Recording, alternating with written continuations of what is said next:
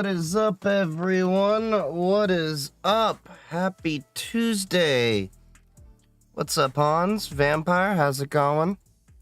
Looks like YouTube's having some weird issues right now. Wasn't able to update the thumbnail. Yeah, it's been interesting. Anyway, what's everyone up to on this Tuesday? Why are y'all redeeming hydrate? I drink nothing but water. And, adult juice. Playing Cyberpunk? I should reinstall that game. It's been a while. Thank you for the compliment. Your name is just a period, I think, so thank you. It's been a long day. And, pop an energy drink from the wine fridge. Just one of those days. But it's Tuesday. Have y'all been paying attention to the crap that's going on with the, Cracker Barrel? I can safely say I have never been to a Cracker Barrel in my entire life. My family has never taken me. I've had never any incentive to go. But it's funny, like, everyone's freaking out about this entire, freak out and everything. How was Watch Dogs? It's alright. I, only played a little bit of the story so far. We'll eventually get back into it. I'll need to make a, I need to figure out my schedule sometime so I can figure out a dedicated day when we know we'll be gaming. Because I've just been, you know, figuring things out. Yeah, Cracker Barrel. Yeah, no, that's why, you know, I don't really, I don't go to places where their seasoning is salt and pepper only.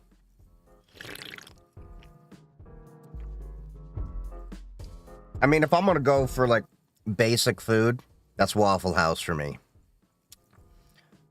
And also, it's kind of funny, so I was talking about this with a coworker earlier. And we kind of touched on it when we were watching that McDonald's video on stream last time. I think it was last time. It feels like every single food in a restaurant is getting into, like, this beige corporate box. Like, you remember, you used to be able to pull up to McDonald's and you knew that distinctive look. Pizza Hut looked like a hut. You had Taco Bell with their great colors and everything in the 90s, and that little game that you dropped a quarter in and you could maybe get a, you know, prize or anything like that. You got, it feels like everyone is just making it into these basic corporate-y boxes where, and the food's gotten downhill as well. So they can resell it. Well, I know that.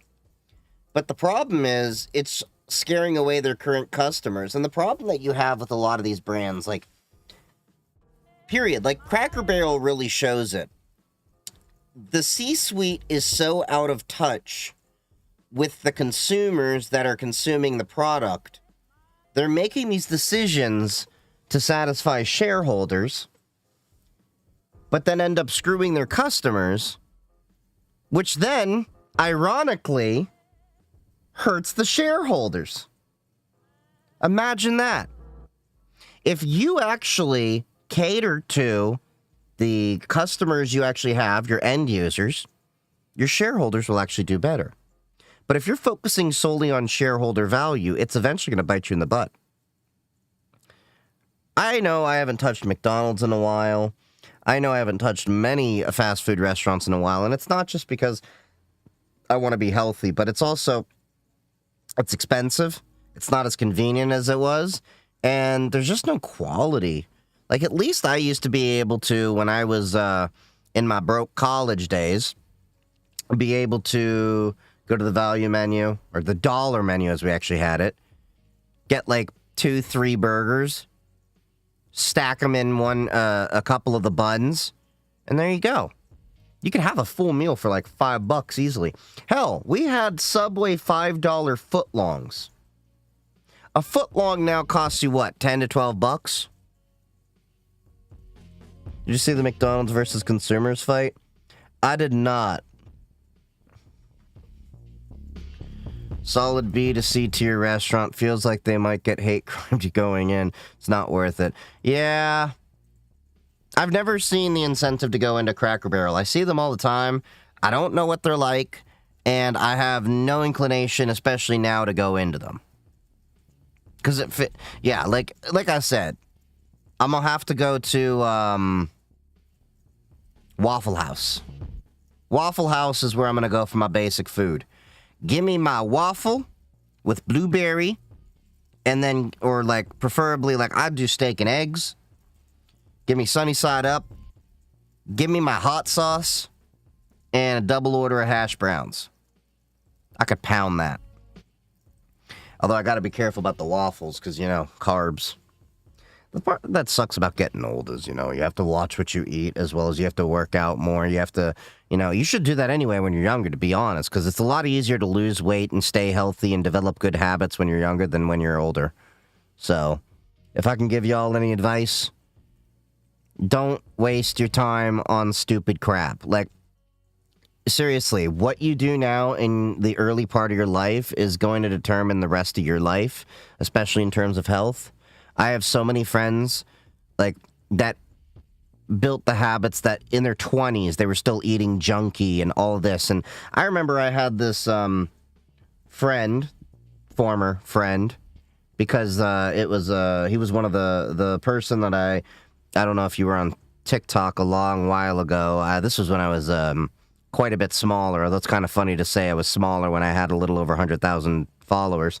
My roommate that messed up the guest room that I had to recarpet. He let his dog literally crap and pee on the floor. And literally, I've caught him where he was passed out, sleeping right next to his dog pee. Like, it was just like one of those things.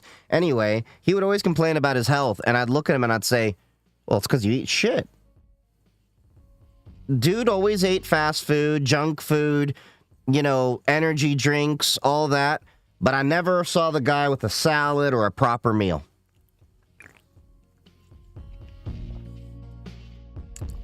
And you'd be surprised just how much your health improves when you start eating healthy. I'm not saying you got to go vegan. I'm just saying, yeah. And dog poop, yep. I was at Waffle House earlier today. Forgot to order the pecan waffles I wanted to try. Oh, those are good waffles. Those are definitely good waffles.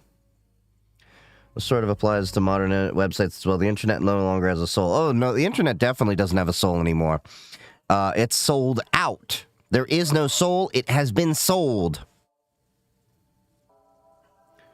He ate dog poop as he was down there. Yeah, like, legit. It was nasty. I did put together a few videos, though. We're going to probably get to here in a second. I was just checking out the YouTube stats and everything like that going on, because I've been trying to figure out the thumbnail situation. Like, I apparently can stream, but apparently the YouTube studio side of things, where we actually put the content and everything, has kind of been messing up. So, yeah. I'm also playing with some new format, things like that. I don't drink alcohol, never touched it. Really? I'm sorry. Let me correct that. Really? Go on. I'm kidding. Internet feels dystopian at the moment. Oh, it definitely does. I eat healthy so I can drink heavy. That's a good philosophy. Yeah, the internet's getting a little bit crazy.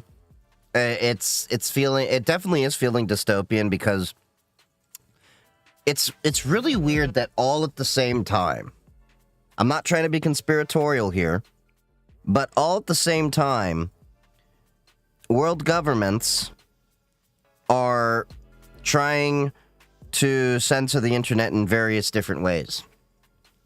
You've had the Kids Online Safety Act over in the USA, along with the Screen Act. Many states are trying to ban adult content, you know, or at least age-gate it. And then in the UK, they have the UK Online Safety Act. The Ofcom is going on, that's their equivalent of, like, I guess, the FCC if I'm not mistaken. They're going after 4chan, trying to find them daily for it. They're trying to go after U.S. companies that have no presence in the U.K. And police the internet. It's so weird. Like, look, I'm not a fan of 4chan. Look, it used to be really great when I was growing up. Don't get me wrong. But that was a whole different, world when I was younger, as you can imagine. But it's funny how 4chan still ends up being this weird anti-hero. They're not really heroes. They're not saviors. They're like a less cool version of Deadpool.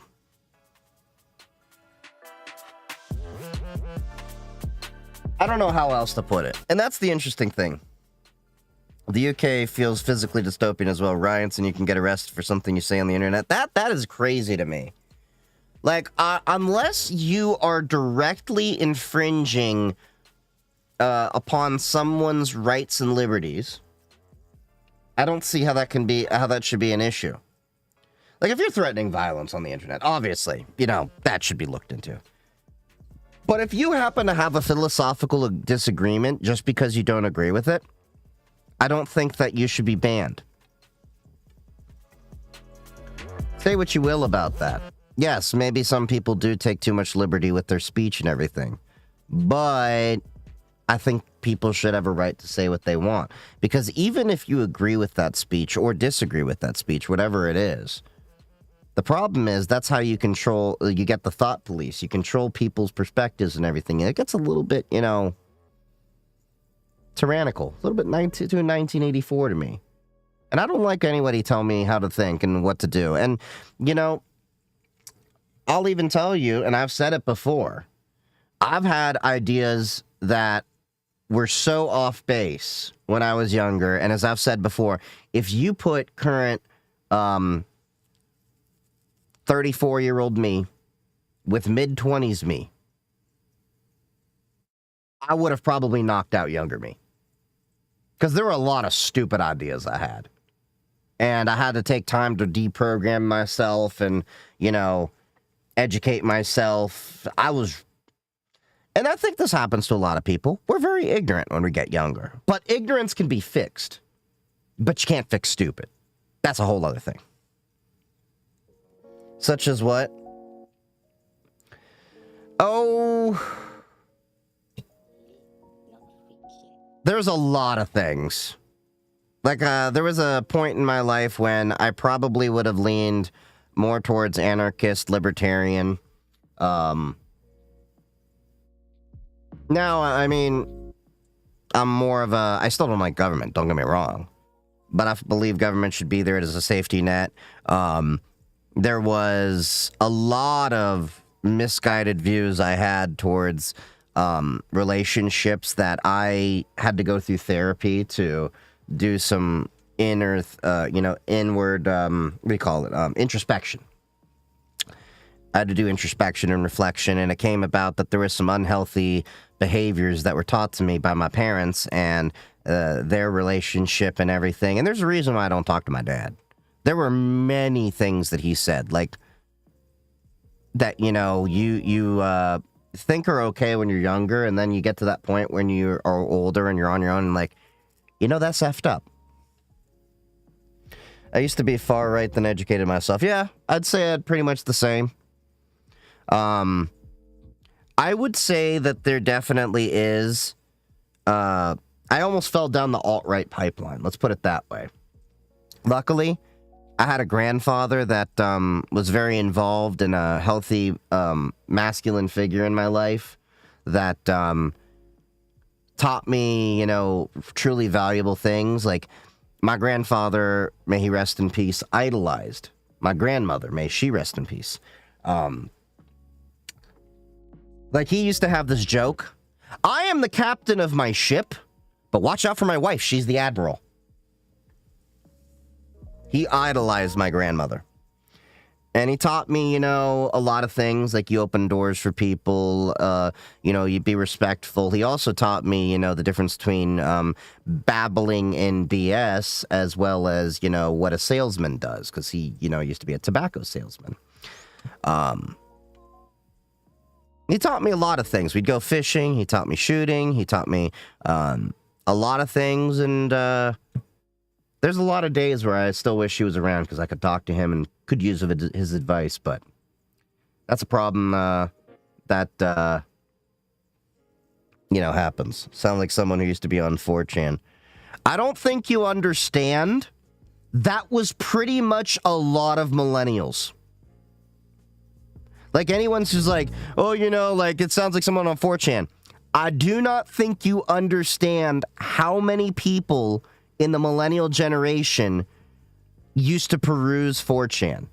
There's a reason why 4chan is something that is known so well in the mainstream. If something becomes mainstream, that's because a lot of people are familiar with it. And don't get me wrong, 4chan used to have its moments, and then it kind of just went off the, the cliff. Well, everyone knows Pole is literal cancer, but let's not forget about B.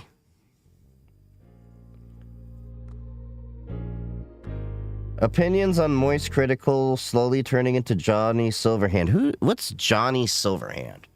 I do not know that reference. I am sorry. I may be a little bit out of touch here. Oh. Cyberpunk Week. Oh, I got it. Cyberpunk. Okay. I just forgot the name of the guy. I looked it up and I'm like, okay, yeah. I don't know. Although I do have to say we have a video going back to the Cracker Barrel situation, which is from Moist Critical. So we're going to be showing that a little bit here. Hold on. At an early age, I decided to not drink alcohol. My father used to be a heavy drinker. Thankful he stopped drinking after years of arguing. Fair enough. There are a good amount of people out there that can't be responsible alcohol. And there's also, the genetic component of alcoholism. And some people just honestly can't handle alcohol. And that's totally valid. Some people can. Yeah. So silly to boycott over a logo change. So it's not just the logo change, Kara. The logo is a sign of a lot of things that also changed inside of it. The same problems that we're seeing all over in different restaurants and fast food, as I touched on a little bit earlier. They were getting rid of food items, redoing a lot of the decor, losing a lot of the aesthetics and all that, apparently, that people were liking Cracker Barrel for. Now, I personally have never been to a Cracker Barrel. I've never had any incentive to. It's just not my thing. I like places that have more than salt and pepper as their spices. I've said that before. You aren't missing much. Yeah, that's what I hear. Look, if I'm going to get that kind of, comfort food, I'm just going to a Waffle House. That's where I'm going to go. It's cost effective. And it's, pretty good. They also hate change. Well, I wouldn't say it's that, because the problem is the changes that they're making are the same issues that we have in a lot of different restaurants and fast food. Lower quality, cutting a lot of the things that you actually liked about that that business, underappreciating the staff, just doing a lot of cost-cutting measures and things to appease the shareholders, but not appease the customers. I'd rather eat at Denny's until Vegas gets a Waffle House. Could have sworn Vegas had a Waffle House.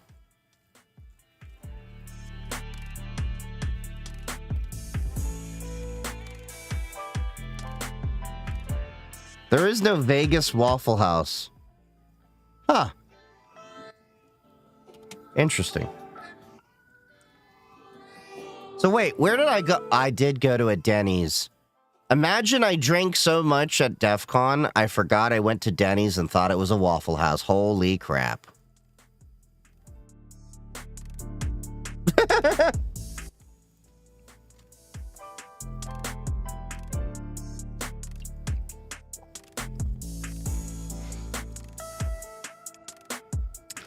I don't think you understand. I was so exhausted. and like definitely not sober when that happened. And I was like, oh wait, yeah, I was ordering food like I kind of had. They also have an IHOP here. IHOP sucks. I'm sorry to anyone that likes it, but IHOP is like D tier. I have only gone to an IHOP a few times. I used to date this girl that lived out in the middle of BFE, basically. She, it was one of the few choices you had in the area. So, yeah, IHOP is not that great. Now, I will tell you, in Chicago, there is a real good House of Pancakes. I forgot what they are called, but it's, like, really good. Those were good pancakes. Waffle House has steak, eggs, bacon, etc., not just waffles. Check out their online menu. It's pretty good. Well, yeah. I was just talking about... Oh, what's a Waffle House? Balloon was asking that. So, Balloon... Waffle House is this magical place where you are in the middle of the night, you have drunk munchies, there's nothing else open, but there's a Waffle House. And a Waffle House is always open to the point that I'm not kidding you. FEMA, the Federal Emergency Management Agency, I think it's what it stands for. You know, the ones that handle disasters. They have a thing called the Waffle House Index. I'm not going to BS you. So, what the Waffle House Index is literally determining the severity of weather and such in the area that FEMA actually looks at if Waffle Houses are open.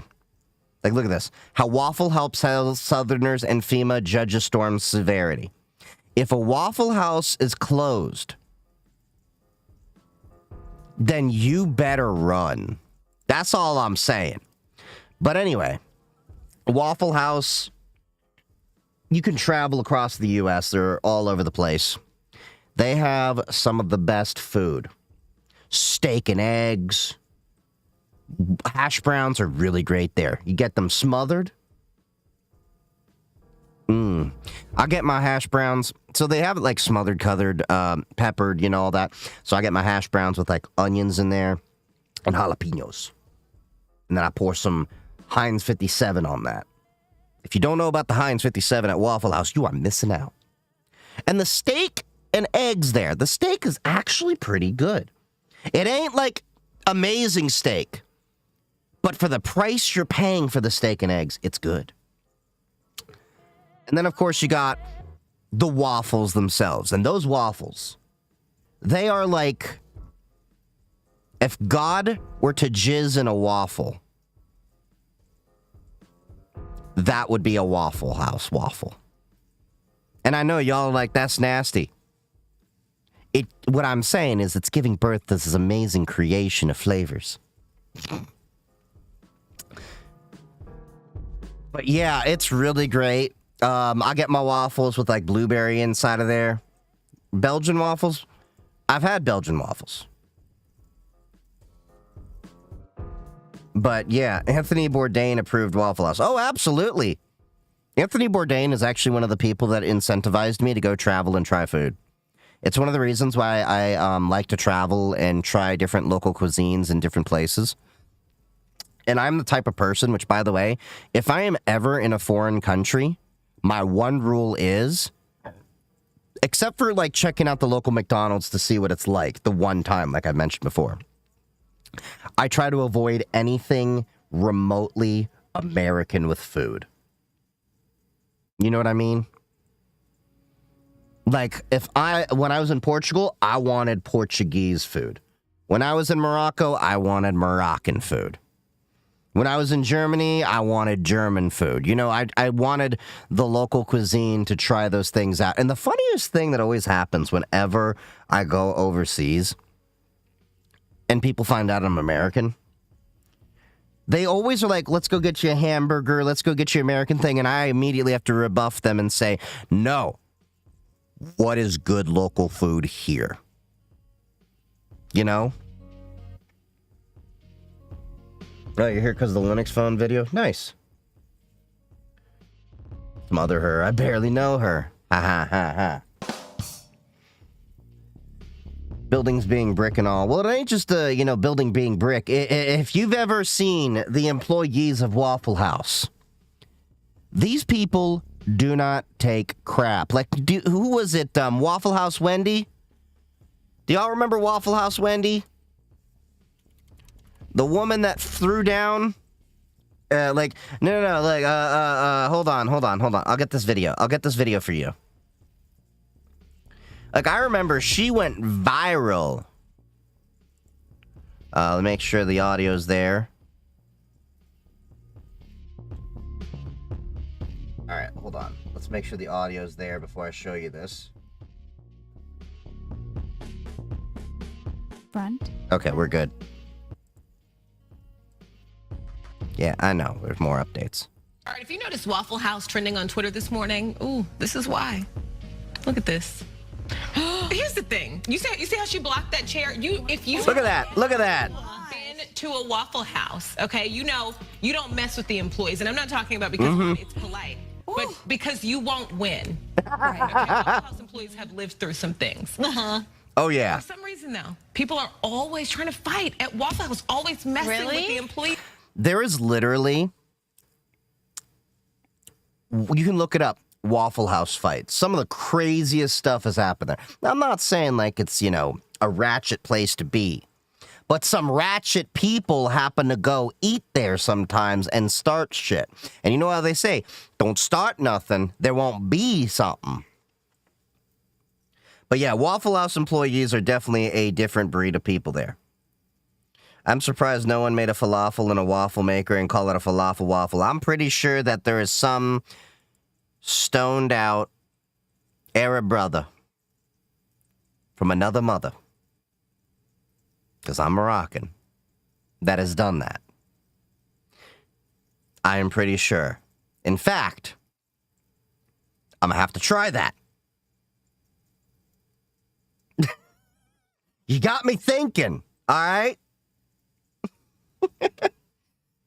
But yeah, Waffle House, amazing place. They released a few of their own albums too. Wait, Waffle House did? But anyway, let's continue on. So, all right, so hold on. Make sure I get this here. We got some videos lined up I wanted to check out before maybe we do a little bit of Path of Exile or something. Did you know some Portuguese guy? What time is it? I didn't learn too much Portuguese. I was only there for a few days. I need to go learn Portuguese, but I also need to brush up on my French. Je parle un petit peu en français.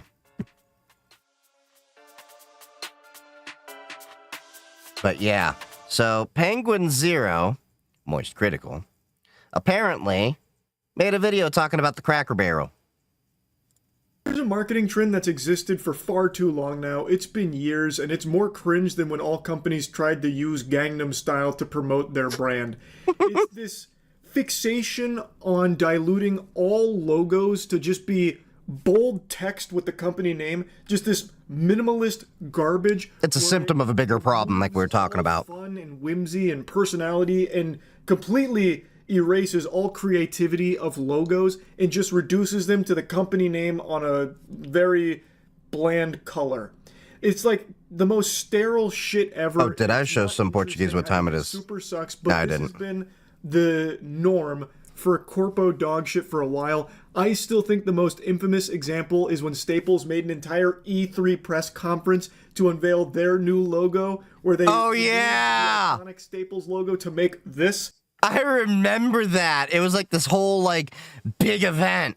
Like Staples like did this whole massive event to just launch that they had added a staple to their logo. And then they had like paid shills in the audience going, "Yeah! Wee!" all over like this Staples logo unveiling, which again, nobody cares about. It's a worse logo. All you've done is just make a worse logo. And now Cracker Barrel has finally followed suit where they redesigned their logo. And man, did it hit them hard where But that's only the tip of the iceberg. Fucking precious nutsack of money. Pretty much overnight, they lost roughly $100 million in value. Their stock took a nosedive into the shitter here. And of course, plenty of people make the argument, it's just a logo, this is so overblown and unnecessary, it's not that big of a deal. And I guess I can kind of understand that, but I also understand why so many people are fed up with the enshittification of things. Like, hey, chat, who was it that mentioned enshittification earlier? Down to like the same generic sludge where everything has to be the most bland, samey poop ass. Like, it's just so unnecessary. Like, changing that logo and making it simpler does nothing for Cracker Barrel. Yeah, it really doesn't. It's just a waste of time and resources. And there is more to it. It's not just the logo. They are like redoing the menu, they're redoing the restaurants as well. And that's what I was talking about. They want to make it the Cracker Barrel of today and tomorrow is the verbiage that the CEO used. She actually went and did an interview with Good Morning America where she affirms that Cracker Barrel is really happy with how everything's going and that the response has actually been overwhelmingly positive. I don't know. I haven't seen that. Like 5 tweets on Twitter that are like, actually, this is good. And they're like, yes, we're going in the right direction. But they don't seem at all shocked or rocked or even slightly perturbed that their stock has just nosedived after unveiling the new logo and the plans to redesign and redo certain elements of Cracker Barrel. Well, remember, the heart and soul of Cracker Barrel is going to stay the same. And so today we're actually launching a new campaign called All the More, which really highlights how people feel about Cracker Barrel. It's bigger than just a meal. We've got a retail shop. You're going to get great country hospitality with our scratch-made food in our restaurants. And that's Is this what a Cracker Barrel actually looks like? So I've never been in one. Help from a guy named Jordan Davis. Maybe you've heard of him. I've never felt the urge to go. An album out, and That is like the first time I've actually ever seen the inside of a Cracker Barrel, just so you know. I have never, and I mean never, been to a Cracker Barrel. And I feel like if my Moroccan ass is ever found in a Cracker Barrel, you should find me and try to rescue me because I am probably being held hostage. is in our ad and is the voice of it as well. What the hell? And it My really audio just went out. Oh, god damn it. This happens. Sometimes I gotta reset the audio. Aha. highlights those things that make Cracker Barrel Cracker Barrel. I know everyone's all And excited speak about Darja as well? No. around the corner, but I tell you what, I'm first gen American, so yeah. Cracker Barrel ad Unfortunately, I campaign lost a lot of that with stuff. Davis being the hired spokesperson for it. Yeah, I can't wait. That's My grandfather, may rest and speak, spoke Ladino. Basically, this whole interview is her just trying to reassure people that the Cracker Barrel they love is going nowhere, even though they are redoing the inside of the restaurant, even though they are changing the menu and redoing some of the dishes. The Cracker Barrel you know and love is still here. We're just changing everything about it that you know, including the food and the logo. But it's still the same Cracker Barrel. No, it's not. Even though they are changing the logo, and even though they have redesigned their philosophy to be more about the Cracker Barrel of today and tomorrow as opposed to the Cracker Barrel of the past. But other than that, like, everything's exactly the same. Is the food changing? The food, well, here's what I'll say about that. Innovation has proven to be really great at Cracker Barrel. People are loving our new menu items. We're reinvigorating our dinner menu. The food is changing. A lot of restaurants are leaning and going back to nostalgia, things that the customers are really comfortable with. We never left it. Yeah, you never left it, but you're changing up. You're kind of going a different direction. Why is that your strategy? Yeah, because the Cracker Barrel needs to feel like the Cracker Barrel for today and for tomorrow. I feel like they've added avocado on toast to their menu. Choose us, and we want people to choose us because people love this brand. People love this brand, which is why we're changing it. Like, this is all about her saying, like, no, everything that makes Cracker Barrel is going to stay the same, you know? We never left nostalgia. Except we are leaving nostalgia. We're modernizing. Like, her whole spiel here, like the entire pitch, is about why the modernization of Cracker Barrel is a good thing and it's the right direction to go for the company. The changing of the menu, the new food, bringing back like some old food. She mentioned like a meal is coming back. Okay. I don't I don't recognize the meal by name. I've only been to Cracker Barrel like maybe 10 times in my life. Actually, all of which have been a pretty decent dining experience. I've never actually had like a really Still bad have never Cracker Barrel. gone. It is kind of cute as like this old-timey experience. But what she's insisting is like that experience will still be there, but modernized. But that clashes. I don't know how you could modernize an old school, like old style experience. Like that would clash. And that's my point. By its very nature, I would think. Like Waffle House, you better not I modernize. never had any big complaints about the food. I want the slightly dingy place that I walk in the middle of 3 o'clock in the morning. Upgrade it. That's fine by me. Let it rip. I just don't know why that also means you have to redesign like the entire like brand identity and whatever. To me, it reminds me of what video games have also been doing for a while now, which I fucking hate, and I'm always the first to spit on this, where a new entry into a franchise will have the same name as another entry in the franchise, and it grinds my ass so hard. Like Call of Duty Modern Warfare, Call of Duty Modern Warfare 2, and Call of Duty Modern Warfare 3. That's actually 6 games I just named right there, because there's 2 of each, and they are so different. So Call of Duty Modern Warfare is different from Call of Duty Modern Warfare. Call of Duty Modern Warfare 2 is different from Call of Duty Modern Warfare 2. Call of Duty Modern Warfare 3 is different from Call of Duty Modern Warfare 3. Like, you see the problem? Like, oh, yeah. I hate that shit. I'm going off on a different tangent. Stop me now before I start getting out of control with the ranting. Point is, Cracker Barrel feels to me like it's doing that same thing, where it's taking Cracker Barrel and introducing Cracker Barrel 2025 on it, which is different.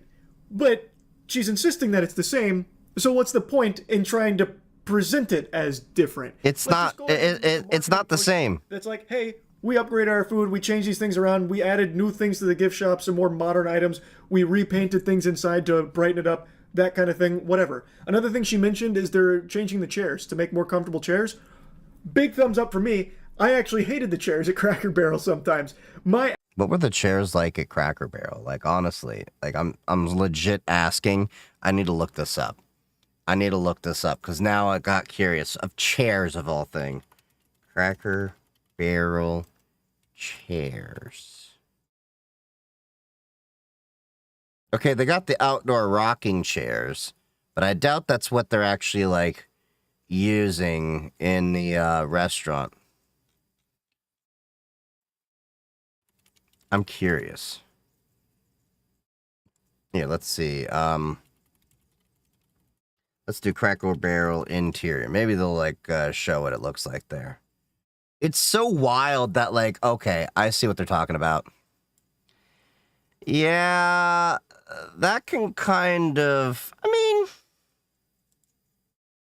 mean, I've had worse. Worse. They're just wooden chairs. But, you know, I kind of like that rustic feel where you have, like, proper solid wood chairs. I like that. Like, honestly. There's nothing wrong with that. Grandma kitchen chairs. Well, yeah, totally. This is kind of what you want. You want that nostalgia vibe. I mean, if this is, like, you know, what your white grandma had in her kitchen, I'm saying it like that because I'm Moroccan, okay? At least on one side. The other side, still not like this. But yeah, I totally get this vibe. Like, this reminds me of going into some of my friends' grandparents' houses. I totally get this. This isn't not nostalgic vibe. Like, look, you got the pictures on the wall that, you know, have that same kind of vibe, that, you know, rustic lighting there. I mean, it looks nice. You got the deer on the wall. Like, I totally get this vibe and why some people would be digging it. It just, I've never had the inclination whatsoever to go to Cracker Barrel. My white grandma could cook, though. She once made breakfast for Obama when he was campaigning for Illinois Senate. Oh, really?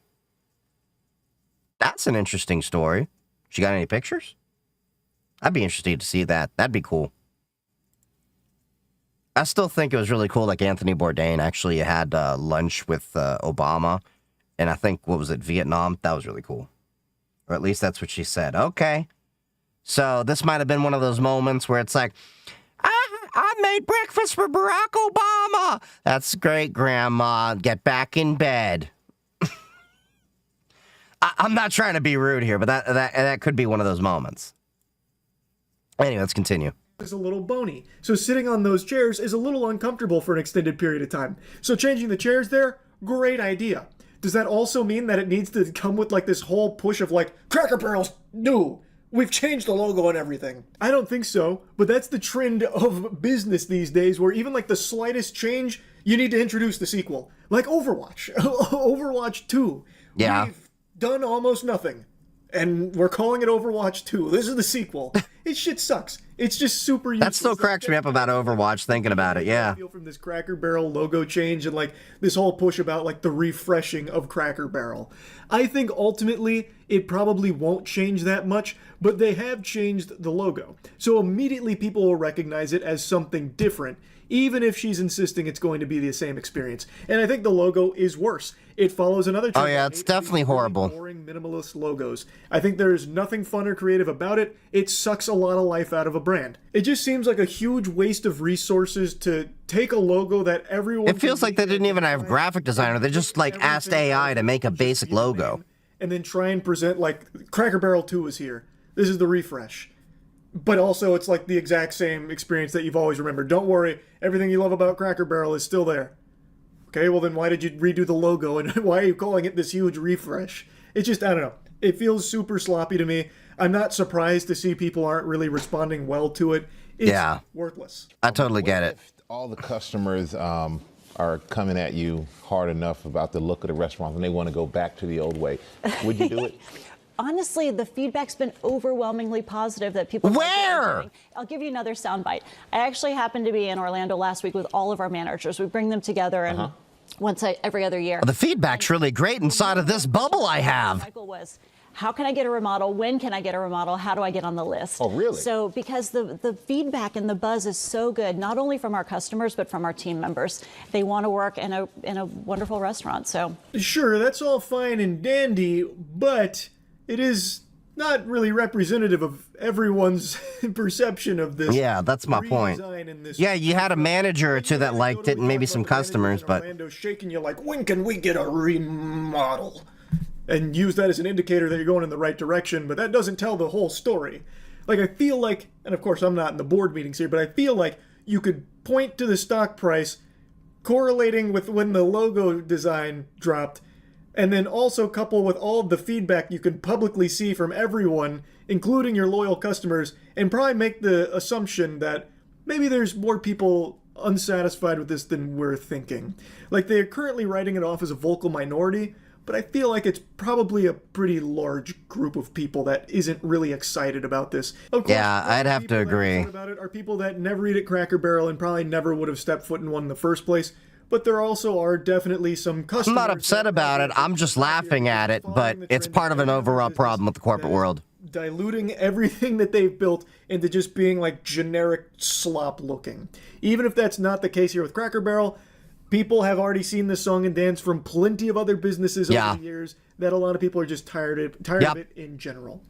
Now, what I will say is I don't think this will last long. Not like the logo and everything and the refresh. I'm sure they will fully commit to that, and that will probably be the norm from this point going forward for Cracker Barrel for a long time. What I don't think is they've invested too much money. They have to go through, probably. People avoiding Cracker Barrel and the stock plummeting. I think this will follow the trend of most shit where once it stops being flavor of the month, people will just go back to business as usual and they'll eat at Cracker Barrel when convenient or with their grandparents or something. Like, they're not going to be canceling trips to Cracker Barrel a week from now. So I'm sure it'll probably rebound to some extent or even completely. Maybe it ends up being successful for them. I don't know. I just don't think it's going to stay like this from this point going forward. But I guess I could be wrong about that. Maybe people are just like, you know what, fuck Cracker Barrel for this, and they're done with it. Yeah. That's possible. I just find it unlikely because that almost never happens for any business, really. Anyway, though, just wanted to yap about this. That's about it. See ya. Yeah, so, like, I think a lot of people are just tired overall. A lot of people are, I think, just tired of the stuff that's happening when it comes to different corporations just changing up a lot of the things that people like them, like, you know, with McDonald's, and we talked about the other day, and there's many other restaurants you can probably think of that are, like, no longer the same. Like, McDonald's had the playground, you know, and the distinctive look, and now they look like this beige box like everything else. And Kara's saying over here, don't forget the most infamous tropical orange juice logo fail involved Tropicana's 2009 packaging redesign, which removed the classic orange with a straw logo in favor of a minimalistic generic design, leading to a 20% drop in sales within weeks and a loss of over $50 million for the company, forcing a reversion to the original design. You know, I actually think I remember that now that you mention it. That was a memory that was just unlocked. But yeah, like, there have been many companies that have done this and been forced to actually revert course. I think one of the biggest ones that comes to mind is Coca-Cola. So if you've ever looked at Coca-Cola, and you ever notice how it's called Coca-Cola Classic? Because they were competing so hard with Pepsi, I think, was it in the 1980s? That they tried to make a whole new formula to compete with Pepsi, that it caused this, like, whole cultural revolt. But yeah, it was, it's really interesting. Yeah. It will pass even Tesla stock making a comeback. When we walk into the store, we are looking for a color design, not text. Well, yeah. That's the thing, is you're looking for an atmosphere and everything, and I, too, am kind of getting tired of the bland logos. My dad tells me about the new Coca-Cola story every other week. Yeah. Well, Tesla's stock, let's be honest here, Kara. Tesla's stock is a meme stock in and of itself. It's a stock that doesn't respect the fundamentals of stocks because it's still trading way too high of a PE, profit earning ratio. It really is way too high. Despite the fact that Tesla is declining in many sales and they're having troubles selling a lot of their cars, apparently. We have a, I think there's actually a story here about Elon Musk in here at some point. I think I put it in my list. Yeah, Elon Musk panic sues OpenAI and Apple. Okay. Well, it's not really a Tesla thing, but yeah. Oh, yeah, and did you hear the story that apparently, like, people are really upset at Snoop Dogg? That was really interesting to learn about. Snoop Dogg, all of a sudden. Snoop Dogg was, you know, at this point in his life where almost everyone was, you know, like, chill with him. He was living his life, doing all these side quests. Then he just says something that I think really shows, you know, he was a little bit, I'm gonna be honest, it sounded a little bit ignorant when he said it. Because, you know, he was like, I'm afraid to take my daughters to the movies or something like that because, there was some kids movie and I think the character had like 2 moms or something like that. And he's like, well, you know, I shouldn't have to explain this. And I'm like, you can go ahead and explain a single mother. How much more different is that concept? You mean, like, what, your granddaughter's 7 years old? You can tell her the same story, or, you know, 10 years old. Well, you know, the stork brought the kid over and then just happened to drop it with these 2 women here, and they raised the kid together. Let's be honest, there's been many stories throughout history where, you know, men have died at wars. Women come together to rear a child up. It happens. It's happened for millennia. I don't know why people are, like, so crazy, like, oh, a movie has, like, you know, 2 people of the same sex, you know, raising a kid. It ain't that big a deal. And I do think he was a little bit wrong for that. You can say whatever you want on, you know, that, you know, things like that, but at the end of the day, you don't have to choose to go see different movies, but there's, like, ways you could approach it. And saying you're afraid to take your daughter or your granddaughters to a movie because they may show something like that. It's not like they were showing, like, them scissoring or anything. I mean, it's a kid's movie.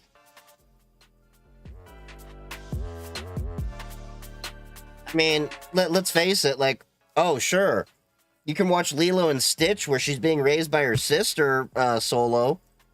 I don't think the parents were around in that movie, if I recall. You can correct me if I'm wrong. There's many movies that have to deal with, like, parents being lost, or there's only one parent, or, you know, it's just a fact of life, unfortunately. Not everyone has 2 parents, and Families come in all shapes and sizes.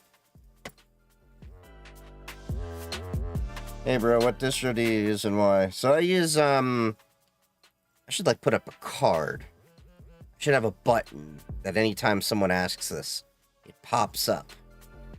No offense to you, I'm just like, I get asked this a lot. I use Pop OS for my daily driving on this computer over here that we're showing off, and then I use Cubes OS on my security laptop, Parrot OS on my ethical hacking laptop, Debian on my tiny little laptop, and then on servers, I flip-flop depending on my mood or use case of Red Hat, Ubuntu, Debian, and not CentOS, but whatever was the one takes over, like Rocky Linux and stuff like that. And then, of course, I use FreeBSD because I use pfSense. It's not a Linux, but worth mentioning. Pepsi is better because it's sweeter. I don't know. All soda's just horrible to me. Now that I've actually, like, cut most sugar out of my life, soda tastes weird to me. I'm just being honest for you. It does. Yeah. But yeah, let's see. We got another video over here. Government adult content bans are already backfiring massively, apparently. So I'm going to preface this with, don't know this creator. Came up in my feed. We'll see how it is. And if it ends up being not that great, just like many other ones, we will move on. I honestly prefer the less sweet ones, more refreshing. Yeah, like I like sparkling water with flavor. I'll drink that. The probably the sweetest I get are like these V8 energy drinks. But I got these Alani Nu energy drinks there, like 200 milligrams of caffeine, more than twice as much as these guys have. And those feel too sweet, even though they don't have sugar. They have that, what is it called? Sucralose? Whatever. All right, but. So, government P-word bans are already backfiring massively. Haven't seen this creator before. They popped up in my feed, and I was like, let's check this out when I'm on stream later. Ooh, as you know, sorry, I didn't mean to do that. I meant to enlarge the screen. So, as I've been talking about, the government has been trying to crack down on adult content in so many ways because think of the children! When really it just seems like a backdoor attempt at controlling what everyone can actually see because it's rarely ever just adult content they're trying to censor. It's like, oh, adult content is the gateway. And then they come in through the back door. Pun intended. So let's get this going. Been some updates to the privacy situation. One of the cornerstones of the UK's kind of battle on personal privacy was this big spat that they had with Apple. The UK government had in private requested that Apple set up backdoor to its iCloud system. So I remember that. That's the encryption that We talked about that on TikTok a while ago. And it set up a huge legal battle to determine whether the UK government had the right to bypass. That was about the encryption. And Apple Advanced Encryption that they don't even have the key to. We finally have a resolution. I have to give the Trump administration their flowers for once. They have. What's your thoughts on Markey? Not familiar with that. To drop this requirement and to drop this lawsuit. Obviously, they marketed it as something that's all about civil liberties, right? So Tulsi Gabbard said it's all about not encroaching on the private rights of citizens, which I'm not entirely convinced that that's accurate. It turns out I did not realize how far ID verification laws had gotten, but 21 states have age verification laws in place for adult content, and 4 states have passed. Oh, there's 21. I thought it was 18. Literally, like half of the states in the US already have some kind of. This has been really jank that they're doing this because the thing is, they're widening the laws in many different states, and I'm gonna be honest with you. I'm just gonna route my traffic outside the country, and I'm gonna still enjoy it. You know. Now I'm just going to, FAP as a rebellion. It is now your act. It is now your obligation to FAP and protest. I swear to God, somebody's going to clip that and it's going to go everywhere. Just last week, the Supreme Court decided that they would allow Mississippi's age verification law to take effect while the case Chief was Goon being 3D. The law in Mississippi, HB 1126, would require social media platforms to verify the age of the person creating the account while blocking users under 18 unless Oh yeah, this is the law that it also states that social media required sites Blue must Sky to just not be able to do Mississippi. harmful material such as sexual content. and Any material Watch Dogs tonight? related We to may. self-harm, We may do Watch Dogs tonight. data collection. You know, some of that stuff is good, right? And I understand the argument for this because I personally think that social media is super duper harmful to kids. I don't know if I really agree with the ability for government to just not allow people on social media that are under 18. Like under 13, I could totally see a point for that. But I think after 13 years old, that's when you should start allowing some autonomy for children in smaller doses. And I think social media is one of those things that they should be allowed to have. But that's also dependent upon the parents' moderate supervision and everything. So, he clipped your chisel. But yeah, so yeah, I just don't understand why they keep pushing this. Like,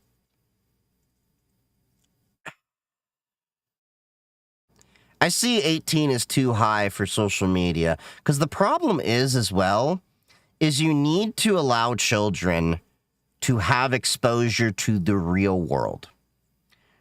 It is a necessary evil, if you will. Because if you don't expose children to the reality of the world and the evils that are in it, they will be consumed by it because they will be too naive and ignorant to know how to handle it. And I've seen this firsthand from people that have just like been so sheltered their entire lives that when they go out into the real world, they're overwhelmed and sometimes it consumes them.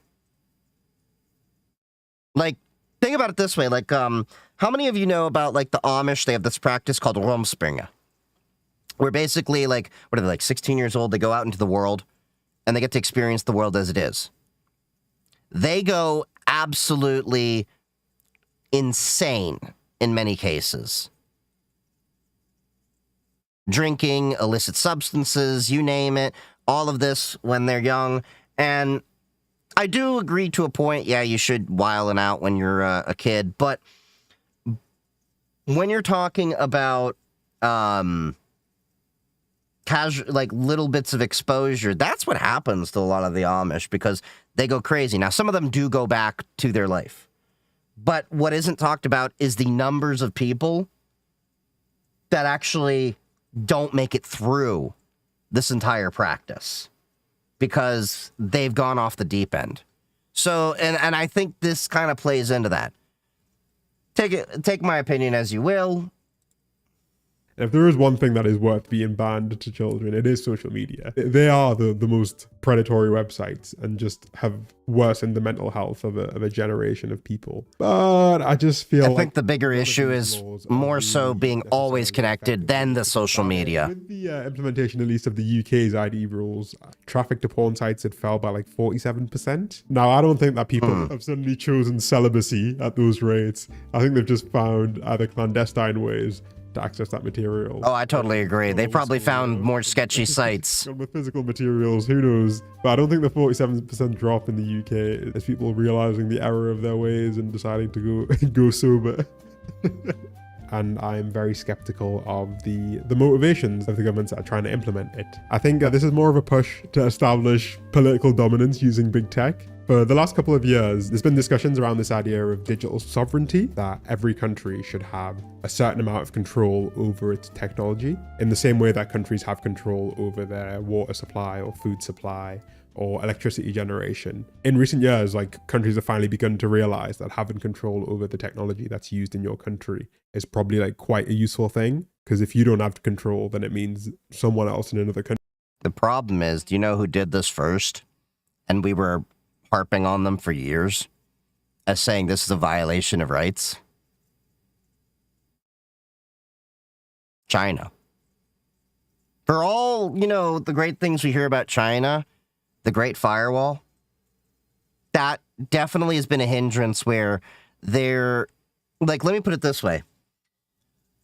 I have dealt with so many of my cybersecurity counterparts in China that do not know a lot of what we consider basic cybersecurity knowledge. And because they don't understand a lot of it, they are worse off for it. It's harder I'm not saying it's not known, but it's harder for them to go about learning about like Tor, I2P, VPNs, because these are necessary technologies to understand, because VPNs are used to secure connections if you're not going to zero trust network access and things like that. And then Tor is where, some people can, like one of the things I do always when I work at an enterprise is we block Tor exit node addresses. Just outright. If you come through Tor, can't do it. And then you also can't hit the entry nodes because we don't want anyone in the enterprise using that. There's just a lot of this gap in knowledge. And a lot of it comes because these countries have controlled the flow of information. And that's the other problem that comes with digital sovereignty is the control of information then can bring about a 1984-esque type of world. And then you can have people shape opinions, views, and thoughts, and that opens the world up to potentially what are thought police. You may consider me a little bit of a tinfoil hat with that, but that's honestly how I've seen it. And it's just I don't really I see the reasoning for the arguments for kids to not be on social media, at least until they're 13. And I don't think the issue with I don't think the issue itself is social media access for kids so much as the fact that we are constantly connected to the internet and social media. Because when I was growing up, I was on social media. Granted, the social media landscape was very different. MySpace, Friendster, IRC, ICQ, AIM, we're on many different forums and things like that. But the difference was that we had to actively disconnect from social media on very, very often. So, it would be a situation of, let me put it this way. You would go hit up your buddy on AIM, ICQ, whatever, and say, hey, what about the party that's going on later on? Cool. I'm going to get off the computer, and then I will be over there. And then you would actually have to go to your friend's house. And don't you remember, if you're a millennial or older, your parents would constantly tell you call me when you get there. And you'd go to your friend's house, you get on the phone over there, and then you'd call your parents. We were not always connected to social media. The BlackBerry was the first device that allowed you to be always connected to social media, but the BlackBerry was not really used by a lot of kids. The first smartphone that really was more what kids were starting to use more and more of, because the BlackBerry and the Palm Treos and, Palm OS, that whole thing, that whole ecosystem, that was seen as, the business phone. Only adults use this. Barack Obama loved his Crackberry. That's what we were called him, Crackberries. I love BlackBerry, by the way. But it was a very techie thing. A lot of kids were not into that unless you're into tech. The iPhone was the first phone that a lot of the younger people used that allowed them to be always connected and connected to the internet. And that's where I think opened the door to where social media actually became bad and an issue on our mental health.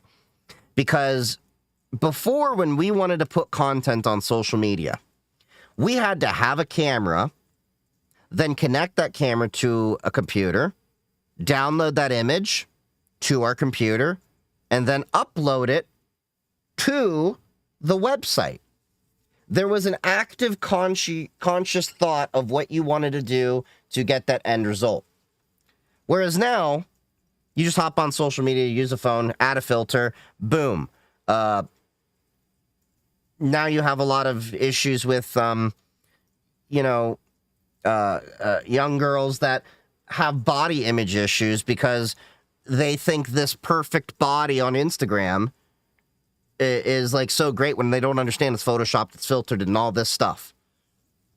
But yeah, I mean, this is a diatribe we can go on very deeply, of course. But let's continue on with the video, see what he has to say. Does have control, and this tech is like as important as food and water these days. Canada recently tried to implement a digital services tax, which would tax US tech companies for sales that were made in Canada at about like 3%, I believe it was. However, the US was able to use its power to pressure Canada into dropping that tax. It's literally due to come into force at some point this year. And this is like one of the reasons behind this big push for digital sovereignty, right? You know, I really don't have an issue with a country taxing products sold in their country. That makes sense. Code, for example. There's another element of this that is really, I guess, linked to all of this, but not getting quite as much attention. And that's to do with NVIDIA, actually. If you haven't been keeping track, the trade war between the US and China has had like a few like key flashpoints. And one of the big ones has been AI chips. So the US currently understands that they have the best AI chips because NVIDIA is an American company. And they've been trying to use that power to kind of strong arm China into signing a deal with them. The initial approach... Wait. No, NVIDIA makes their stuff in Taiwan, but they are an American company. Right. Sorry, I had a brain fart. I was like, I just wanted to make sure. I was like, is that right? No, I'm like, yeah, he's right. The US government took with this whole trade war was to severely restrict the sale of AI chips from the US to China. China retaliated by restricting exports of rare earths, which they process the vast majority of. And we ended up at a point where China and the US were like at an impasse. And that was when the tariffs like kept climbing. It was like 14%, then 30%, then 84%, then 150, then back down to 30. Yeah. And the US's plan, after failing to simply just restrict the export of chips, was to try and install a backdoor into all NVIDIA chips so that they could track the location and so that they could remotely shut down any chips that went to China. It's worth mentioning, it's not just the Chinese government that buys these chips. It would have given the US government the ability to shut down any computer anywhere remotely. NVIDIA is not really... How many times has the government... had to understand that backdoors for one is a backdoors for all. Like,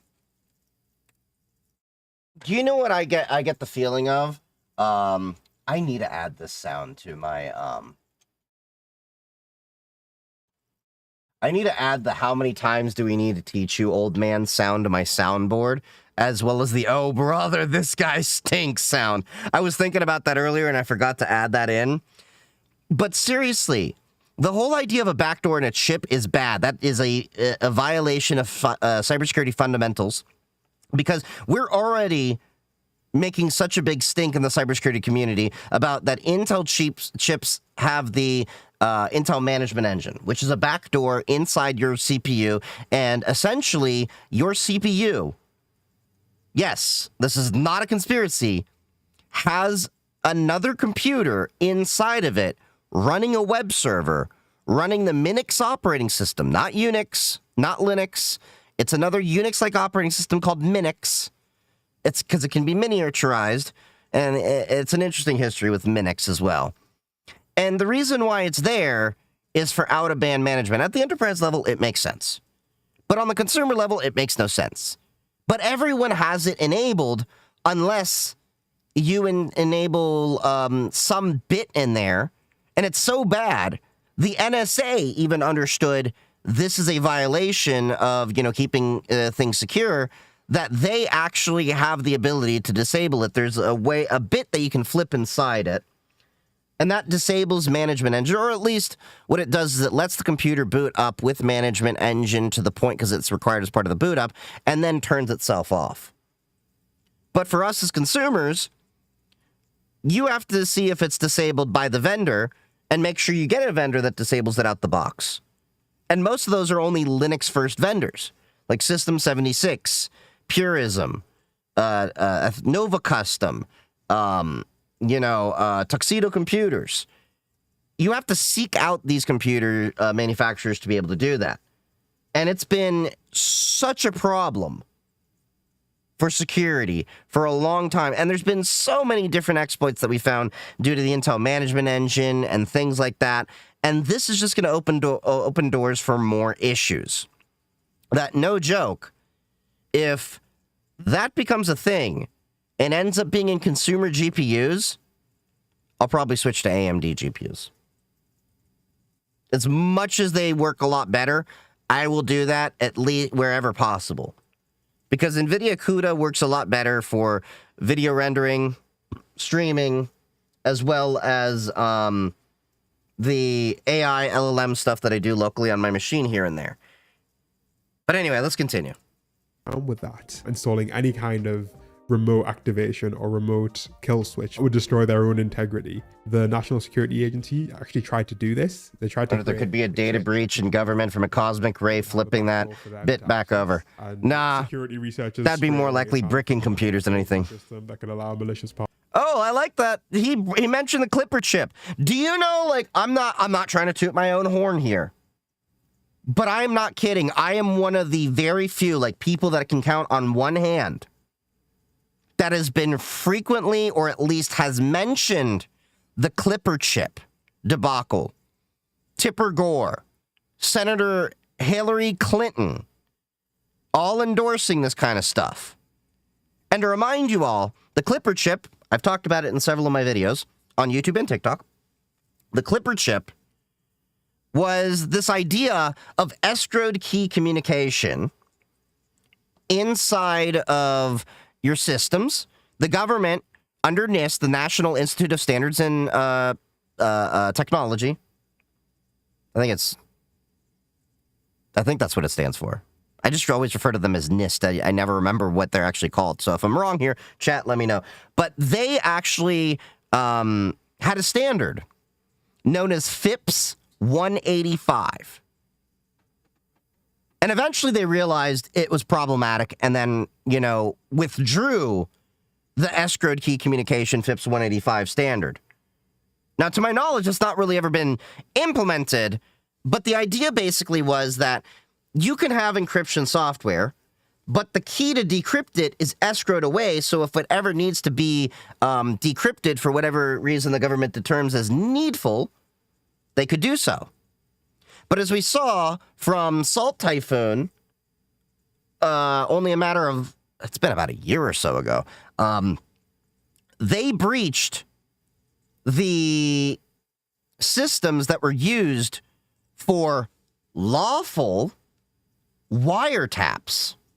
And it was so bad, even the FBI, which for years has been saying encryption only protects the criminals. If you have nothing to hide, you have nothing to fear, and all those fallacious arguments, had to come out with a joint statement with CISA, our cybersecurity agency in the USA, encouraging average Americans to use end-to-end encrypted apps similar to Signal, because our regular telecommunications were compromised, and we didn't think they could be trusted. And, these hackers could intercept messages, do whatever, and that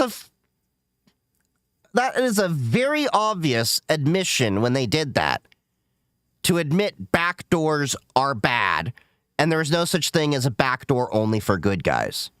Because if anyone has done lockpicking, and if you're in the cybersecurity community, you've probably done lockpicking. I mean, you go to every cybersecurity convention out there, there is going to be a lockpicking village, without fail. Any sizable cybersecurity conference I have gone to, even smaller local ones that are decently, sized, there's a lockpicking village where you can sit down, pick locks. They have their own lockpick sets, or you can bring your own. Many of us have our own. And we do it as a fun thing to, pass the time. Well, if any lock has a key, then you can find a way to defeat that lock. And it's been proven time and time again by lockpicking lawyer, McNally, I think, is another one that's pretty well known for, picking locks.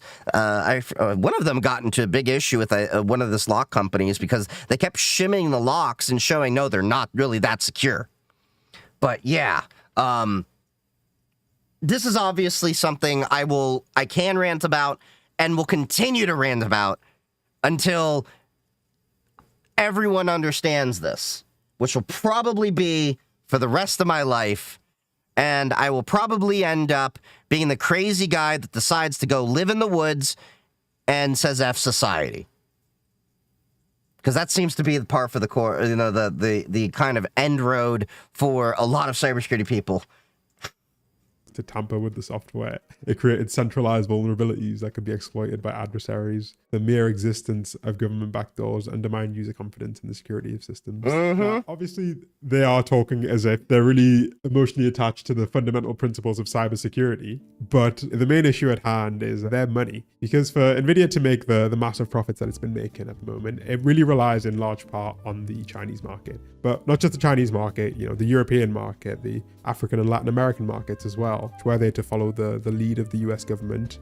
That would completely kill any government use by any other country. Yep. No country would use an NVIDIA chip in a military application. Agreed. If they knew that the US government could switch it off remotely. And I think this is broadly a good And NVIDIA's used in a lot of military applications, believe it or not. You need a lot of video recognition for different projects out there.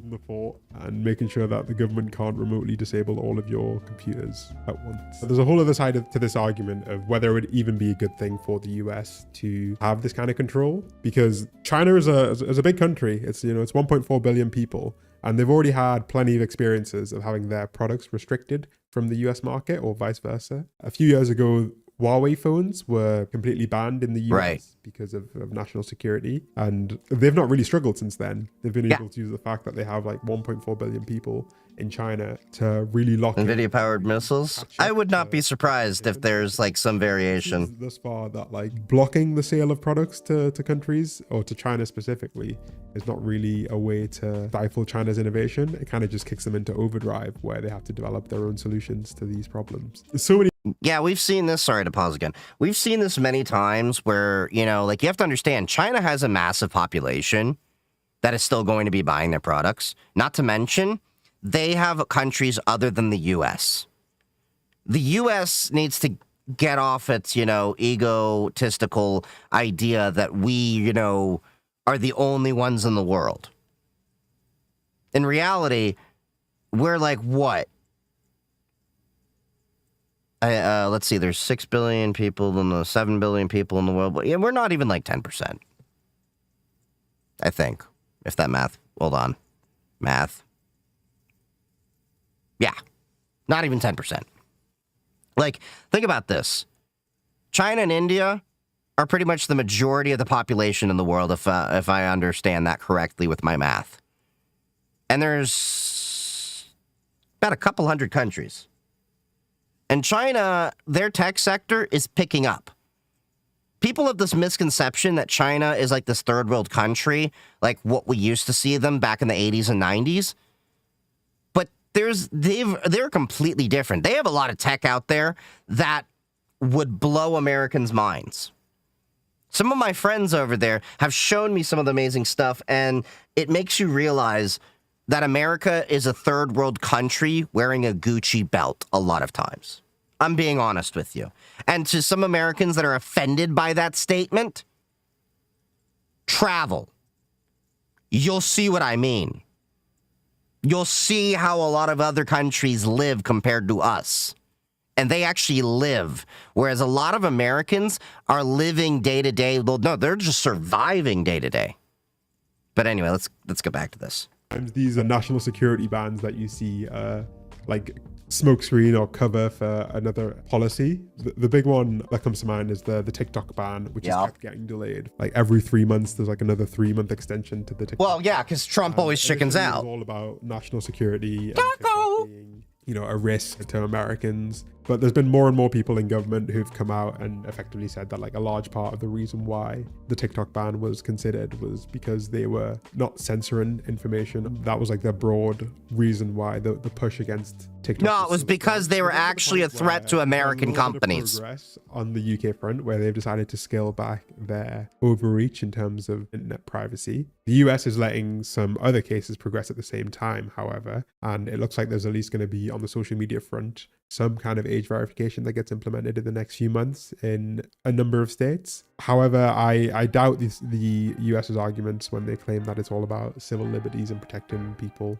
because the actions that are taking place domestically in the US are pretty different to the ones that they're telling other countries to do. Hey yo, Thanks for watching. If you feel like you learned something and you want another way to support the channel that's completely free, please consider joining my Patreon. It is linked in the description below. Not a bad video.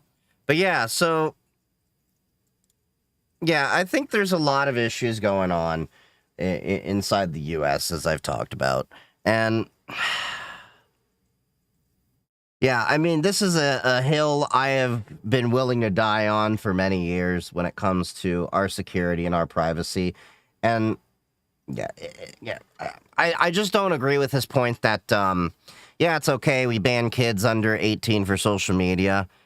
Because I do think that they do need to have limited exposure that is monitored and controlled by the parents, but they need to have exposure to social media because it's like the college issue, all right?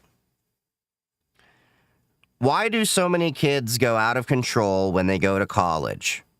Because no parents are around. They can do whatever they want. And they can go crazy, drinking, partying, all that. I didn't do that nearly as much. And I think I owe that in part due to the fact that my mother was, I wouldn't say, you know, allowing me to party, but allowed me to have it in doses. Like straight up, I could ask my mom, can I try your martini? And she'd let me have a sip.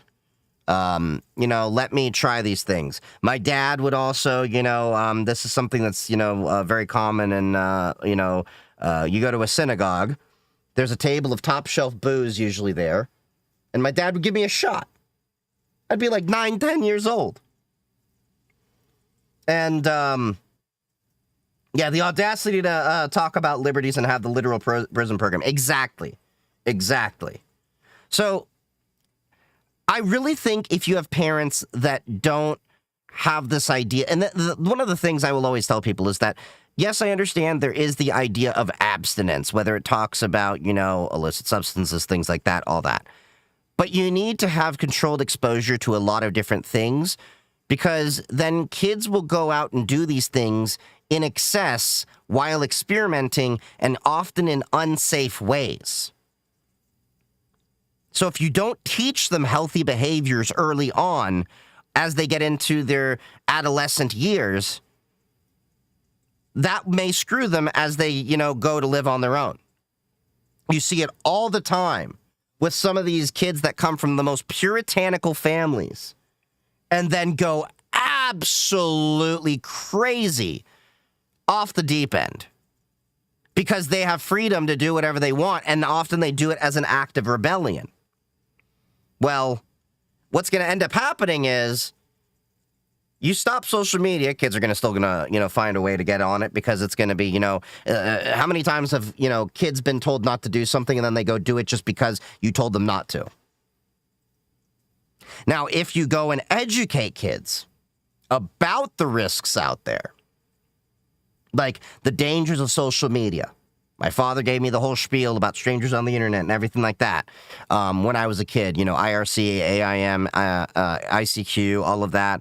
Don't give away, you know, PII, things like that. That at least helped me learn the world in doses. My mother, as I've talked about before, was a sexual education teacher. She did not teach me the don't ever have, you know, intercourse talk. She gave me the talk of consent, respect, you know, how the body functions, and wrap it before you use it. And I was actually comfortable enough with my mother when I finally was at the time, progressing with a girlfriend at the time, she provided condoms. Not because like that, but she had to talk with me like, are you really ready for this?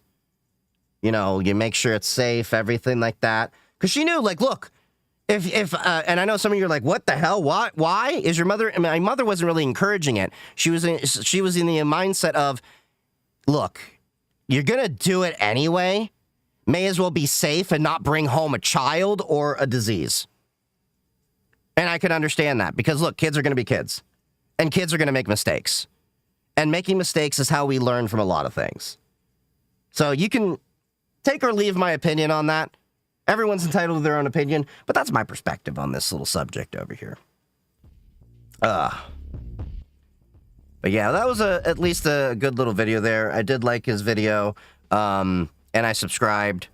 You remember me from Alisec? Yeah, I actually ran into Sir Ho while I was at DEF CON. We ran into each other. Which village were we at? We just ran into each other randomly.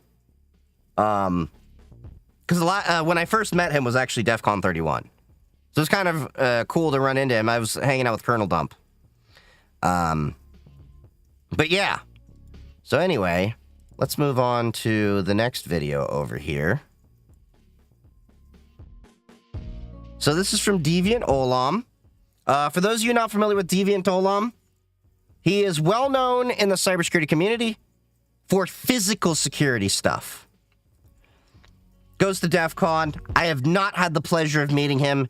If I ever do, I want to buy this guy a beer. He has taught me so much from his content over the years.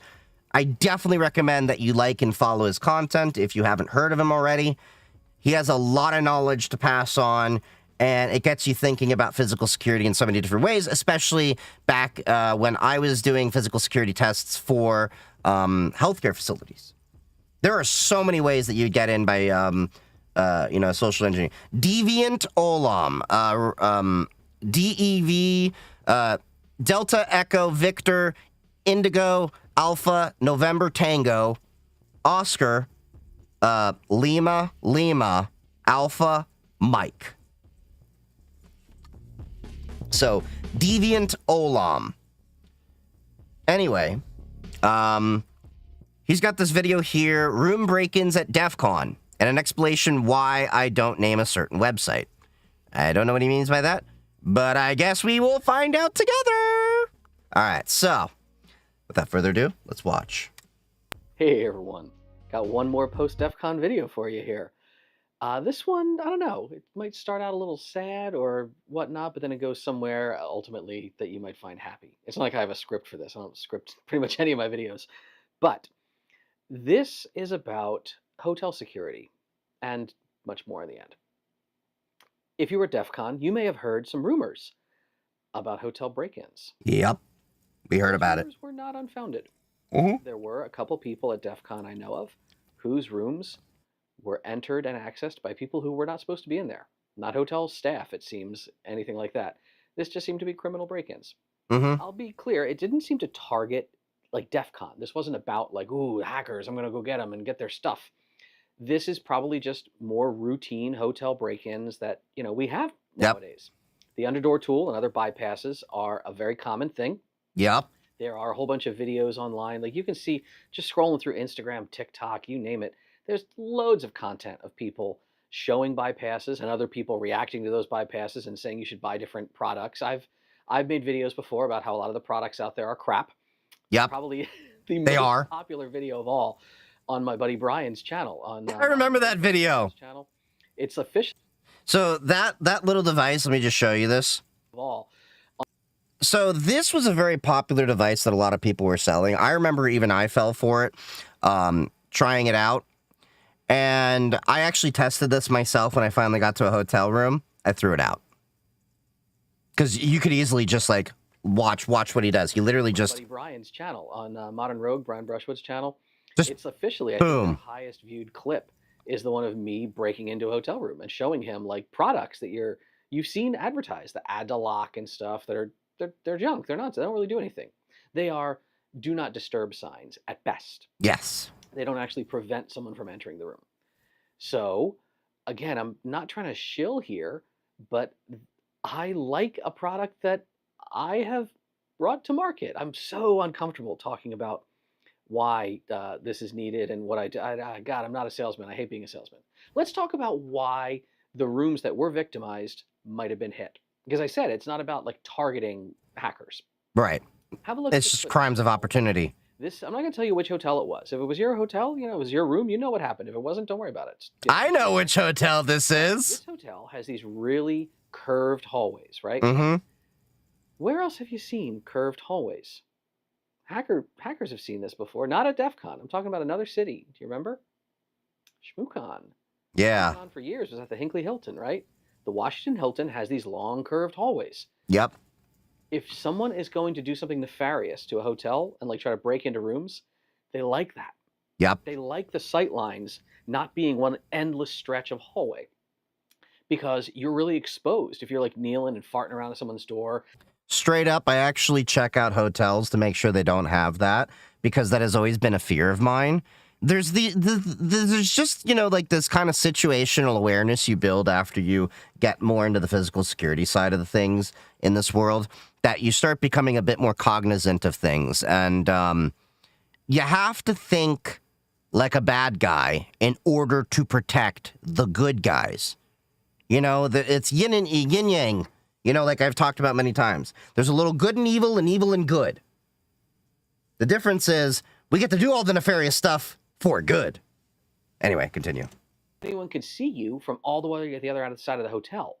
A curved hallway gives you some cover. Maximize this. And also, if you see the handles, the door handle sets at this particular hotel that was hit, like they have that big sweep back. That's one of the most aggressive California returns I think I've ever seen on a door handle set. Tailor-made practically for an underdoor attack. Like you could do this with a homebrew bodged together improv underdoor tool, let alone a professional one. So if you're choosing a hotel and if you're thinking about your room safety, keep factors like that in mind. Yep. And yes, there are crap products and there are good products, and I am very proud of a really good product that we make, the Deadbolt door strap. I, of course, will not mention the website where you can buy it or find it or link to it or anything like that. Inevitably, this is where I figured I should cover this part.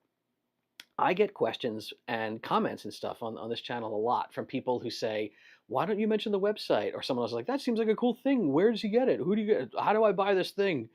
And it's become this running joke on my channel that I, quote, won't mention the website, that I can't say, or I'll say Blue Group Gadgets or Blue Group Gizmos or shit. I got a thought, 1 second. So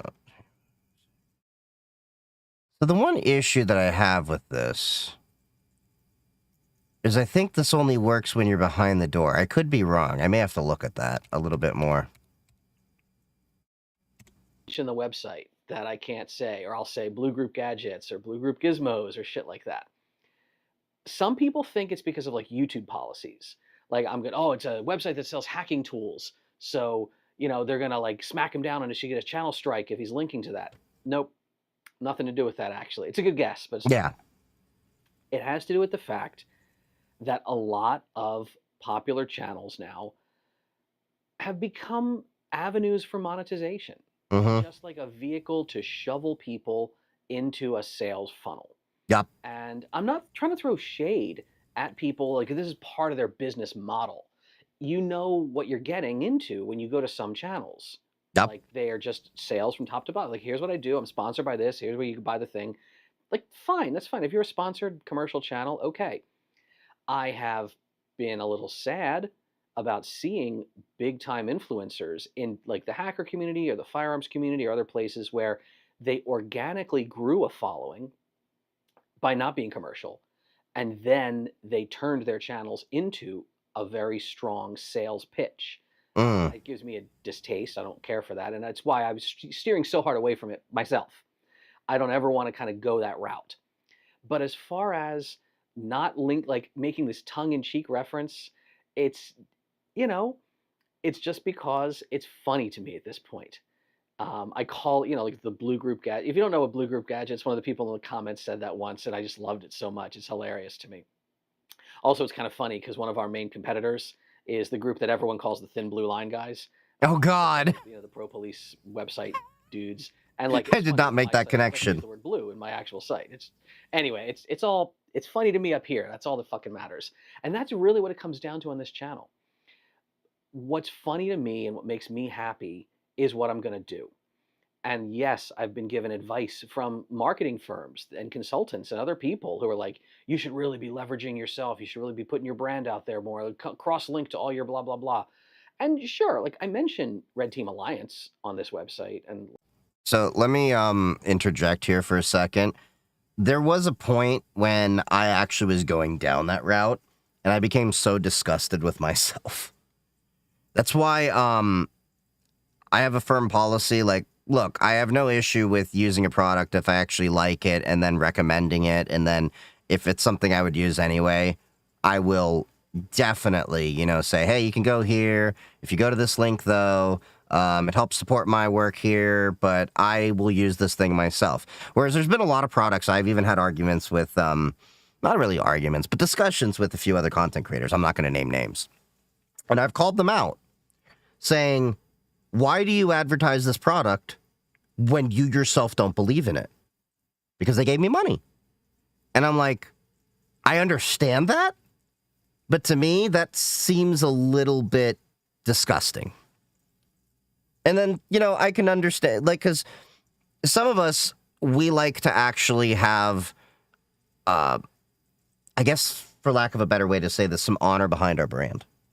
And I do think there's a good number of creators out there that have this perspective. We do have, you know, bills to pay and everything like that. And I understand that. But if you're doing all right and you don't need to sell your soul, then don't sell your soul.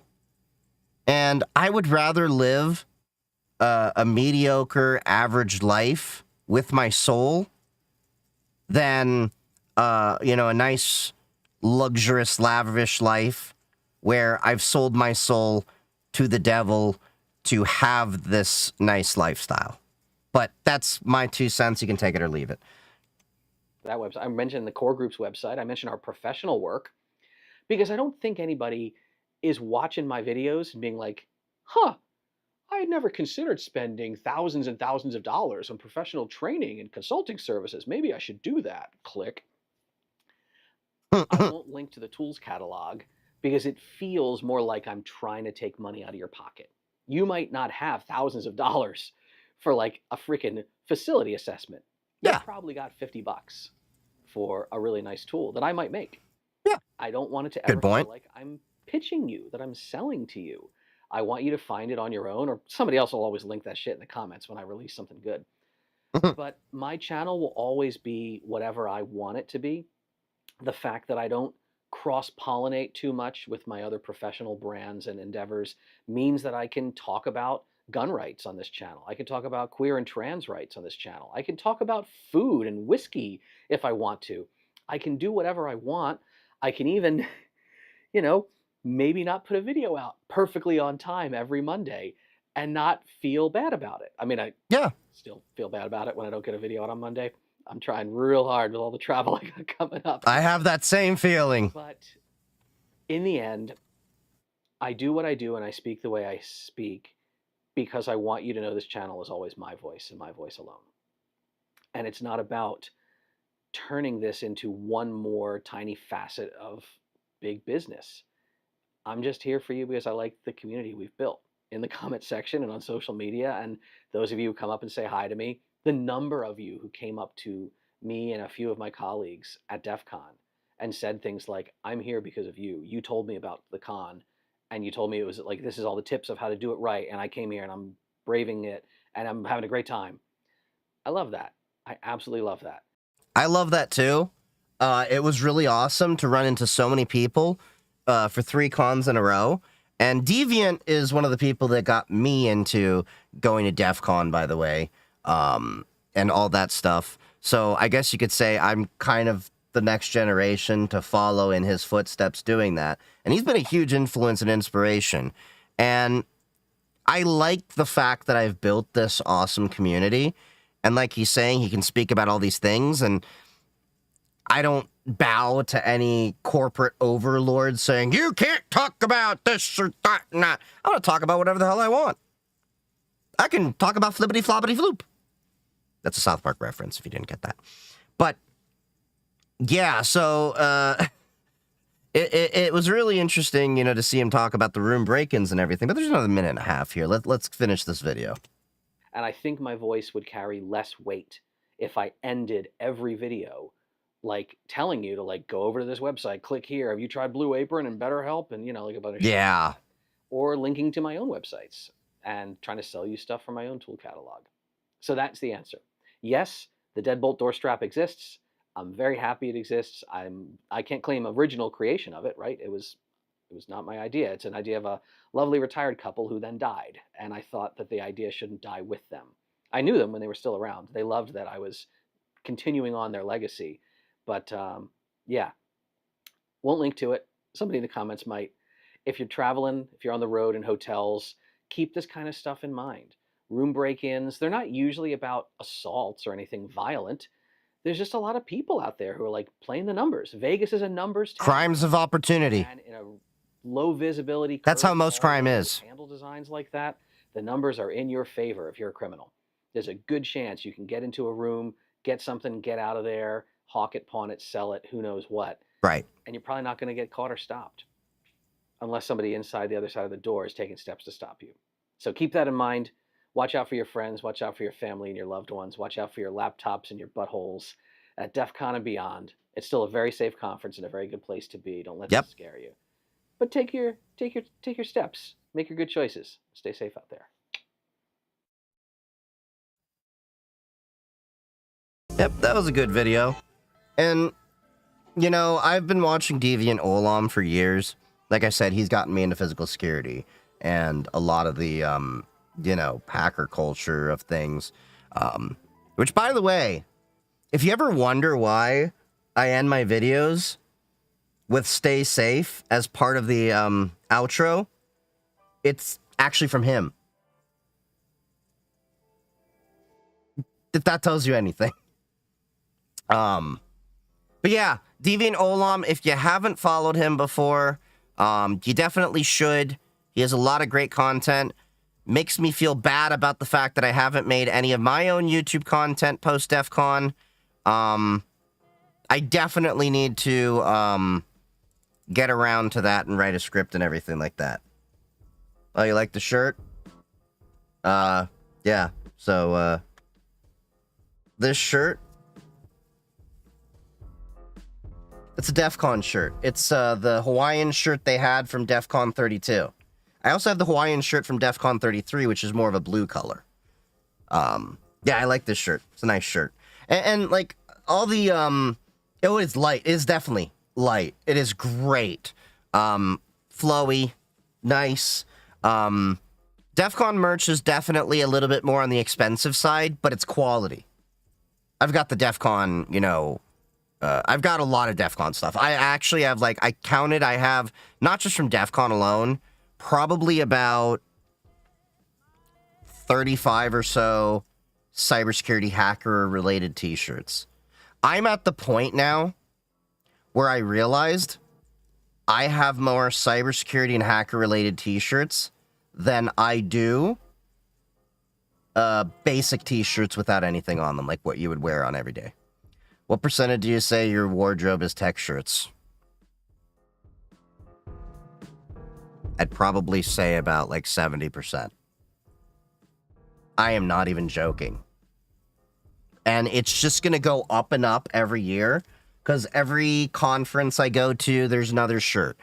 Vendors give me shirts all the time. Even Colonel Dump was talking about, he made it a personal game when he used to go to Black Hat, which, by the way, he's the one, and many other people also reiterated it. Black Hat is not worth going to.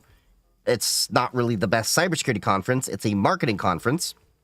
But when he went to Black Hat, he said, I think in Black Hat 2019, he got 41 shirts in one event. And here's why. As you work in IT and cybersecurity, you're going to get swag. It's just an inevitability. I have Lenovo shirts. I have WatchGuard shirts. I I don't have any Cisco ones. I know plenty of people who have Cisco shirts. I have, you know, all these different cybersecurity brands, because companies will send you shirts like Wiz. Wiz sent me a t-shirt for finishing their basic training with a hat. So I have a Wiz hat and a Wiz t-shirt. The reason why they do this in part is, one, they give you really nice t-shirts. Like, they are some of the most comfortable t-shirts I can buy. And why do they do this? Because they know you're going to wear stuff that's comfortable, and then you're going to go out with their logo, and then that's brand recognition. You know? So, yeah. The longer you work in cybersecurity and technology, the more tech-related shirts you're going to have, period. No ifs, ands, or buts about it. At a certain point, you will need a purge to make space. I've already done that. But I still have plenty of closet space. But I did have to reinforce the closet, hanging bar to fit all my t-shirts. So here's the funny thing that I do. So I have like vendor t-shirts from like Lenovo, Datadog, and other companies, and those go in the drawers, just like every other shirt. But my DEF CON shirts, a lot of my hacker convention shirts, I actually hang those. It is the funniest shit. Like, I've literally had people come over, like people I'm dating, whatever, and then they've gone through my wardrobe and like, these are some really nice shirts. Why are they next to all these other regular shirts? I'm like, because those are what I wear every day. Why? And I'm like, because they're comfortable. And I like the hackery vibe. Dev is, Deviant is genuinely the example of what more people should aim to be like a good heart. Absolutely. And that's one reason why I like Deviant Olam. And why I actually use him as an inspiration for a lot of my own content. Because I would rather build a good community that, is helpful to each other, and then we can grow and learn together, than I would like to go out there, make a bunch of money, and sell my soul. How many content creators do we know out there have sold their soul and have gone off the deep end because of it? And then how many of those do we know actually care about their community? Like, I'm just going to throw an example out there, but I have to say, when I think of people that kind of sold their soul, Linus Tech Tips kind of comes to mind. Because here's why I say that. Here's why I say that before you get down my throat about it. Linus was a great content creator when I found him back in the days of NCIX Tech Tips. I have legitimately followed that guy since the early days when I was a kid. And I actually did learn quite a bit from him. And then he left NCIX, made his own Linus Tech Tips. And he was making great content. A lot of it was funny, but it was educational along the way. Like, I remember when he was doing the content literally out of a house. I remember when he had the liquid cooling across the entire house. Sorry, I think my mic was peaking there a little bit. I remember when he did the whole house liquid cooling, where he hooked a bunch of computers together and then had to do, some Jimmy MacGyvering of different, radiators and everything to get that going. And then you can kind of see he, slowly descended into, for lack of a better way to explain this, kind of selling his soul to the corporate ghost. Because it was more about pushing content out. And he got those few scandals, if you remember, where he was caught in errors. And, things that shouldn't have happened, because he was just grind. We need to put content out. And he got into that whole kerfuffle with, Gamers Nexus and all that as well, too. Be that as it may, Linus didn't really continue learning. He just kind of did the business, then plateaued at the thing, and then just kind of has been coasting on there, marketing products, things like that. And I feel like he's lost his way. It's unfortunate, but it is what it is. And on top of that, I've known people who have met him and said he wasn't that great to me. Like, yeah.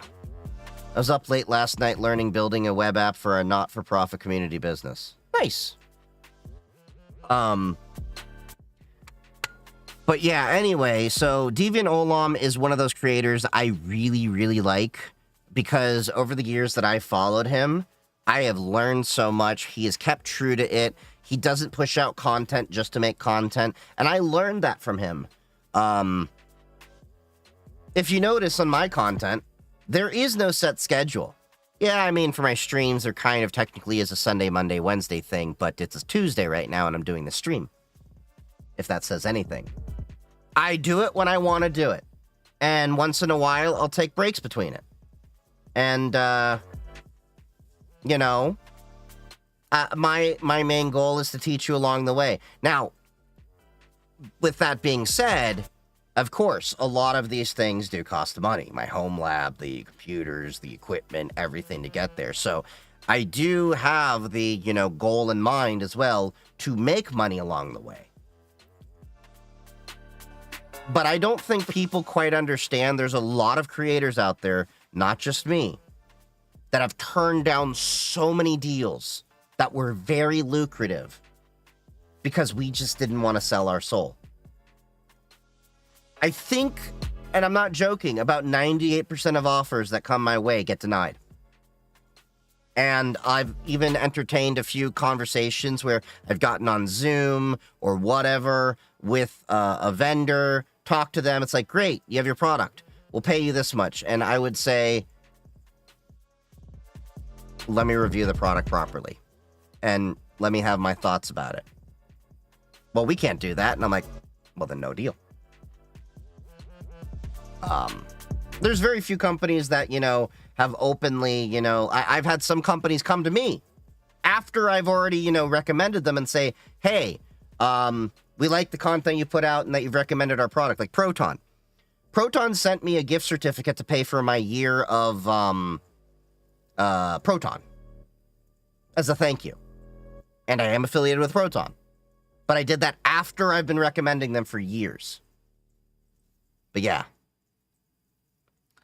How's the Librem 5 been with the updates? I haven't really used my Librem 5 in a long time. It's a bit of a clunky, expensive mess of a phone. If you want to get a Linux phone to tinker around with, just get a Pine phone. I know they're discontinuing the Pine Phone Pro, but get the regular Pine phone. That'll probably be a better experience for the price. I know the Purism Librem sold a lot of promises. It was very underwhelming. I'm just going to be completely honest with you. The idea of it is nice. The execution was not. Their laptop, Purism Librem 14 laptop. Love that laptop. Still use that laptop. But the Librem 5? No. Pure Linux on a phone still has a long ways to go before even I, the Linux lover, will want to rock something like that. And I mean that in terms of performance, as well as battery life. The idea of having a full-fledged computer in a phone, really appealing. And I know some of you will say, like, well, what about Samsung DeX, all that? No, that's not even the same class as having a pure Linux phone, where I can literally apt install whatever app it is that I could on a desktop with an ARM CPU and then run whatever. Yeah. But again, if you want to do a pure Linux phone and experiment with the very similar way, get the Pine phone, get the Pine keyboard, because that physical keyboard is not too bad, and that'll be a better approach. But as far as daily driving it, because the Pine keyboard also has a built-in battery to extend the life a little bit. But as far as the Purism Librem 5, no, it literally just sits here in my desk most of the time. It's right here. In my desk. In the drawer. Right next to the Pine phone. but because I have too many phones. Anyway, yeah. So running Home Assistant on an old reimaged Android phone using 2.4 watts is great. I mean, yeah, you can do it with that. You can use it with a Raspberry Pi, anything like that. You can repurpose any device. I used to take apart laptops that had broken the screen and stuff, and then repurpose the motherboard, and then turn it into like kind of a desktop project and everything like that. But yeah. So let's continue on. We got some more content to go through. Which is the next one we want to do? Sorry, man, my internet is bad here at work. Didn't get to hear your opinion on the Librem 5. I'm sorry. Long story short, underwhelming. Go get a Pine phone. Hey, Martin, how's it going? I don't know when you followed. Probably a while ago. But yeah, if you're, thinking of getting a pure Linux phone, go get a Pine phone. Got the Librem 5. It was underwhelming. I tried to make it a solid device to use daily, but it was just clunky, underwhelming. It was a great idea with poor execution. Anyway, moving on. So apparently there's a situation with Valve and Nexus mods.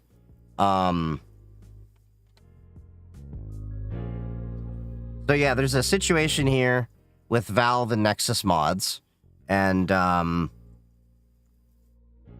you're not familiar with Nexus, they allow you to install... They're a repository for tons of different mods and different games. Like, I've used them for Elder Scrolls 3, 4, and 5. I've used them for Fallout. Pretty much, they're the hub for anyone getting mods these days. I'm pretty sure any gamer is pretty familiar with them. So I'm not familiar with this streamer, this content creator over here. This is my first time seeing them. So we'll see how this video is. So I will give the typical disclaimer of, if I don't care for the video, we will cut it off midway and move on to the next video. Because, some people tend to, go on irrelevant tangents. There's been a few, content creators who I'm like, don't really, like their, opinions or their irrelevant tangents they have with things. I remember there was the one that was talking about the UK Online Safety Act and then somehow got into a tangent about how they're going after flags in the UK. I don't know. And I cut that video off halfway through. Aren't Linux phones useless, though, due to banking apps, etc.? No. Because all banks have a web browser. You can do banking through a web browser. A full-fledged computer. And you can run Android apps on a Linux phone. That's not an issue. You can use stuff like Anbox and all that.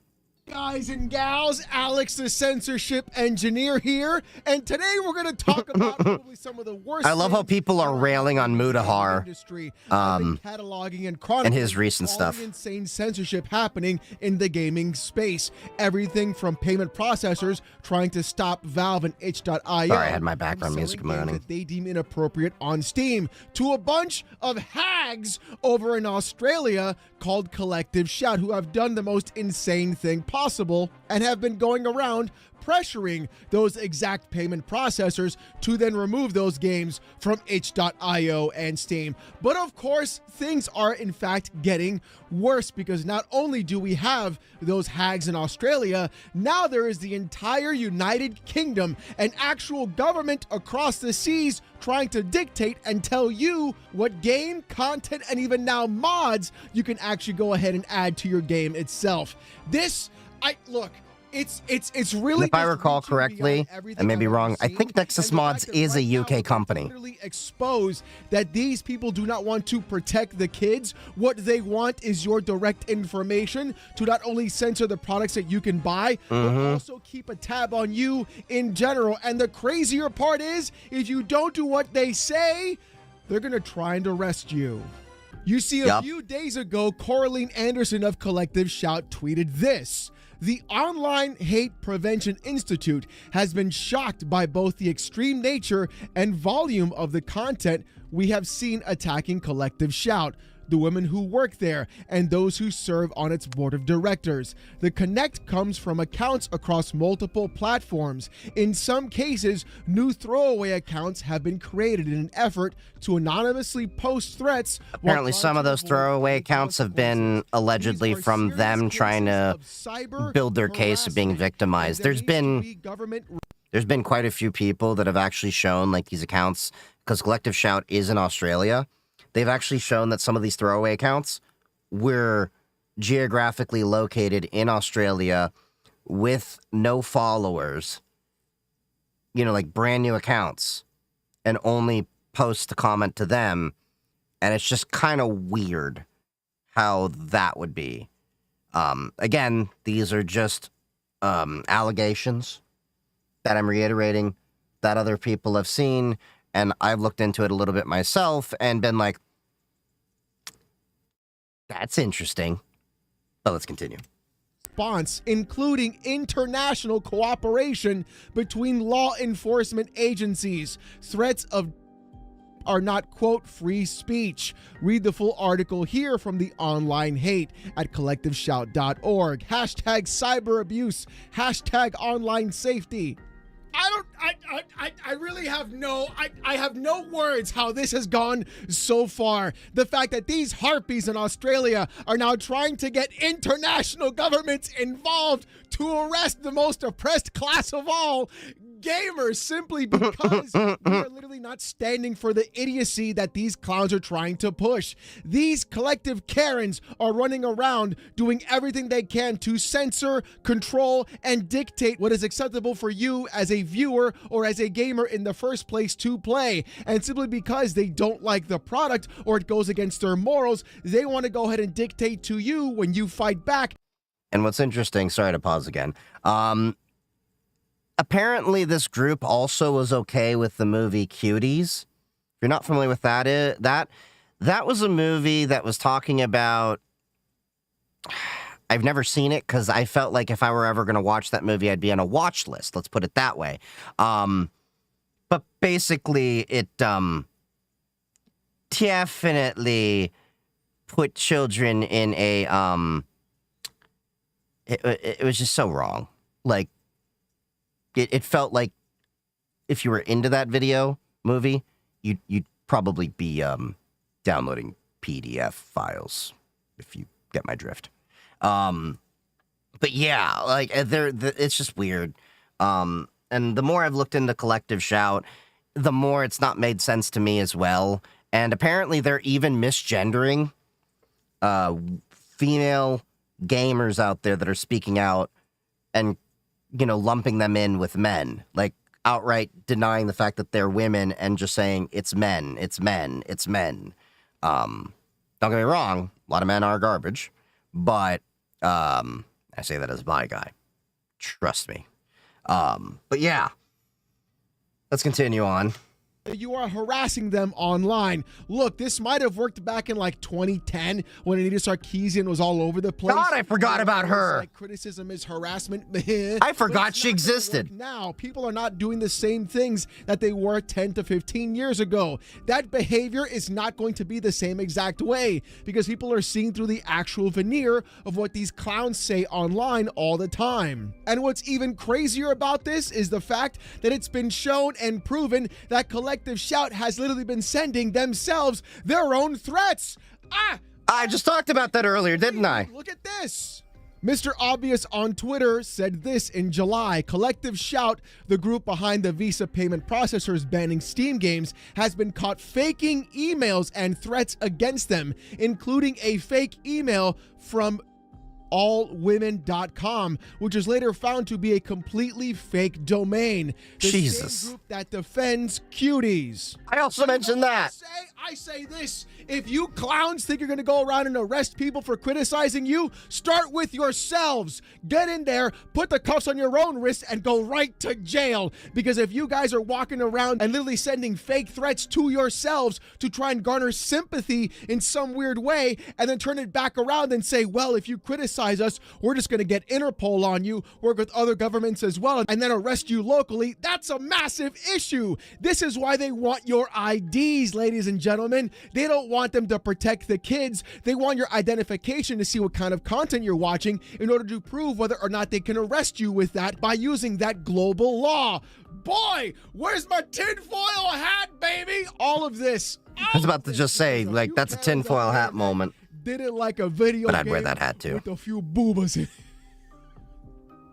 How do we spin this so far that this is where things are going? And it gets worse because now it's not just about the video games. Now it's about stuff like companies like Roblox actually having direct child endangerment and not a single We've talked a lot about this. Single payment processor. No one, not even anyone in Collective Shout, has said anything recently about this massive issue. Billions of dollars, and they still not a peep about this. In Roblox, and they're trying to bury this so quickly when Visa and MasterCard have all worked with Roblox directly, and I made a video about that earlier this week, and nothing has been done. Collective Shout even privated their own account during all of this.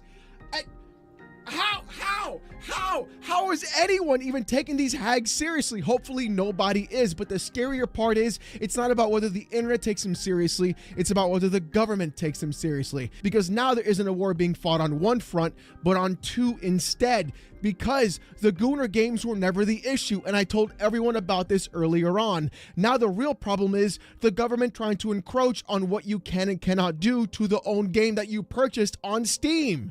According to The Gamer, if you want to download adult mods on Nexus, you need to now show your ID. What? Last month, the UK Online Safety Act came into effect, requiring companies to age-gate adult content. But the law isn't just having an impact on and platforms like Wikipedia, That was an interesting way to put it. Spotify, and Reddit are all being pushed to introduce similar ID verification systems. Today, Nexus Mods joins their ranks, announcing that ID verification will be required in the UK for adult mods starting next week, saying, quote, as a UK-based company, we're So I was right, they are based in the UK. Children online and ensure adult content is only accessible to adults. Head of content Sarah Slug Girl stated, removing adult content entirely was never a viable option, so we're introducing an age verification system that will allow adults to continue accessing it.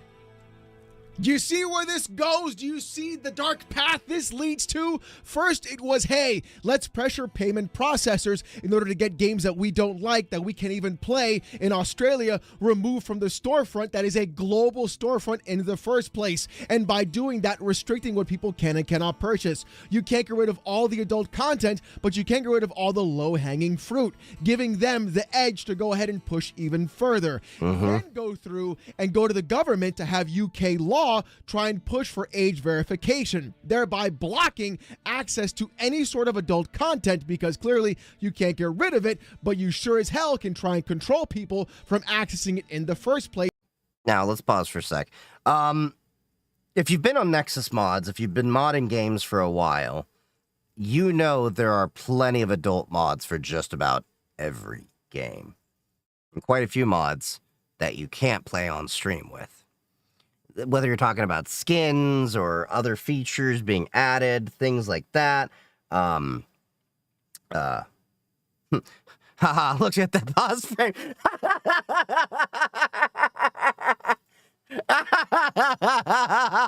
Kind of looks like he's finishing right there, doesn't he? Sims 4, exactly, Abby. Exactly. The amount of mods that I've seen to like unblur Sims 4 or make they call it Whoopee, if I remember. I had a girlfriend that played that game, so I have a few references. A little bit more vivacious, shall we say, vibrant. You know, doing a lot more things. Yeah, there's a lot of adult content out there for many different video games. Like, if you've been on the internet long enough, you know about Rule 34. And if there is no Rule 34 content, then remember Rule 35, and there soon will be. But let's continue on. Wicked whims, base mental drugs. Yeah. By making them scared to give their personal information. And it's not just going to stop there. You see, first it's Nexus mods, then it's going to be Steam itself. If Steam wants to operate in the United Kingdom, they're going to have to do something separate, either by, hey, if you're a UK citizen, give your photo identification to Valve or a separate company, so that way they can take care of and monitor what you're doing. And then if you do anything illegal that they don't like, guess they're going to call Interpol up one day and send Collective Shout and the cops to your house to break down your door. Oh, did you buy a video game? Guess what, Bubby? Cuffs on. Let's go. This entire thing is absolutely beyond any sort of reach that I have ever seen. The fact that a couple of Karens in Australia have kickstarted this entire ball rolling down the hill. At first, like I said, it was those bad games. Ooh, scary, spooky, not good. No. Then it goes all the way down to everything else. Getting into Wikipedia, getting into Xbox, getting into Reddit, getting into every other facet of the internet as well. And again, they're trying to dangle the actual idea of protecting the children in front of you when everybody knows that is a flat out lie across the board. The responsibility of protecting the child should rely on the parent themselves. I agree with that statement. When I was 12 or 13 and I got the internet in my house, you can damn well bet sure we did the absolute worst thing possible. Jump into a random ass America Online chat room and type ASL. Yeah, let me know how old you are, what gender you are, where you're located, baby. Believe me, as an elder emo or a millennial, by the way, my bones creak when I stand up. I know the trappings and problems of what I know that pain. Offer. Believe me, we lived through all of that shit directly. But to sit here and pretend like I can use government intervention and even online force of trying to go through and restrict what other people cannot legally purchase, because that is legally purchasable content, by the way, simply because I don't like it, is a bullshit move to do in the first place. I shouldn't be able to exert what I morally feel onto a company to then have them exert my morality onto others simply because I write a couple of mean emails. And then I agree. Have an So let's pause for a sec. Like, I totally agree with where he's going on this. A couple of points, because, like, I always tell people this when they're like, well, what's the point? You have to get an ID for it. Well, what's legal today could be a crime tomorrow. That's why I'm in an opposition to many different things, having registries, having to put yourself on a list, things like that, because it somehow puts... it can potentially then be used to target you. But not only that, I tell people all the time, like, let's take abortion, for example. I know, controversial subject here, okay? Red alert, controversy. Woo! I'm pro-choice through the fact that, I was raised that way, as well as that is part of my religion. We are taught to respect the mother's or potential mother's health, physical and psychologically. If she cannot feel like she can physically nor mentally handle a child, then that is her right to do so. And guess what? If you don't agree with that opinion, you don't have to get an abortion. Okay? But your belief does not trump my belief, so long as my belief is not violating the rights of another person. I know some people in that case are going to say, well, the life, it's an unborn child. Well, in my religion, we don't consider it an independent life until it actually can breathe on its own. If you don't like that, you don't have to agree with me. But at the end of the day, that is my belief, and you're allowed to have your belief, and we can agree to disagree. But you do not have the right to go around and be the moral police telling other people what to believe if their views are not violating anyone else's rights. And I will die on that hill. the world government try to dictate that as well. The article continues by saying this: while Nexus assures that any data you share will, quote, never leave your device and is only being used for verification, many are concerned about handing over sensitive information to private companies. We saw the T app leak all this information. They made these same promises. Age gates, like using McLovin's ID from Superbad. Oh my God, I forgot about that. Stramer, yes. And even Norman Reedus Starmer. the Death Stranding 2 photo mode. Yeah, I saw. We talked about that. VPNs. So much so that Children's Commissioner Rachel D'Souza has urged the government to block under 18s from using them. This has proven as controversial as the Child Safety Act itself, with many arguing that it would legislate against the entire cyber. I need to pause for a second here. So how are you going to block a child from using a VPN? Let me explain where I'm coming at with this. Most VPNs don't require PII.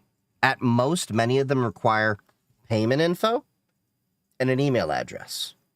Some of them, in particular Mulvad, don't even need an email. They just need payment info. And you can literally pay them in cash.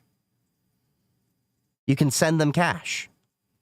You can also pay them in Bitcoin or Monero and get a 10% discount. So if you pay them in Monero, it is going to be next to impossible, as of current right now, to track that transaction.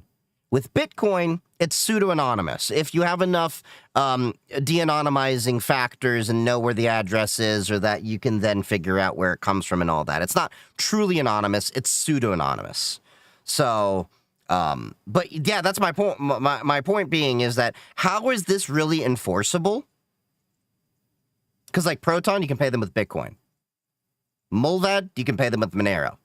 Many other VPN providers, you can pay them with cryptocurrencies.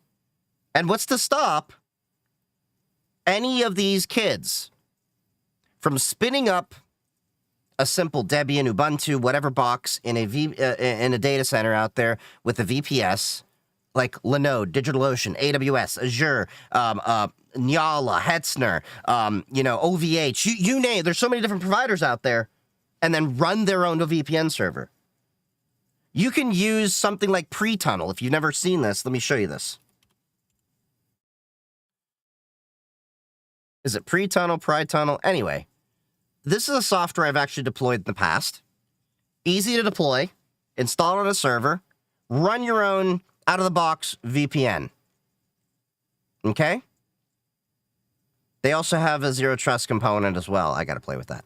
But yeah, you can spin your own box up, and last I played with this, it is free for a single instance. If you get more, you got to pay for it. But, yeah. There's nothing that is going to stop anyone from having a VPN unless the global, there's some global mass conspiracy to control everyone, which I don't know if I'd believe that, but I do believe there's a lot of misguided people that are going, the road to hell is paved with good intentions that do that. They don't have the ability to stop them, just making the threat and hoping they aren't challenged. Well, they may actually try it. This is the same government, by the way, that's trying to crack down on people watching TV without a license. What is it, the BBC iTV? That web player? You need to have a TV license for that. I remember when my ex-girlfriend, who's British, explained to me this whole idea. My mind was blown. Because, in the U.S. and many other countries, we just buy a TV, we hook up the antenna, and you got over-the-air TV. No problem. They literally have vans driving around to try to find people that haven't bought a TV license. This isn't like hyperbole. This isn't like a scare, like me just saying like, oh, this is a boogeyman thing. Like, British van to go after unlicensed TV.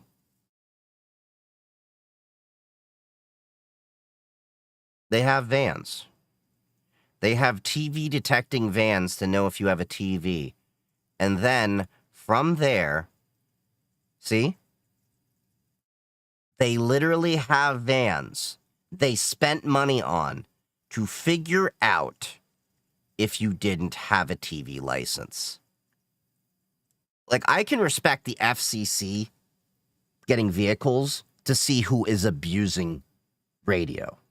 If you're an unlicensed amateur radio operator as a ham operator, or you're doing things on CB you shouldn't be doing in the unlicensed spectrums and things like that, I understand the FCC going after that, and that makes sense to me. But going after someone because they have a TV and they happen to be watching it without a license is ridiculous to me. Because in my opinion, if it's broadcast on the air and you can listen to it, you should not be required to pay for it. Because it's out there, in the open.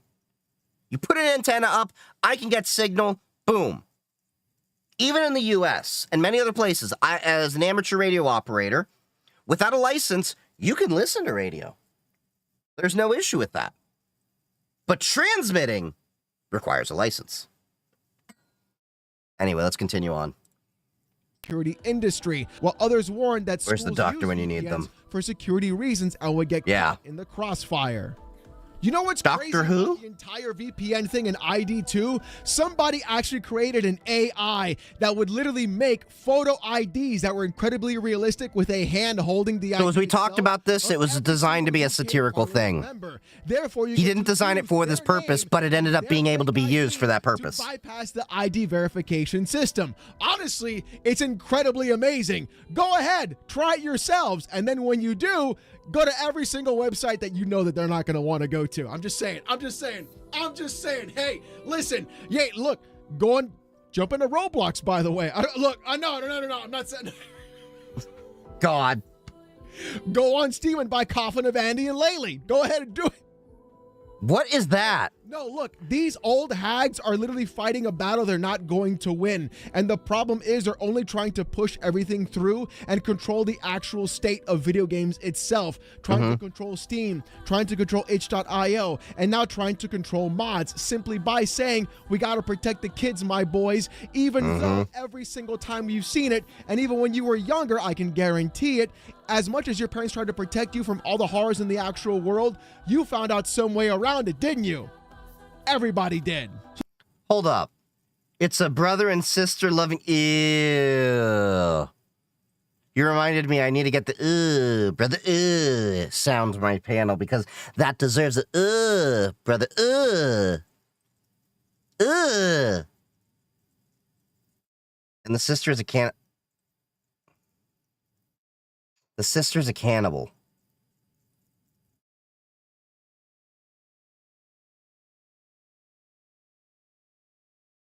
Mrs. Sound is close enough. It was at this moment that he knew.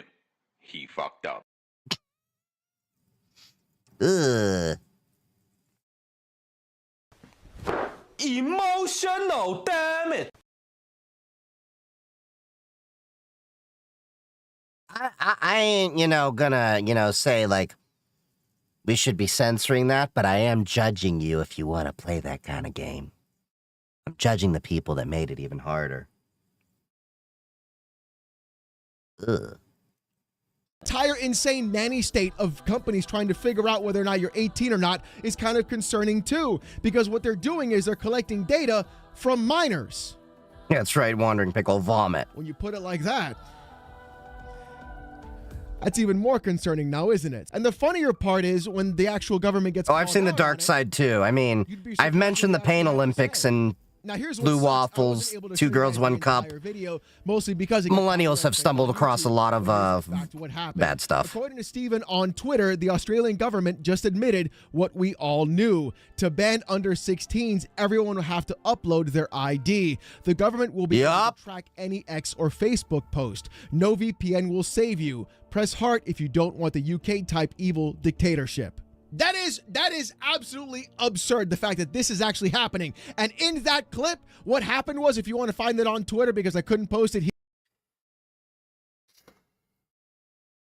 This is why I've been worried about age gating stuff and everyone that's like, oh yeah, we should ban people under 18 and all this from the internet and everything. Because that is a backdoor to require everyone else to give up their rights to privacy on the internet. Okay? Now, I will, hold the point that under 13 years old, you shouldn't be on social media. But that can easily be, rectified by, as much as it's controversial and it may not be foolproof, AI. It's very easy to see if someone is underage when they're 13 or younger, okay? But this is a bit ridiculous. And that's what it's basically going to do. And this is from,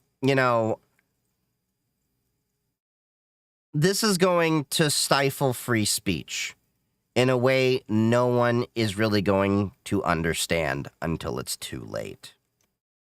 The guy literally asks, hey, if you're trying to verify if someone is of age to see a certain kind of content, that means you have to aggregate all the other IDs from everybody else in the planet who wants to see that content. Is that not how that works? And they're like, no, that's not what we're doing. We're not trying to do that at all, I swear. And the guy's like, no. If you're trying to verify whether someone's 18 or not, you have to have everybody's ID, not just some people's ID, because the people that are 18 that want to see that content, they got to verify that. And if someone's a minor and they give you their ID, that means you can deny that. So you have to have everyone's ID to do that. Is that not what you're doing? And they're like, what we're trying to do is and they're trying to use like word salad to get around it.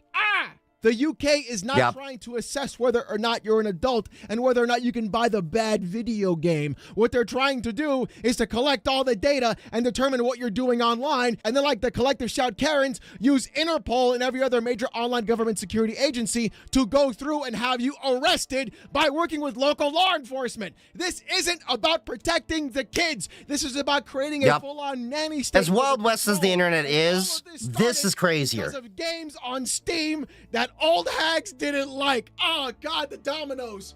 You know that meme? You know that little meme right there where you got that one guy? I haven't seen that meme in a minute. Being like, a bunch of hags in Australia didn't like a couple of on Steam and they flicked that sumbitch and it goes all the way up to the biggest domino of all, and it's just inability to actually do anything and having an entire governmental world order nanny state. That's what we're looking at right now.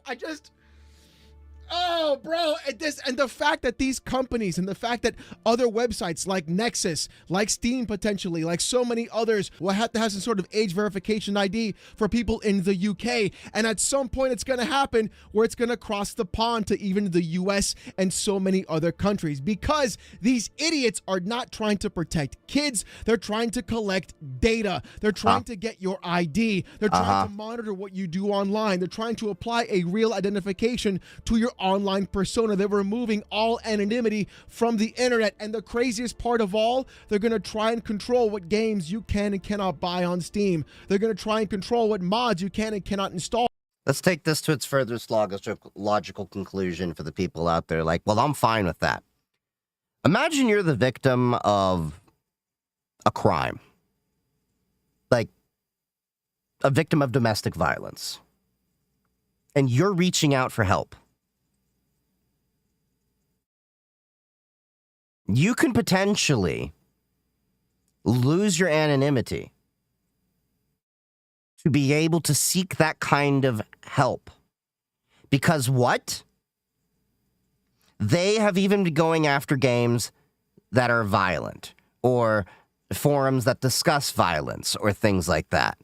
But then victims of violence get silenced in the crossfire. Because if they go talking about their stories are often not appropriate for children to hear. That's the unfortunate reality as far as I see it, is people don't consider the ripple effects.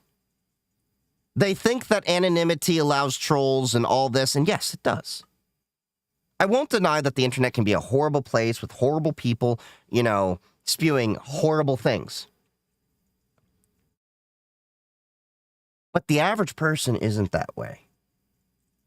The average person is enjoying the internet anonymously. And in some cases, they need that anonymity to get into safe places or to be able to communicate. Because what happens is governments right now, and we've seen this isn't hyperbole, this has happened. They start lumping in LGBTQ plus education as not appropriate for children, which then leaves LGBTQ plus youth in dangerous places because they can't get the help, the outreach, the community that they so need to be able to, one, protect themselves, because there are so many people, when they find out about who they really are, their family abuses them. And they have to run away from their families. I know so many people who have had to run away from their families, cut off their families because they didn't accept their lifestyle. And the way they did that was by connecting with people, often through these online forums, and being able to have outreach. Because when we don't have these safety nets, these systems for young people that are in, potentially dangerous situations, and they see no way out,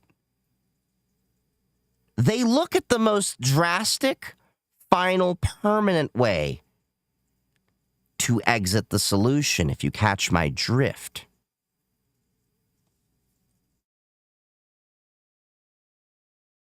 Many of us in the community know too many people that has happened to.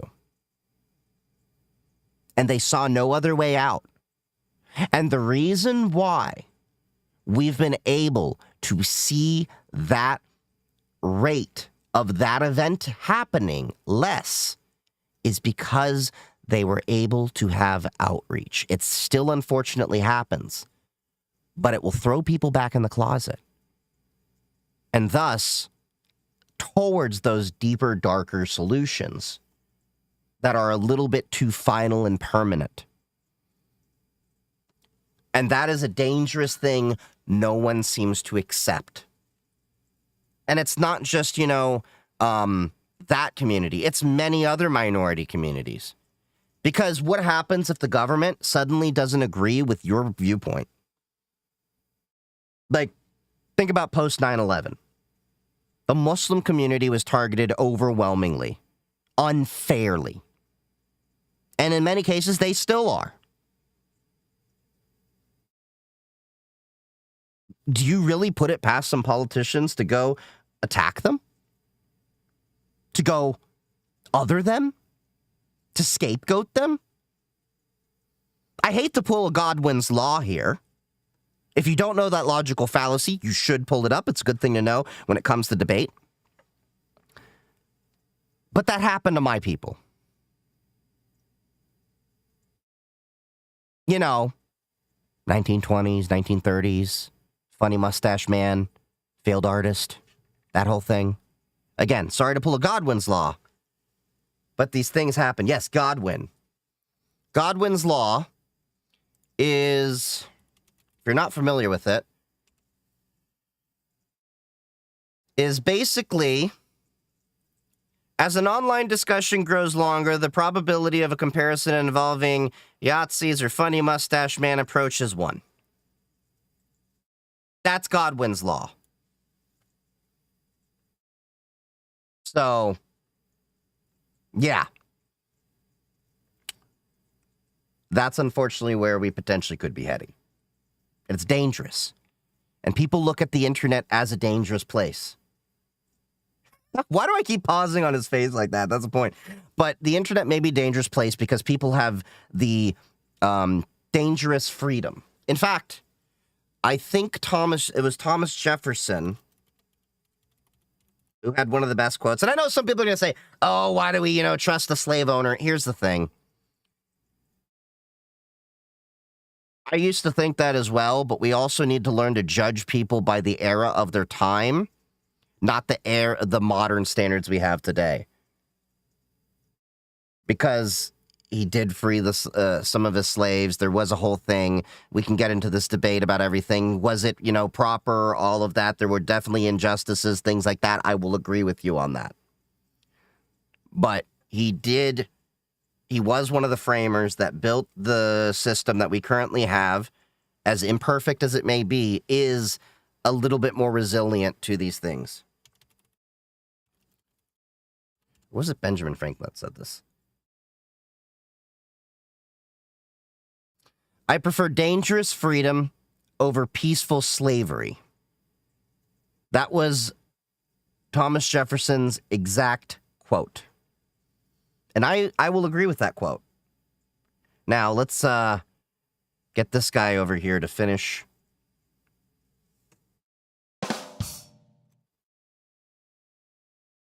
From the games you bought on Steam, and they're going to do whatever they can to do it, whether it's by inciting payment processors, by having those... Yeah, Hindus in 6-2, Justice Clatter. Good point. Or at the same time, they're going to go through and do it via governmental agencies. It's just so absurd. This needs to end. This needs to end. I don't know why all of a sudden, every single time that this happens, it's all in the same circle. All the hags in Australia, all the clowns in the UK, they're all doing it at the same time. It's almost as if the entire thing was coordinated, if you ask me. It's a spooky time now, I guess. Who knows? Where's my tinfoil? Anyone want to check and see if Udemy is down? Things always tend to Joint get down worse, for me? if you could even believe it. Wait, what? Chibi Reviews on Twitter posted this.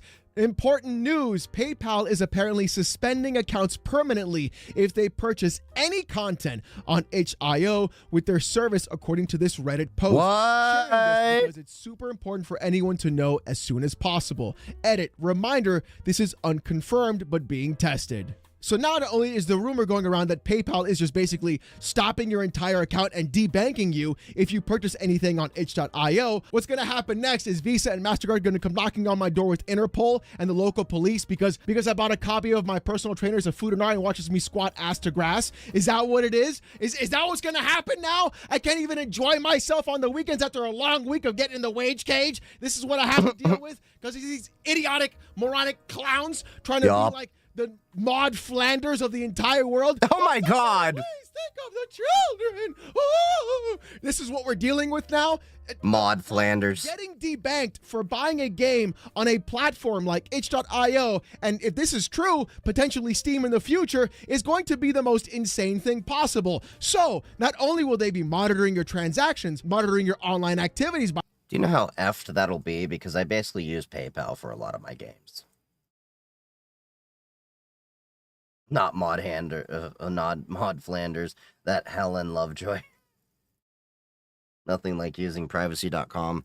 Yeah, but I like my credit card points, and if I route it through PayPal, then I don't have to put my credit card down at all. And privacy.com only works with debit cards, last I checked.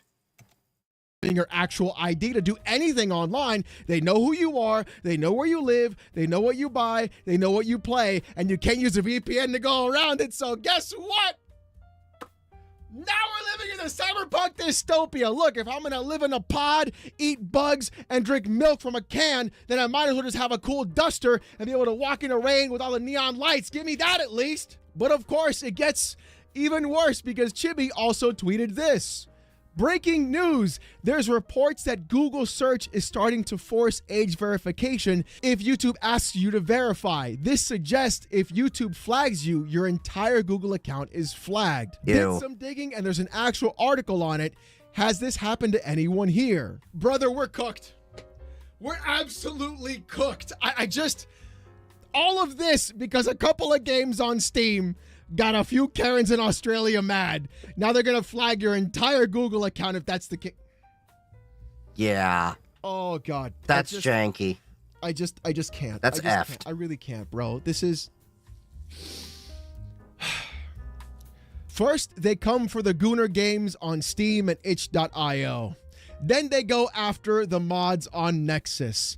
Pretty soon, you can't use a VPN unless you are age verified. Then they want to age verify you across the entire internet for everything you do. And then if you don't like it, they'll debank you and remove all your ability to actually process any payments because you bought a naughty game on Steam. Remember all the people trying to criticize me and call me a degenerate because I defended Gooner games on the Steam platform and itch.io? I guess that's what vindication tastes like. But you know what? It's not all black-pilled and bad things coming, because President Trump did sign a fair banking executive order. And there is also the Fair Banking Act going into Congress as well. So there are going to be a couple of things that could potentially stop this from happening in the United States. Hopefully, though, this kind of thing gets retracted and the UK government turns to stop doing this as well. And the Australian hags basically just disappear altogether, because clearly they know they're not getting the right publicity that they should be, and it's actually not working in their favor. Yeah, I know. When Trump actually... Look, broken clocks are right twice a day.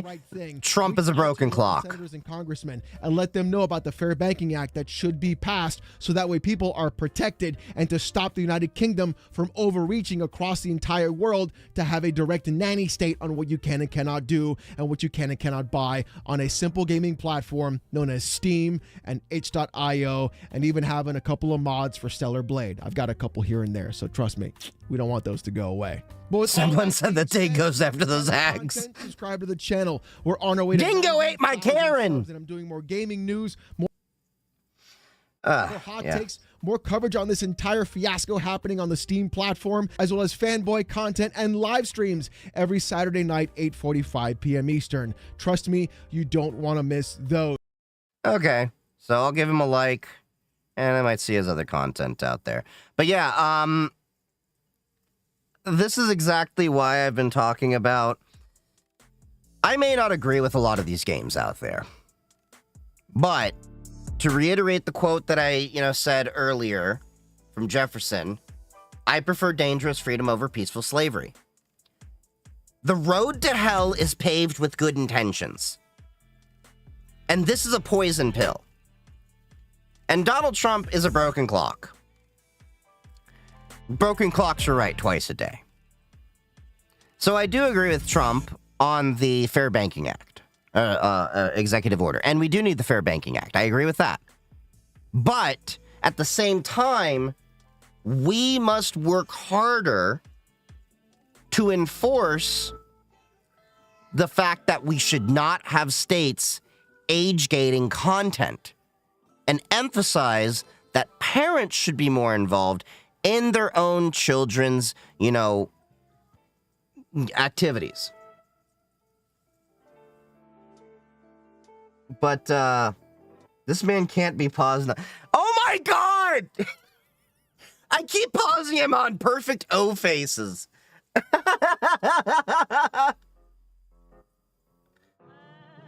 But yeah, the UK, definitely has not learned their lesson. They're still going after 4chan, trying to, censor them because of the UK Online Safety Act. And there's this whole back and forth because 4chan is a US company. Like 4chan or not, they are, I will defend 4chan in this argument. Look, I will give credit where credit's due. Look, I'm not a fan of Trump. Most of my audience is probably not a fan of Trump. But I will applaud Trump when he does something right, like the executive order for the Fair Banking Act. 4chan, like the origin of anonymous 4chan, LOL, this should be fun. Yeah, they went after the UK. We talked about this last stream. 4chan was targeted by the UK. They're now penalizing them with fines of about £20,000 per day, which is about $26,000, for non-compliance with the UK Online Safety Act. And it's become this legal issue that they're actually pursuing through U.S. courts because they are a U.S. company on U.S. soil with no active presence in the UK. Therefore, they should not be targeted under U.S. soil and sovereignty. How the hell can the UK sue a U.S. company? That's the thing. And apparently the UK has forgot that we fought a damn revolution over this in 1776. Well, actually, it started at, what, 1773, and then 1776 was the Constitution, the Declaration of Independence being signed. The Constitution wasn't signed until, what, 1787, and I think ratified in 1791, if I'm not mistaken, and before that it was the Articles of Confederation. But anyway, be that as it may, the UK is way off base with how and why they are doing things.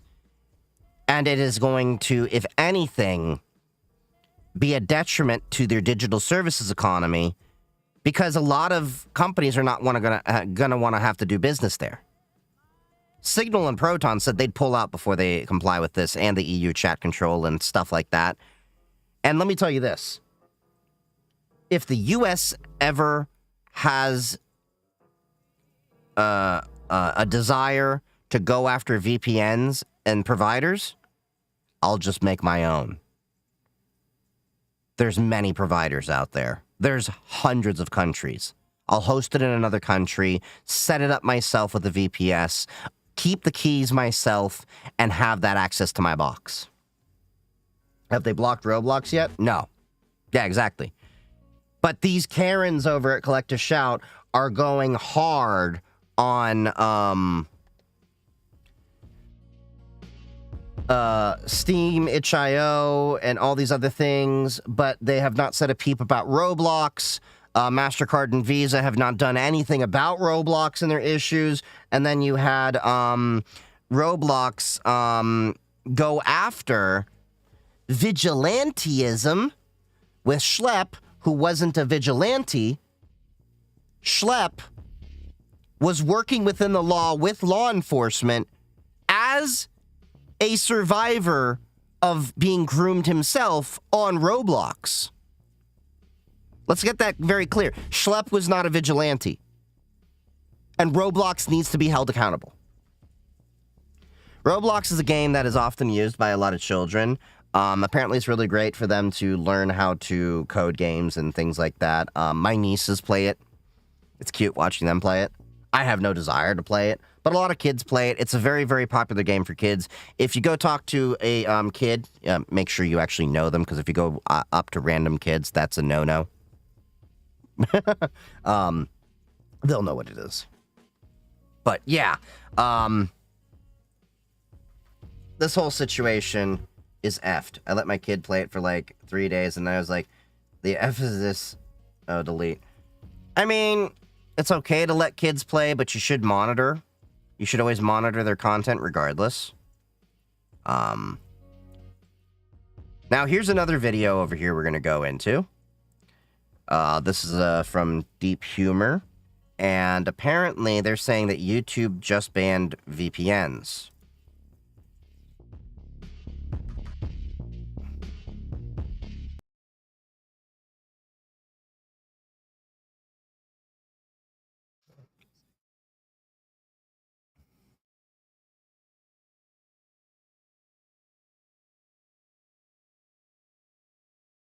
Okay.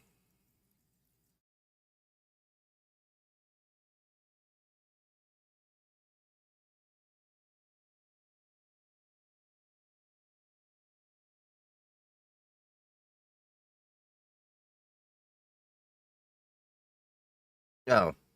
God damn it. Backing up. Okay, so this is a video from Deep Humor. They're talking about how apparently YouTube has banned VPNs.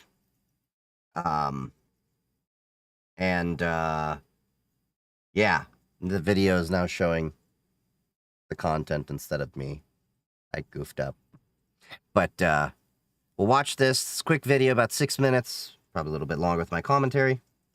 YouTube is cracking down on VPNs and their ability to stop the ID verification. And to my premium users, make sure you guys check your emails because you might have gotten a pretty interesting update. A lot of YouTube Premium users have gotten this email saying, we are updating the terms of service for YouTube Premium, YouTube Music Premium, and YouTube Premium Lite subscriptions. These new terms will be included in the YouTube paid service terms of service and will go into effect on September 26, 2025. We are making these changes to improve clarity and transparency regarding your subscription, including clarifying our plan types, explaining our policies on promotional offers and accepting payment methods, and clarifying that your subscription access should be predominantly from the country where you signed up, providing additional explanations and clarifications on our subscription policies. So why does this matter? Well, a lot of people would use a VPN like NordVPN, for example, to basically change their location to a different country where YouTube Premium is a cheaper price. YouTube Premium's price is not like a fixed amount of dollars. It's actually dependent on what.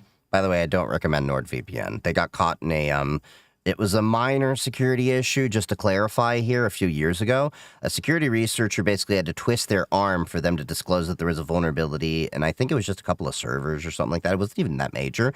But the fact that it took them several months to disclose that issue, instead of just let people know, hey, there was an issue, we fixed it, concerns me. Because as I've said before, I don't really necessarily judge a company by if they get exploited, if there is a compromise, because it happens, and it's not as I forgot who said it, but there are two types of companies: those who know they've been hacked, and those who don't know they've been hacked. And I judge a company by how they respond to being breached more than I do by that they got breached. Okay, so with that being said, NordVPN still on my do-do list. They're not a company I recommend. I used to use them for years, and I switched away from them. Look, I've gone through different companies. Like Private Internet Access is another VPN provider you've heard me talk about. I don't like them because they're owned by Cape Technologies, which is a little bit shady. They own CyberGhost as well as ExpressVPN, but I digress. Anyway, let's stick to the main topic here. You're from. For example, if you set your VPN to Argentina, you'd be able to get a pretty nice and cheap price for YouTube Premium, but obviously YouTube doesn't want that to happen. So a lot of premium users are getting an email saying basically you need to make sure that when you're paying for YouTube Premium, you aren't using a VPN to change your location. And if you do change your location, then you can actually be suspended from YouTube Premium. It means that your premium subscription will just be completely canceled. Now, so a lot of people are also using VPNs to try to avoid the whole age verification thing that's going on YouTube right now by setting their location to a different country, which maybe doesn't have YouTube's ID verification so heavily enforced. Well, YouTube has actually started pushing out messages where they are just not letting people use VPNs at all on the website. A lot of people have gotten a message like this on YouTube where it says VPN/proxy detected. To continue, turn off your VPN/proxy. This will allow YouTube to locate the best content. Keep in mind that a lot of people don't even use VPNs to avoid the age verification or to try to get a cheaper price on YouTube. A lot of them just use it for basic safety on the internet. The internet is a pretty dangerous place, and a lot of people don't want a bunch of random. Okay. I'm sorry for pausing again. I know this is a short video and I've paused a few times here. I need to qualify that statement. If you are in your own home network, you do not need to use a VPN unless you're trying to get around geo-blocks. I use a VPN very often to see how things will respond if I'm from a different country. I have to do that as part of my job and see how things respond. But in my own home network, my firewall is going to do way more defense than almost any of these VPN providers will do. Because I have PF Blocker NG with a ton of block lists. I have Suricata for my intrusion detection and intrusion prevention system. And then everything is VLAN. And I also have a NIDS, a network, the Suricata is my NIDS, network intrusion detection system. Now, I'm working eventually on having a HIDS, a host intrusion detection system, but I'm deciding on what platform I want to go with. I probably am going to lean towards CrowdStrike for my Linux and Windows boxes, but mucho dinero, senor. Do you have Wazza? No, I do not. I thought about it, but I'd have to deploy a box with it, and the amount of money I'd have to spend for a Wazza box to do all that stuff, I may as well just get a CrowdStrike subscription, to be honest. I know CrowdStrike. I know it really well. I deal with it at work. It's not a problem for me to set up and get all the rules and do all the exclusions I need to have, and all the things there. Not saying Waza is a bad product. I'm just saying it's not the right product for me. So I'll eventually pour that in probably to a SIM. I might host my own Splunk to get this going. Now, back to the VPN point, before I go too much off on a tangent. VPNs are best in terms of the security aspect of things if you are connecting to your business's infrastructure, or a site-to-site VPN between different infrastructures. I've talked about this many, many times. But I primarily use a VPN in the security aspect when I'm traveling and I'm on public Wi-Fi, like an internet cafe, coffee shop, airport. Then I will definitely use a VPN to protect myself a little bit more. And I have VPNs I created myself. I have VPNs that I've used through Proton, shameless plug. I am affiliated with them. And just to even it out, I also use Mullvad, which I am not affiliated with. And I like both of those providers. Proton's just better if you're like streaming on the go and stuff like that. Mullvad is just a little bit more private. But Proton has better security features, like their secure core that allows you to, work against, you can basically have it go through 2 VPN servers to help prevent timed attacks to break a VPN. There are ways to break a VPN. But yeah, I splunked my way right into the office. Because my boss makes $1, I make a dime, so I splunk on company time. Oh, I wonder if I have Proton VPN. Well, if you have Proton, if you pay for Proton at all, you have Proton VPN. It's included in their privacy suite. And they do have a free version. It's okay. But the paid-for version gives you more stuff. And by the way, if you use the VPN link that I have in my bio, all that stuff, then it will actually help this channel out, and I get a couple bucks out of it. You don't have to, but if you want to support this channel, that's one of the ways. Anyway, back to the video. I just felt like I had to give that qualification there because a lot of people have a lot of misconceptions about how a VPN secures you. But anyway, back to the video. Sites to just have their IP address, so they mask it with the VPN. So yeah, it's a pretty interesting change that they're making, basically cracking down more on the YouTube premium users, basically saying, yeah, make sure that if you have a VPN on, it's not set to a different country, otherwise we're just going to cancel your shit outright. I mean, with the price hikes to YouTube premium, with there being a YouTube premium, so this is primarily targeting YouTube premium, not YouTube. Beneficial to sign up for YouTube premium nowadays, and that's just my opinion, and YouTube might not be very happy with me saying why that, O-Face VPN. Like I said, I mean, they're the ones who keep doing the price hikes and adding the whole premium light thing and whatever. There's a lot of weird changes going on YouTube right now, and it's no coincidence this is coming right after the whole age verification thing that's happening on YouTube. My prediction is this is directly related to the whole ID verification thing to stop people from trying to use a VPN to set their location somewhere else so they don't have to do the age verification. For those of you guys that are on YouTube Premium, definitely seek this page out, YouTube Paid Service Terms of Service. Just put this on Google and you should be able to find the page, but this basically outlines your terms of service for using YouTube Premium and other paid services on YouTube. So try your best to follow these rules, otherwise YouTube could just cancel your YouTube Premium subscription. Let's look at some community reaction. So this person says, what most about interesting man versus Old Spice anime meme rap battles? Revoke your yearly subscription? And somebody replies, that's the idea behind this, finally catching the rest of the people using a VPN to get forgot about that. I mean, obviously YouTube is well within their rights to stop people from using a VPN to get a cheaper YouTube premium service, but my tinfoil conspiracy theory is that YouTube is going to try to stop people from using VPNs to avoid YouTube's age verification as well. YouTube going after VPN usage will probably kill VPN sponsorships, as well as a few VPNs that rely on that kind of traffic for a significant amount of their revenue. Sure hope none of them lied about storing data. That's actually a really good point. Keep in mind that so many different YouTubers are sponsored by NordVPN specifically, so a lot of people who are using NordVPN sponsorships probably should be aware of this change. Not me. Sure understand that I've actually turned their money down. I will not sell my soul. Yeah, sure, they're going to say, we've changed. I'm doing better. But you know what it's like? It's like that significant other that got caught cheating on you and then comes back to you saying, I've changed, when you shouldn't have done the thing in the first place. I know it's been several years, but my heart still hurts. Sorry. Anyway. Any tips on avoiding sites blocking VPN? I mean, use a better VPN that doesn't have their stuff as obvious. Unfortunately, not everything is going to be impervious to, I mean, not every VPN is going to be impervious. There are reasons.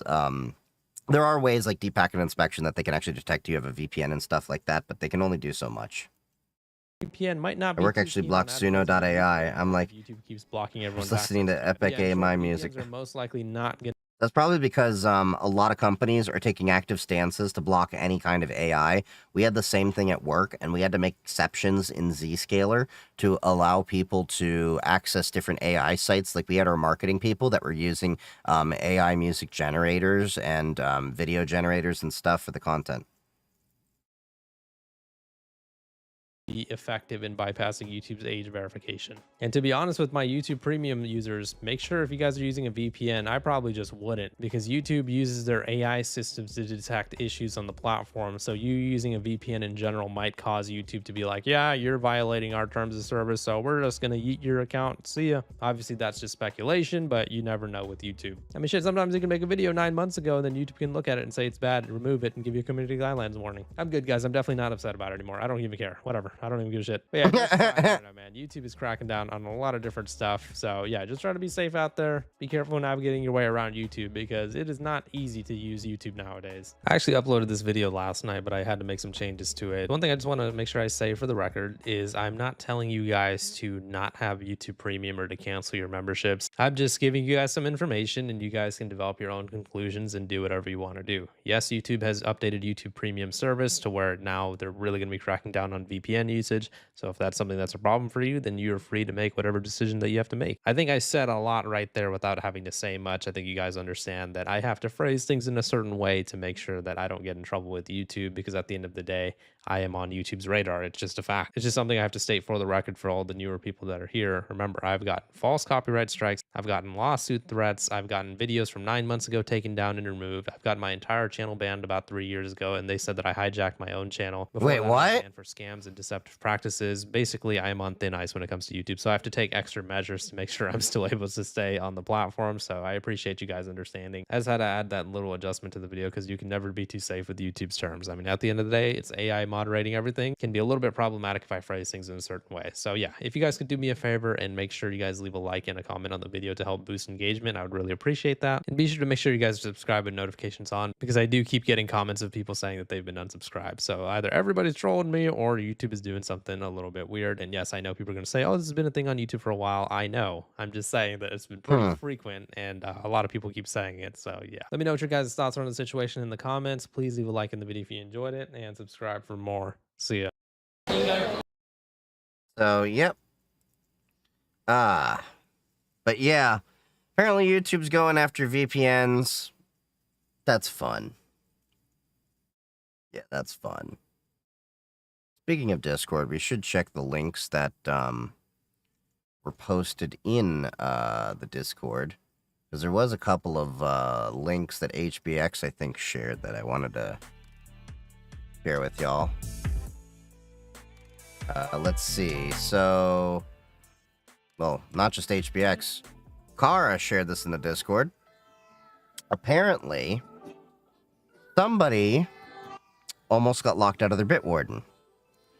Very unhappy today as I woke up to an email saying my self-hosted Bitwarden license was cut off since my payment method expired.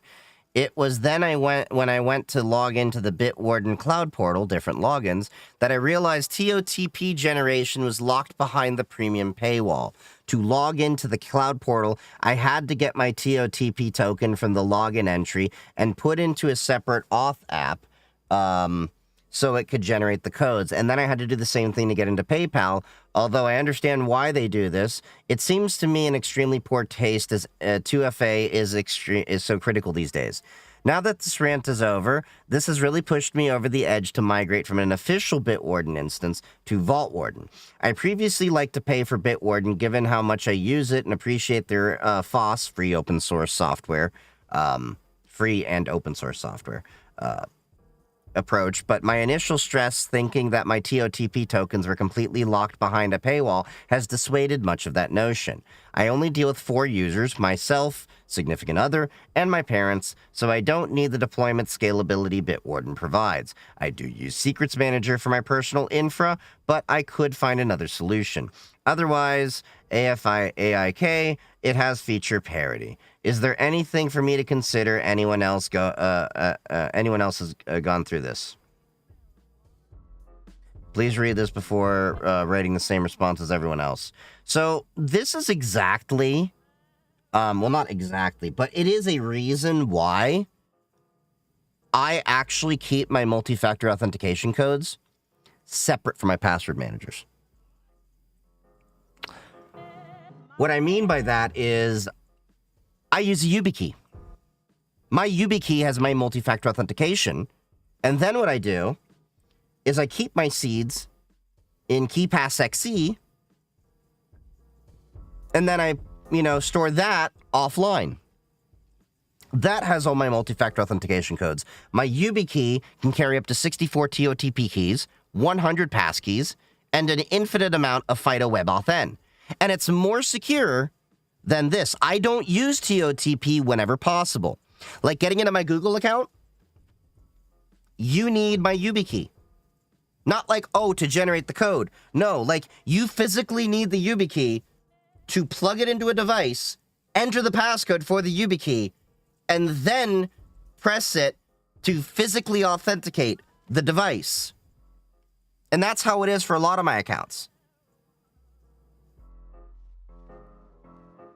That is also why I'm so on the fence when people ask me, should I use my password manager for my TOTP generation? And I say, do whatever you feels best, but have you considered what happens if, the worst happens? And this is one of those situations of the worst has happened. So yeah, I'm not telling you to go get a YubiKey, but I'm also telling you that you probably should go get a YubiKey. They're great. They're fantastic. You go to any cybersecurity expert that actually uses a YubiKey or any security key, hardware security key, they're going to tell you the same thing. They are great. And before you're like, well, what about this? What about that? What about this? Look, I have tried so many different other security keys. Where's the other one that I got around here? My box of broken hopes and dreams. Come on, you gotta be around here somewhere.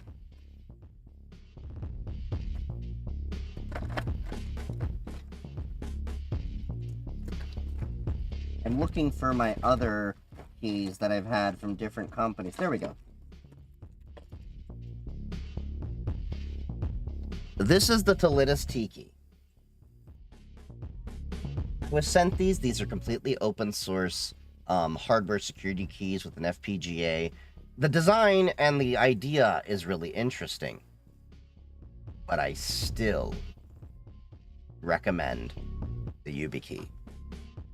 I also even have the key that John McAfee once endorsed too, the Every Key. And this thing was one of the biggest letdowns of a device. I tested it out a while ago. It was ahead of the time when it came out, but they released it so far behind schedule that I'm just like, this was underwhelming. The idea around this came out like, I don't think FIDO WebAuthn was really a thing. The interesting thing about this, not the specific key, but I met John McAfee in 2016 at the Consumer Electronics Show, CES, at the Every Key booth. I can trace my break from going deeper into networking to focusing on cybersecurity to meeting him and having conversations with him. Those few minutes of conversation changed my life. It's kind of interesting where I would have been at if I did that. What if you lose it? You have multiple YubiKeys. You have multiple hardware security keys. You never should have just one key. This isn't me trying to make you buy more keys through my links in bio so that you can, make me more money. But the reality is you should always consider a backup. Not just for the hardware key, not just for this. Like Kara mentioned earlier in chat. They said 1, 2, 3, but it's 3, 2, 1 backup is really the saying. Same thing backwards. 3 different backups, 2 different mediums, 1 off-site. You should at least have 2 YubiKeys. Keep both up to date. So whenever you set one up for an account or anything, get the other one also set up for all the same accounts and everything. This way, if you lose it or break it, go to the backup. I have several YubiKeys. Where is it?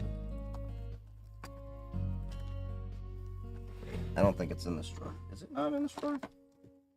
Nope, those are my lockpicks. Nope. I really need to organize my desk. Those are my floppies. Yes, I have floppy disks. That you did not mishear me on that. Here's a few of them.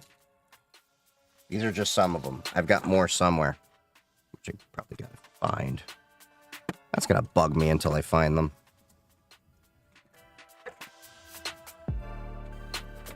But yeah, you definitely. Hey, Puffer.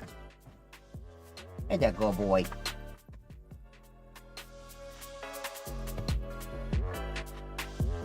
How does a YubiKey work?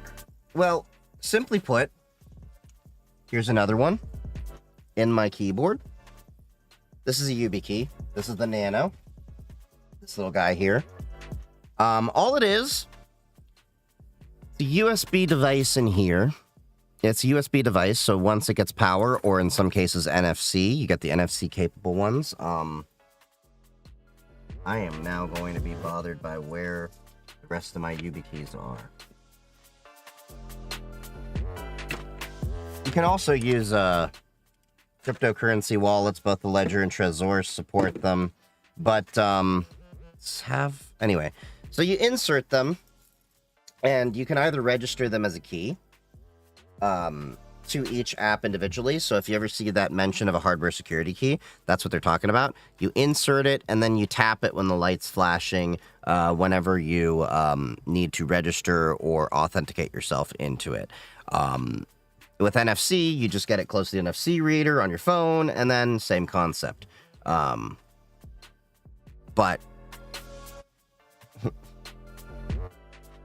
I don't have enough YubiKeys, over 30.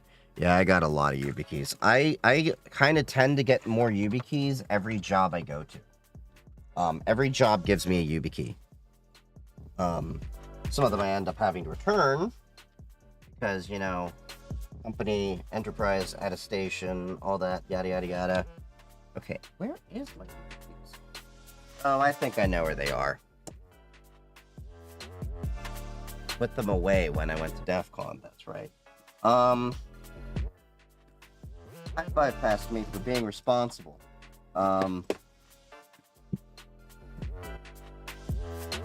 Nope. Here we go. These are some of them. I got more. So you have the YubiKey bio over here that uses your fingerprint. This does not have TOTP capabilities. This is a YubiKey 5 NFC. So that's using USB-A with NFC capabilities. Then you have the, I showed you the Nano. Here we go. Here's my YubiKey 5C NFC. So it's the same thing, all the same capabilities as that 5 that I showed you with USB-A, but just in a USB-C. And this one, if you can't tell, let me see if I can get the remote to zoom in. Here we go. This one, if you can't tell, it's got a DEF CON sticker. So I got those from Keyport. They make DEF CON stickers that you can buy at DEF CON. Are they used instead of a password or additional to one? Both. You can use these as a passkey. If your accounts support passkey, you can use this as a passkey. You can register up to 100 passkeys to each YubiKey.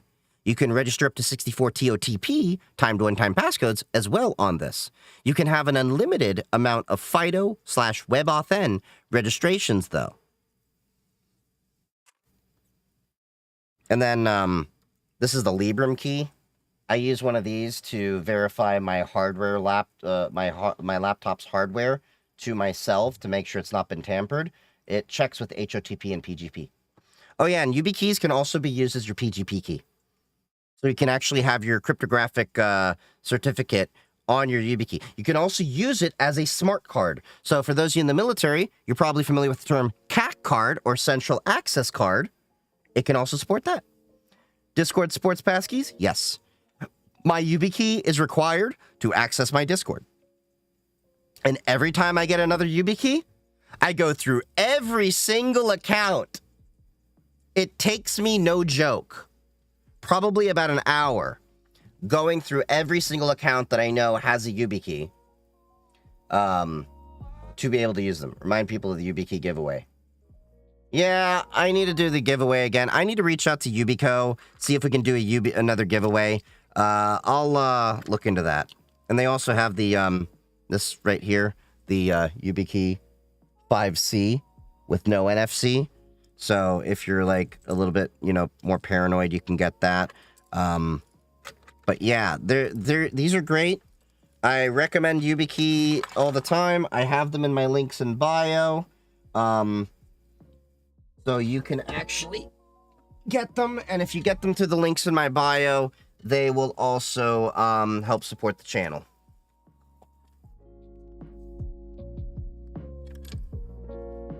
Remember, I won't ever recommend you anything that I wouldn't use myself.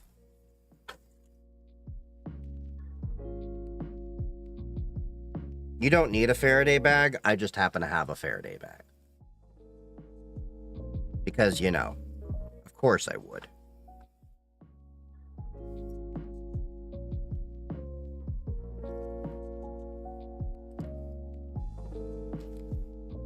So the ones with the sticker from DEF CON, those are YubiKey 5.7s or laters. So yeah. I'm not playing next time. I felt bad.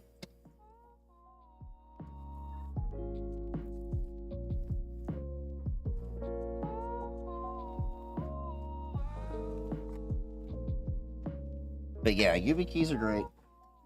Good for security. Oh yeah, and tomorrow we'll be playing Helldivers. I meant to install that tonight, but yeah. Apparently the Xbox players are coming around with that. So, yeah. Another thing we're going to be looking at. So, apparently somebody was sharing this. Graphene OS provides users with the ability to set a duress PIN password that will irreversibly wipe the device along with any installed eSIMs once entered into the device where device credentials are requested on the lock screen along with any such prompt in the OS. The wipe does not require a reboot and cannot be interrupted. It can be set up at settings. Yeah, this is a great feature of Graphene OS. I like Graphene OS. It's my favorite Android operating system. It's my favorite phone operating system, period. I'll set 1, 2, 3, 4 to wipe. Oh, God! Wish I could put out Graphene on my phone. Just get a Pixel. You get a Pixel, you can install it easily.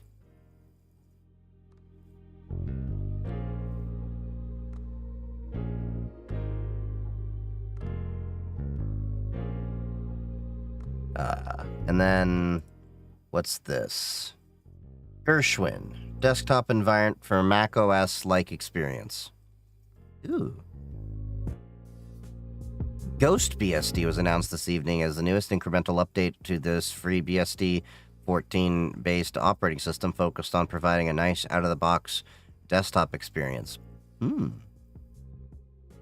like this. This looks nice. If you can't tell, I kind of do like the Mac aesthetic. I just don't like Mac and how they do things.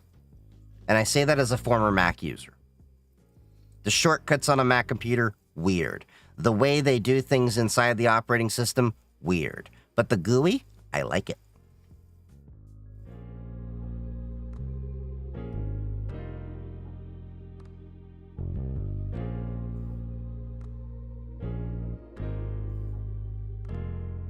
Oh yeah, I gotta start putting my shorts on Skylight. I have to work with one of my mods that clips all that. And apparently Apple discussed buying Mistral AI and Perplexity Interesting. Yeah, I think Apple realizes they dropped the ball when they didn't have Siri do any AI stuff. And Siri is just kind of janky. But to be honest, I don't want AI on my phone listening to everything and collecting data on my stuff. I like my phone to be dumb. I just don't see the point of AI on a phone, and to be honest, whenever I've asked Siri to do anything, it's, hey Siri, play music. Hey Siri. I probably just messed with some of your stuff, didn't I? I mean, it's almost as bad as, hey Alexa, play WAP.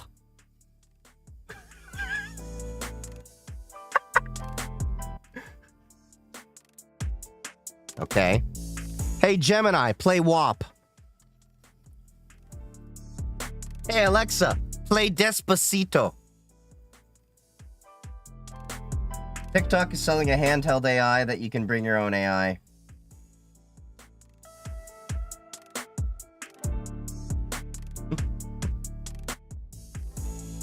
TikTok's selling a bunch of BS all the time. Hey Alexa, play Two Girls, One Cup. Joke's on you. I have a Google wiretap. Fair enough. Fair enough. So, let's watch another video over here. So, let's go back to my little list over here.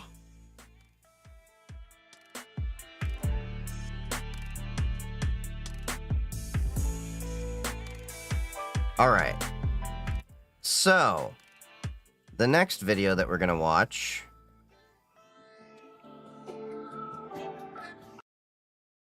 This is from Chris Norland. Elon. All right. So let's start off with this. This is Elon Musk panic sues OpenAI and Apple. This is from a creator I actually do follow, Chris Norland. He's actually one of the few creators that gets into politics I actually do like. Because unlike, you know, that, what was it? What's his name? Adam Mockler. Dude that I got annoyed at the other day that, like, drudged up a story from months ago to, like, be able to make content and just, you know, I don't know, that guy kind of just annoys me. It's not that I disagree with him. It's just, he and Midas Touch are really annoying to me. Like, I just don't care for the way they do things, they present things, and drone on about things, and yeah. Anyway, you've heard me rant about that a lot of times. But this is Chris Norland. He actually, I think, was a professor at one time, if I recall, when he was talking about it.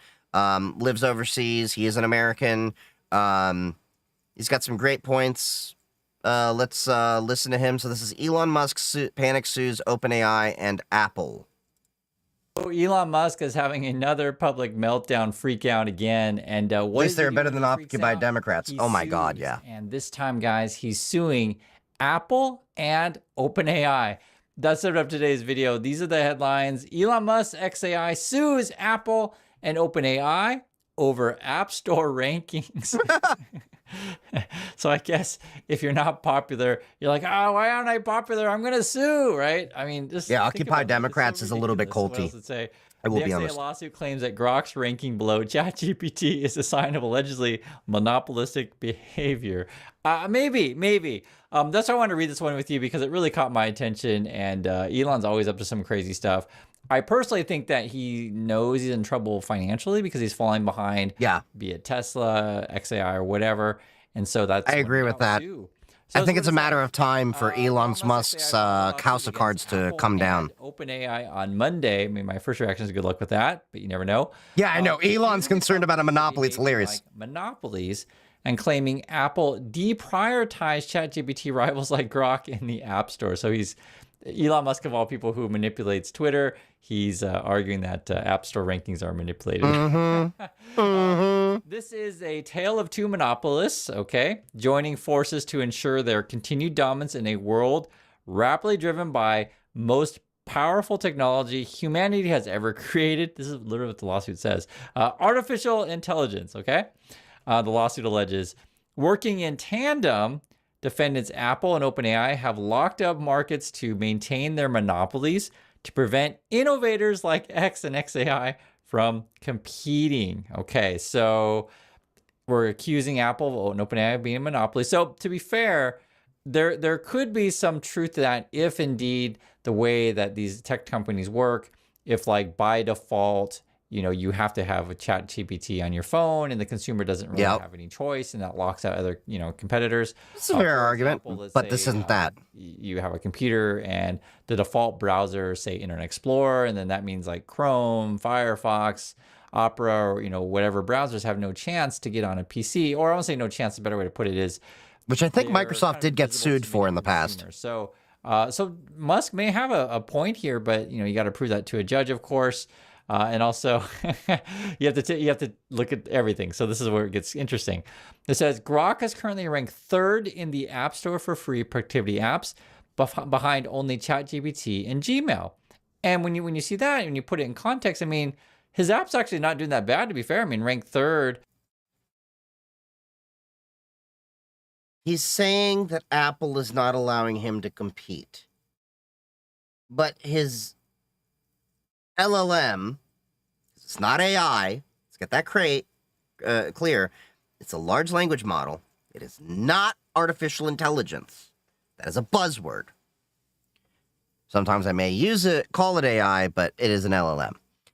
Is number 3. In order for his argument to have any validity, wouldn't it need to be like ranked to the depths of hell or not allow him to come into the marketplace at all or have any ranking? I'm not seeing his argument here. He's only behind ChatGPT and Gmail. I know sure as hell more people are using Gmail, specifically the Gmail app, than a lot of other apps out there. So if you by any means think that you are more popular than Gmail, you need to get your head examined. And I don't mean get another prescription of ketamine.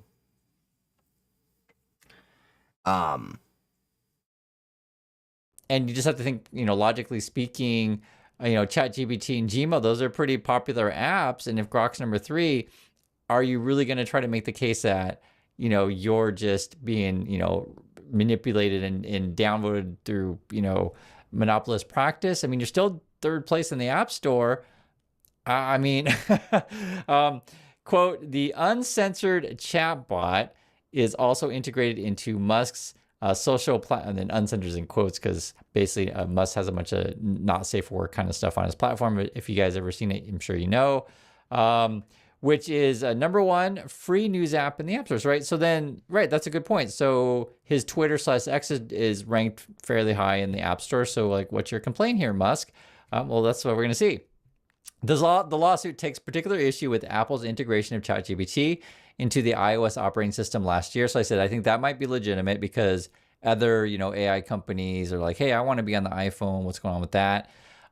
This means that if Twitter is almost as bad as Reddit when it comes to not safe for content. Chatbot for I'd say Twitter is worse. Devices, they have no choice. Reddit, you can go to subreddits to this is a manage that. Lawsuit, okay. Even if they would prefer to use more innovative and imaginative products like XAI's Grok, the lawsuit claims, while Apple has not announced integrations with other chatbots, the OpenAI partnership was not named as an exclusive at launch. Nothing in Apple's operating system prevents iPhone users from accessing chatbots like Grok, right? Right. So the other issue would be with, I think how it works now, because I have an iPhone and I like my Apple iPhone, just full disclosure. Siri's not that good. It's just, objectively speaking, Siri's not great compared to, say... I just said that earlier. Siri sucks. Pretty good. Or, you know, I think Google's got Gemini, then you got ChatGPT and, you know, Grok or whatever. And there's a bunch of Apple's really been behind the LLM... game for a while. I think they did partner with ChatGPT, so that part's true. But then, are they open to other partnerships, or are they like purposely denying said partnerships? So that's where I think Elon would have to prove, like, hey, I tried to do, you know, business and put my thing on the iPhone, but they said no, or blah blah blah. But you know, that I think that's kind of a weak argument when you're 3rd in the rankings, you're high in the rankings for Twitter. And then, you know, the only one you'd be able to possibly get, in my opinion, would be the integration part, because I think the way that it works now is if you want to switch from Siri to ChatGPT, I think you can do that. But who knows? I mean, there's nothing stopping him. I don't think so. But, you know, if Elon would have to prove that Apple's like not want to, you know, give you the option to put your grokky part to replace Siri, I think that would be Copilot and Recall were the last straw on what shifted my gaming PC from Windows to Linux. Lately. He LLM tweets and out AI all kinds spying. of crazy things. Yeah, their way is janky. There's something I want to bring up. I'm not going to mention any specific names, but I'll just say this. There are many YouTube channels out there these days that push out AI, basically fake images. And my opinion on this stuff is it's only going to get worse. And there's real dangers to saying using AI voices, AI, you know, video, images, etc. You guys know what I'm saying? Where the fake news situation is going to get a heck of a lot worse. Right, it's going to get worse. It's going to be a lot harder for people, and it's even hard today, right? But it's going to get even more harder, more difficult for people to decipher what is real and what's not real. So the AI stuff, I'm a bit. I saw legit fully AI training content on Udemy. Yeah, it's going to get worse. We have a big problem, I guess, with voice phishing these days, to where someone can like mimic a family member. Okay, so let me go on this for a sec because I have a relevant point to bring up. So when I was at Hacker Summer Camp, we had a speaker actually give a live demo and a presentation about their work that they've done with voice phishing. And they were using Meta's AI. They gave a live demonstration of having it call him, pretend it was a like a telemarketer just getting, you know, survey information and all that.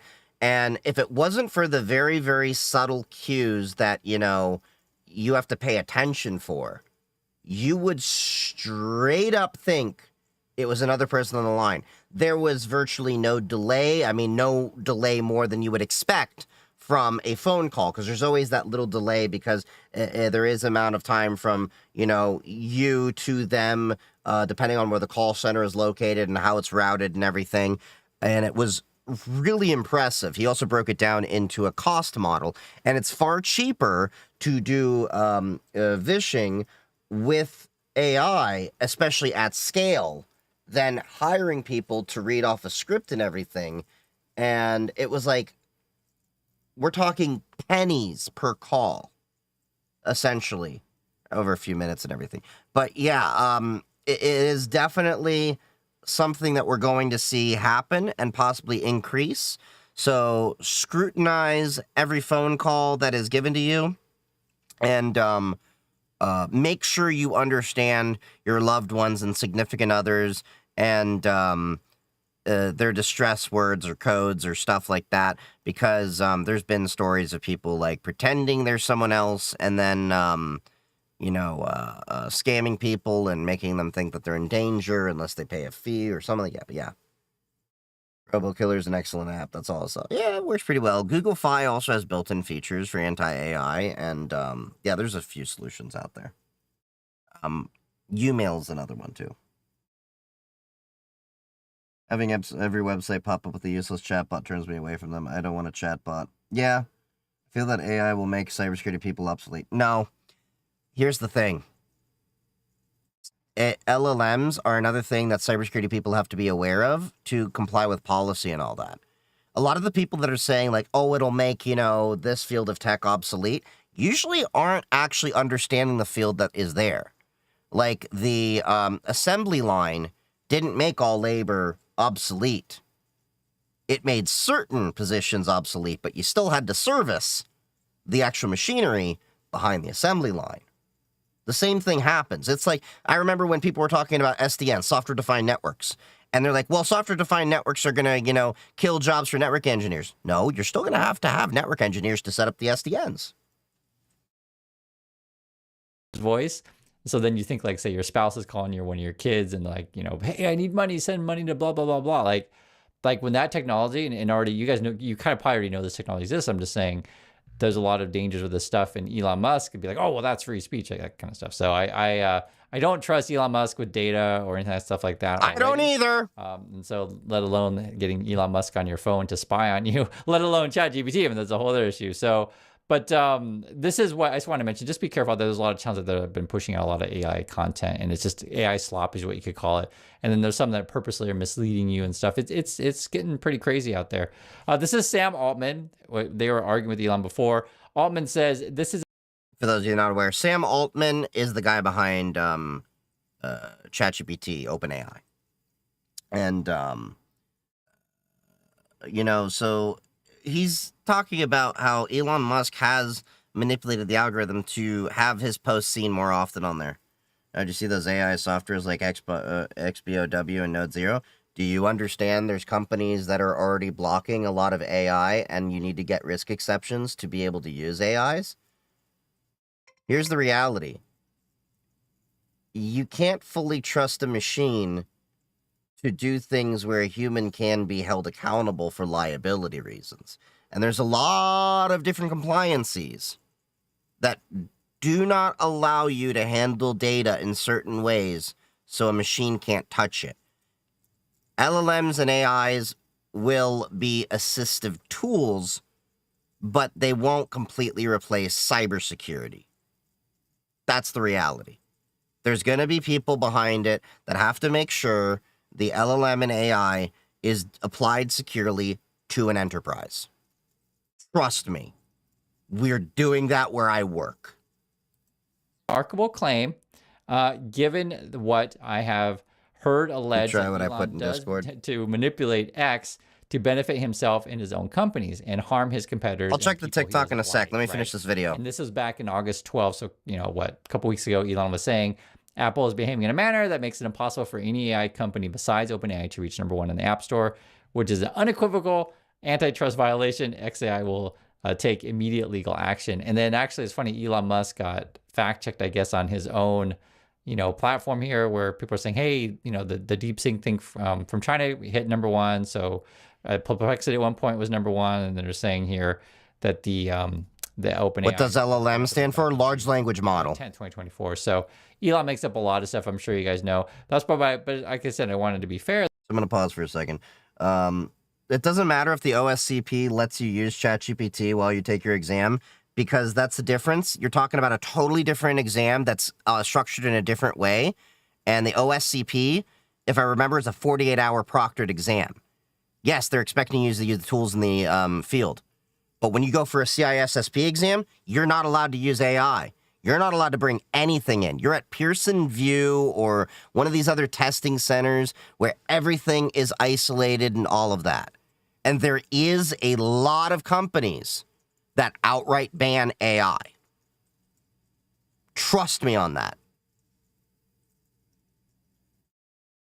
Because, when you do sue someone, there are multiple points that you could try to, prove, right? They're also arguing more. Altman says, lots has been said about this. Here is one thing. And there was an article he's saying, yes, Elon Musk created a special system for showing you all his tweets first. And I'll just say this, I've experienced it firsthand. If you install X on your phone, because I took it off, so this is a while ago and I deleted my account on X, so there's that.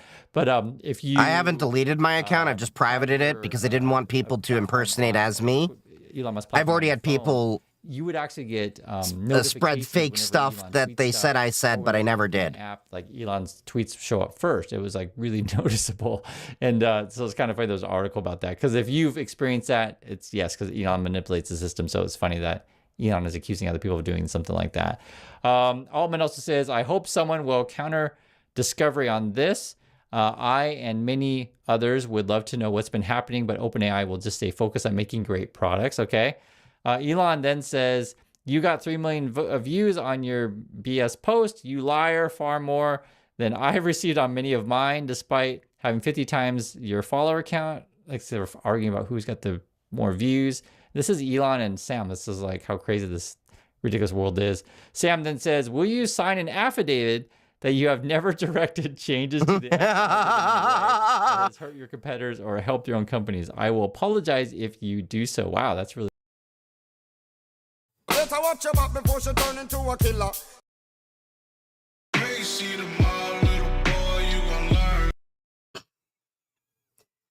That's funny. And Elon Musk gets so butthurt that other people get more views than him. If you remember, Joe Biden, when he was president of the United States of America, was getting a lot of attention because he's the president of the United States of America, more than Elon Musk, that Elon Musk modified X's algorithm, that we were seeing Elon Musk so much on the feed. I remember I got annoyed with it that I blocked him. And all because the president of the United States was being viewed and interacted with more than Elon Musk. Like, that's ego. Okay? But what I was saying, Node 0 and XBOW, like I was saying earlier, if you didn't hear it, was basically, it doesn't matter about those things. People said software-defined networks were going to kill network engineers. It didn't. Network engineers just learned how to do SDNs. People still have to maintain them. The same way as like when people are saying all these robots are going to kill all the jobs in manufacturing, people still have to maintain the robots. Cybersecurity will not be completely displaced by a machine because there's a lot of compliances that do not allow machines or at least data to be processed in certain ways. It must be compartmentalized. It must be handled. It must be classified. And there's a lot of businesses out there that do not allow AI. I know where I work, we outright have warning pages and caution pages for accessing certain AI, and we outright block a lot of other ones. So yeah. The people that are going out there that are saying AI is going to completely, remove all the people in cyber and all that, I'm just going to be honest, and I know it's going to sound a little bit rude. You don't know what the hell you're talking about.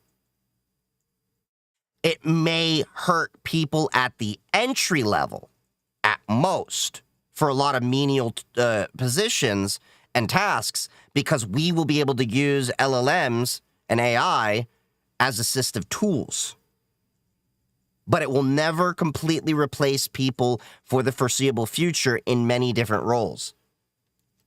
Calling out the video on there. And to give you an idea of like how far OpenAI is ahead, Altman, I mean, they're just announcing a couple days ago that I guess they're opening an office in India. You can see right there. I know that Elon is LOL, we are told to use only 2 certain platforms for AI. Then we had training that told us to make accounts and use a few free, non-approved platforms. Yeah, there's different policies for different companies. Let me back up so I don't miss anything. Sorry about that to anyone that's watching this right now. I know you're getting interrupted, but I also have to make sure that I interact with chat. So let's continue back. Really calling out Elon there. And to give you an idea of like how far OpenAI is ahead, Altman, I mean, they're just announcing a couple days ago that I guess they're opening an office in India. You can see right there. I know that Elon is burning a ton of money over at Twitter and XAI. I also know that Elon has been shuffling money around his companies to try to figure out how to get this work. And then I wouldn't be shocked if Elon tries to get a way to get Tesla money to support his AI thing, because Elon doesn't care about Tesla that much these days. And I've noticed that many of the Tesla influencers are really falling off because people don't want to fall for Elon's BS anymore. So there's that. Mm-hmm. And yes, there are Tesla influencers out there, or Tesla stock promoters, or Tesla fanboys. Oh God, they're everywhere. They're annoying. Let's see what more. This is from OpenAI. They say, this latest filing is consistent with Mr. Musk's ongoing pattern of harassment. That's what they're saying. And that was coming from the spokesperson. I'm fixing it, Vampire. It also says here, the effect of this alleged collusion is that these consumers have less choice. So XAI, this is more of their claims. There's the claims. These affects the market, less competition, less scale necessary to compete, less investment and less innovation, ultimately harm consumers through lower quality, less choice, and higher prices than would exist in a but-for world without the defendant's anti-competitive product, lawsuit reads. So again, I think some of these things that if you can prove it, I'm not for monopolies. I'm against monopolies. So, if you can win this one, so be it. So even if I don't like Elon, doesn't mean that all this lawsuit is completely bogus. Some parts you may have a chance at. And then I guess they were talking about before, Altman talking about his relationship with OpenAI and Apple. Altman then said in an interview, I increased the cooldown. If it keeps happening, let me know. Catch up on the models. There's enough competition. Is there a place you want to be their primary partner? Talking about, do you want to be partnering with Apple or not?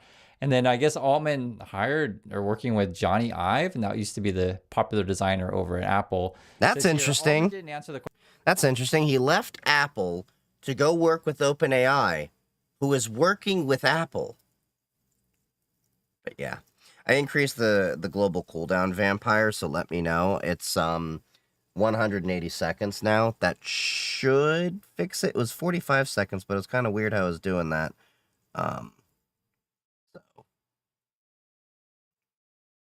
I gotta cool that down too.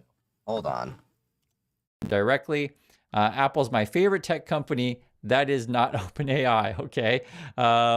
Apple is currently working with famed former Apple designer Johnny Ive on an AI hardware product. Altman said at the dinner the product would be, quote, a new computing paradigm, though he declined to share details of the project. So the reason why that is important is because if ChatGPT and OpenAI are, partnering with Apple, does that mean that Altman's not going to make their own phone? Because who knows? Maybe, OpenAI gets into the phone business or computer business or whatever, and, hardware, maybe it's going to be goggles. I don't know. I'm just saying.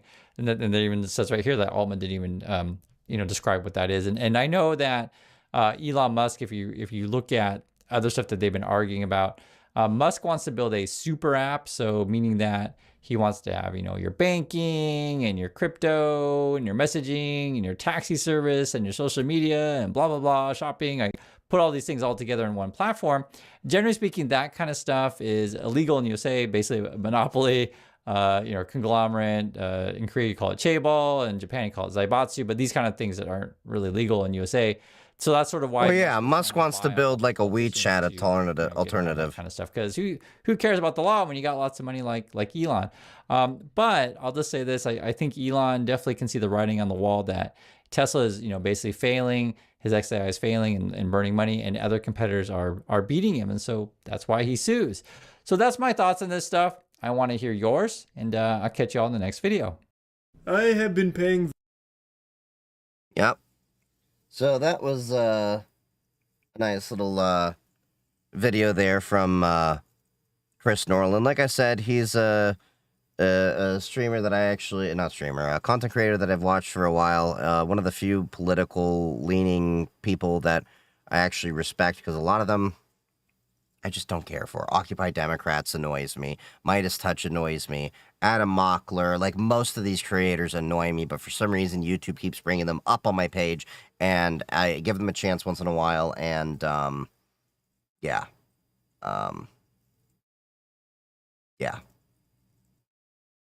Cyber Fortress, I did talk about Proton Zone AI before. I talked about it when it got released. This was a while ago. Okay, Vampire, what did you send me on TikTok? Oh. What the hell? What the hell?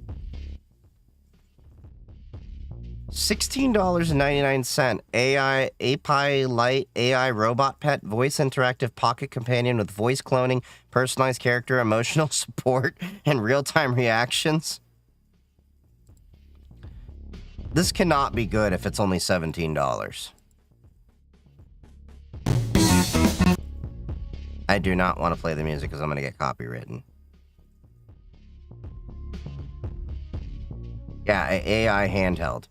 What was that AI pin device that was like a phone kind of thing? Mark S. Brownlee even showed them off. I think that is probably more realistic as an AI device than this. This just seems like mass-produced crap. Anyway. Let's go back. So, I don't know if you knew this, but Twitch has been seeing a huge drop. This one said bring your own. Yeah. Twitch has been seeing a huge drop in viewership. They've been going after the bots on the accounts. There have been a massive amount of streamers that have lost huge amounts of views. It was kind of ridiculous how many people were getting botted. It was kind of an open secret that every single large streamer was getting botted. Either they were directly doing it or someone was doing it on their behalf. And, Yeah. I had a friend of mine who got perma-banned by Twitch for that crap. Yeah. I don't do it. I don't care about being botted. I mean, I don't want that crap. I want an organic community, which is why I never touch it. To be honest, I'm shocked YouTube's still around. Something new hasn't come yet. Well, there's been many things new that come. The issue is that,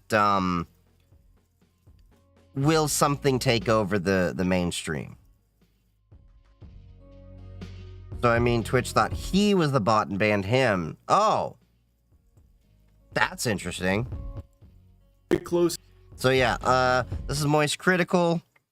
This is two Moist Critical videos in one single video. I have been paying very close attention to the Twitch bot apocalypse. I've kept my finger on the pulse of it. I find it to be a really interesting topic here. For those that don't know, a few days ago, Twitch made good on their promise where they swore they would be making bot detection and eradication a priority. They finally, to be fair, they should have done this years ago. To a issue that has plagued Twitch since the beginning. Since the genesis of Twitch, in the primordial soup of streaming, there has been bots that have infected the platform. And for the longest time, Twitch had gone really hands-off. They said, you know what, if we don't put our hands on the stove, we won't know if it's hot. But recently they said... In reality, they only care because now there's competition from Kick and all that, and now they have to improve the platform. They rolled out their first targeted strike here on bots, and boy howdy, it was a doozy. Apparently, the overall viewership on Twitch went down as much as 24% compared to last week, with many big streamers suddenly losing thousands of viewers. Not just big streamers, streamers of all shapes and sizes lost tons and tons of viewers. So I need to pause for a second here. I just wanted to, Rabbit R1 reported to one unsecure server that collected what you said. Okay, yeah, that's interesting. I remember that. But anyway, 24% drop in viewership. That actually is a good thing for Twitch, let me explain. And bad. One, they now have lower numbers of viewership. True. Good, though, because if you think about it, how much are they saving on bandwidth with all those bots gone? And then on top of it, how much ad spend are they saving money from getting rid of all those bots? Legitimately. So now, ads can be better targeted towards actual humans to be marketed, so advertisers then get more bang for their buck in terms of effective ad campaigns. So this is I think a win-win for Twitch. It's a win for the community, but a win for them, saving resources and getting their advertisers to spend their monies a little bit more appropriately. Now, if only they could fix the issue that they have with some toxic creators on there that are spewing some bigoted views and getting a little bit harsher on some creators. Like there is the one dude that actually spewed some anti-Semitic stuff, like true anti-Semitic stuff, only got a ban for a week.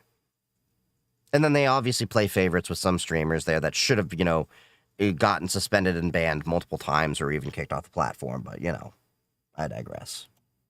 The board. It was a pretty big purge of invalid traffic, bot activity. Yeah, I saw that, Kara, a couple days ago, about Blue Sky with the ID thing. We'll talk about that in a sec. Hit the ground running here. I thought it would just be like lightly poking the bear, like, oh, we got rid of like 100 bots. Big W, Twitch is saved. But no, they kind of they dropped a bomb here. It was a pretty big deal. So big, in fact, that a lot of streamers, many suspected of being a view botter, had just decided not to stream for like the last week or so, inexplicably. I didn't know that. That makes sense. During the bot purge, which of course has everyone raising an eyebrow, and of course all of this has led to a lot of finger pointing, a lot. Meanwhile, I've been having more average viewers during the bot purge. It's been I'm a real boy in the streaming space, as people are noticing, view counts have been dropped from a lot of streamers, and in some cases drastically. So the natural conclusion people are drawing is they were view botting. Makes sense. And as I predicted, and as everyone predicted, nobody wants to own up to being privy to their channel being view botted, because nobody wants to admit they're a cheat. And no one's ever going to admit to it. So it's been a lot of cope and a lot of excuses, like, oh, it must have just been this stranger over here that's been doing this and I had no fucking clue. I'm glad that it's getting solved. Everyone is talking about this as a positive thing. Meanwhile, in the background, there are people that no doubt... Pausing for a second. Did y'all see the clip of Asmongold responding to this? I'm going to find that while we're, watching this video. Because it was funny. Okay, Vampire, you're in for a real treat. Let me find that. We're going to continue this video. Shaking their fist in anger in demanding that their botting service get it under control and fix it because they need those viewer numbers to go back to where they were. Because obviously if it doesn't, people are going to be aware there was some fraudulent activity there. And the only question remains, did the streamer know? Like, were they guilty of paying for the service themselves? Or was it like an org they were affiliated with? Because according to a lot of the data, all of which is public, by the way, you can see all of the viewer numbers post and pre-purge. All of this is public. So you can see a lot of streamers that are affiliated with an org, like OTK is the big one everyone's talked about. But not just OTK, there were other orgs coming under fire as well. Namely, FaZe was another one that people had a lot of question marks over their head with, because a lot of the streamers affiliated with FaZe also took huge drastic drops in their viewership during this purge. So the speculation is that these orgs are boosting the numbers of some of the streamers under their umbrella, because by having more successful streamers under their brand, it's good for the brand. Obviously, the motivation is to make more money, because you can make significantly more doubloons if the streamers that are under your blanket are more popular. So if you boost your streamers by thousands upon thousands of viewers that they don't legitimately have, you can still bring those numbers to brands that would be none the wiser in the partnership. And according to some other streamers, there's been actually quite a bit of talk from streamers about orgs even like softly admitting to doing this in certain cases. I don't know like all the particulars around that, but they're... Okay, so I need to pause for a second because I found the clip. Give me a second to get to the specific part. So as you can see, he's watching the same video that we have here. He just had Twitch dropped a nuke. Let me see if I can get the exact part. Hold on, I muted it because I was looking for it while I was, Just say the name. Okay, there we go. That's the exact part I was waiting for. All right? Wait for this, wait for this. Now remember, for context, OTK is the group Asmongold is a part of. All right? Were, in a lot of cases, the recipients of some artificially boosted numbers, as evident by a huge drop in viewer numbers. Oh, Charlie, you're such a pussy. Just say the names. Just say who it is. Just say it. Just say the number went down. That doesn't mean that they did it. Just say the number. Like, why is he... Just do it. Is this the reason why people like him and hate me? It's because I'm the one that's the asshole? Over the last couple days, out of nowhere. Namely, OTK seems what to be the fuck? Why would he say me? I hate this guy. Oh my god. What a fucking asshole, bro. Like, you gonna call me out like that in the video? What a dick. Big one, people like... Oh! Just say the name! Just say the name! Is this why people like him more than me? You know, because I'm just the a-hole? And then, like, he says OTK. Why did he say me?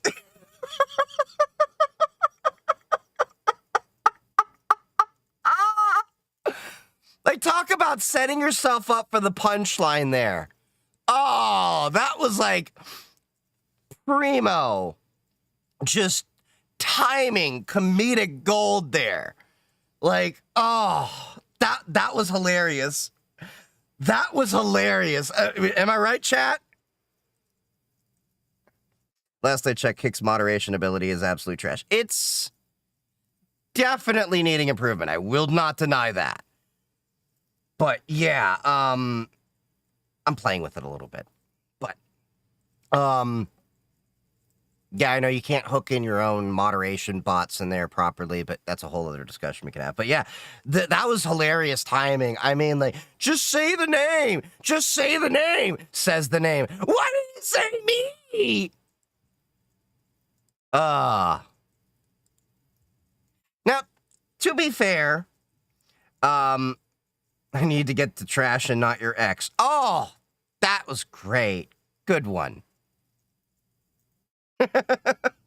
But to be fair to Asmon Gold, not everyone is intentionally botting themselves. Let me make that clear.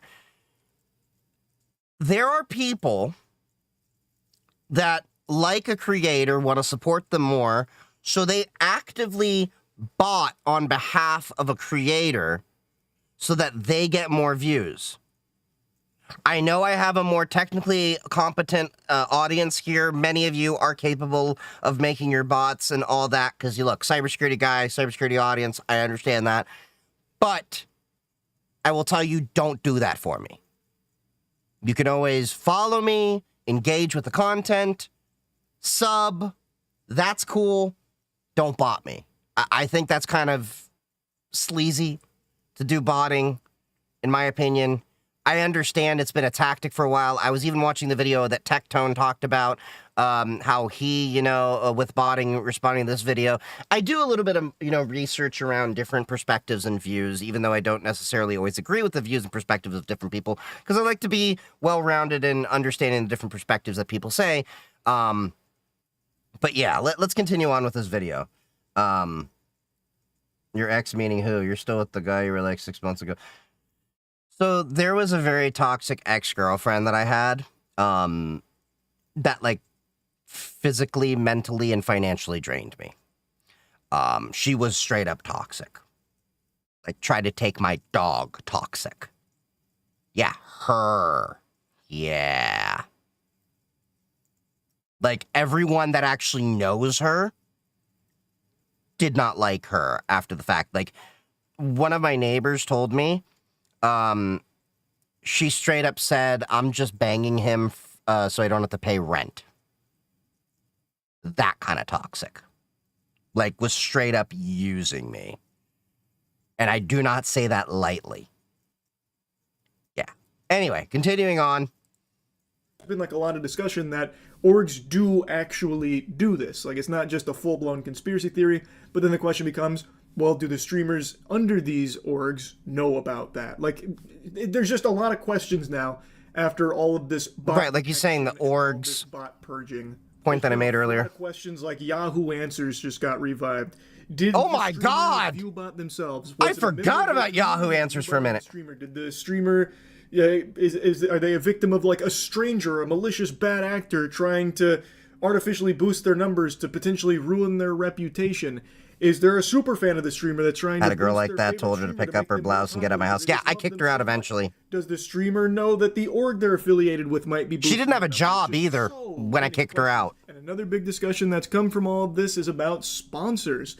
Allegedly, some sponsors have been botting sponsored streams in order to make it seem more popular to the average viewer. So the artificial... That was a point Tectone brought up in his stream that I was watching. Well, not his stream, but his video. Even beyond sponsored streams, because by being partnered with that streamer, it's better for their brand if that streamer is perceived as more popular. So they'll boost them even beyond the sponsored stream, just so that way they can use it as marketing material, like, hey, look, we're partnered with this big guy. And meanwhile, a lot of the viewership is botted by the sponsor, allegedly. But I also want to mention that in only 2 days here, it's... So to make that very clear what he said, there were sponsors that were sponsoring a streamer, then would bot the streamer to improve their view count. So the streamer got a win-win, had more viewers, thus could actually earn potentially more ad revenue from the ads that roll on, like many of my audiences dealt with. And then the advertiser themselves could then go back with marketing numbers saying, look how well we did. We had this many people there. But yeah, so it's the organizations they're associated with were botting. And then you'd have these groups, like buddies, streamer friends in a group and everything, that would get more viewers non-organically. And you would think that, you have these groups of, streamers, they'd shout each other up, hype each other up, but they would also bot each other. Yeah, there was this whole issue. That's why Charlie is saying, allegedly, that's why a lot of streamers haven't been streaming lately, because they didn't want to stream during the purge to reveal how much their numbers had crashed. I think he's going to show some numbers here. That there are some botting services that have already found ways of circumventing these bans. There are some streamers that have miraculously bounced back after a 3-day plummet to not only where they were, but in some cases even higher. Yep. Despite nothing changing in their content and doing nothing different. So it does look like in certain cases, some bots have found a way to evade this. So I'm hoping this isn't Twitch's only cat and mouse game, action. just like cybersecurity in general. As I mentioned, it's going to be an ongoing tug of war. And it is good for the entire platform to do your best to stop bot activity. For us cybersecurity people, this is par for the course. It's a cat and mouse game. Bad for all of the streamers on the platform, it's totally bad for of us. course, the ones that are paying to win in the streaming space, which is another thing. There is a very real possibility, and something that has been talked about by some of the biggest streamers, that a strategy that used to be used and is probably still employed to a certain degree is some streamers would bot their streams for a while to try and grow an organic viewer base, and then they would completely stop paying for the botting service and just let the organic numbers start to take over as more people assimilate into the community. So, of course, this is never going to detect that strategy, but even still, Twitch needs to do everything it can to stop bots, because it is very bad for everyone on the platform to just let this rampant issue continue and spiral out of control.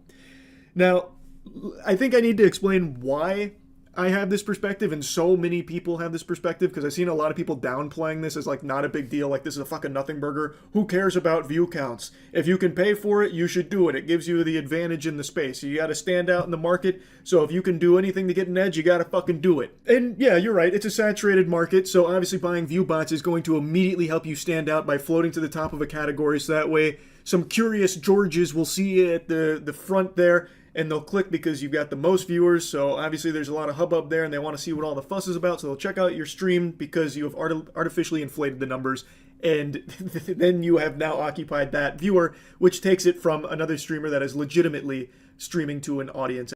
This is one thing, I just have to pause for a sec. This is one thing that annoys me, is it's like the rich get richer, the popular get more popular.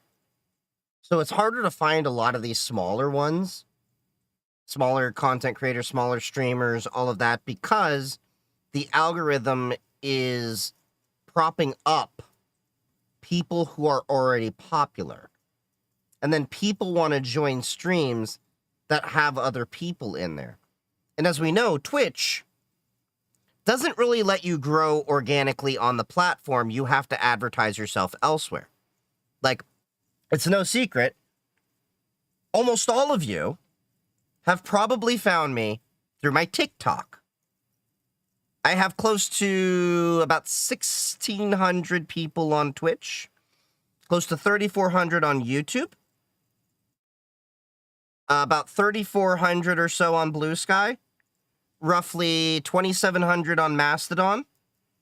But then I have close to a little over 388,000 people on TikTok. And almost every person says, hey, found you through TikTok, hopped over here. Whether you're, watching me from, the YouTube, the Twitch, the Kick, or even you're still here on TikTok. I found you specifically through Rena because they reposted you here on TikTok. Yeah. And Rena's awesome. She is awesome. I love her. She is awesome. She's an amazing person. We chat once in a while. I should hit her up and see how she's doing, though. It's been a minute since we chat. But anyway, yeah, like, that's where people mostly find you, is from other platforms, not directly on Twitch. So one of the ways a lot of people grow their following, especially if you don't have a following elsewhere, is by inflating your numbers on Twitch to have a competitive edge. It sucks to say, but that's the reality of this platform. Because everyone I talk to, even a few of my friends that did better at streaming, and been streaming for a while, said, well, you gotta, leverage your other social media to grow on, Twitch and everything. So, yeah. I understand. See if I can fully migrate from ChatGPT to Lumo. Don't want to pay for 2 AI services. I personally use Amazon Q at work, and then I also use ChatGPT Plus, but I haven't used Proton's AI. I don't use too many LLMs, and when I do, it's kind of like editing scripts and some emails and documents, and then a little bit of code here and there. But that's mostly with Amazon Q. Does a lot better for code, trust me. It's great for terraforms. Real community of people there to watch them instead of just an army of clankers. In fact, the argument kind of mirrors something from many moons ago when Twitch was still pretty new. I'm going to take you back to the past to talk about... Oh yeah, the bots on social media is horrible. There was a huge trend on Twitch for a while. Your ex was out there. The trash man didn't pick her up. God damn. Past to talk about some titties and ass. There was a huge trend on Twitch for a while with something called booby streamers, if anyone remembers that, where there was a trend on Twitch where streamers would try and wear the most revealing clothing that Twitch would possibly allow in the most sexual of positions and constantly putting cleavage as like the main hook to draw viewers in. And this drew a lot of outrage because people believed that by doing that, they were stealing viewers from their streams because they weren't showing cleavage and everything. It was a huge debate that raged on for years, actually, and people were always split on whether or not that was the case. Was this streamer with cleavage stealing a viewer from this guy over here who was building a brazen bull in Minecraft? Oh yeah, this was an actual thing. The jury was always out. But in this case... Let's be honest here. I never really cared for streamers that are like, oh, boobs. Look, if I want to go see boobs, the internet is filled with many images. But if I'm coming to a streamer, I want an engaging audience, a discussion I'm actually interested in, and a good community.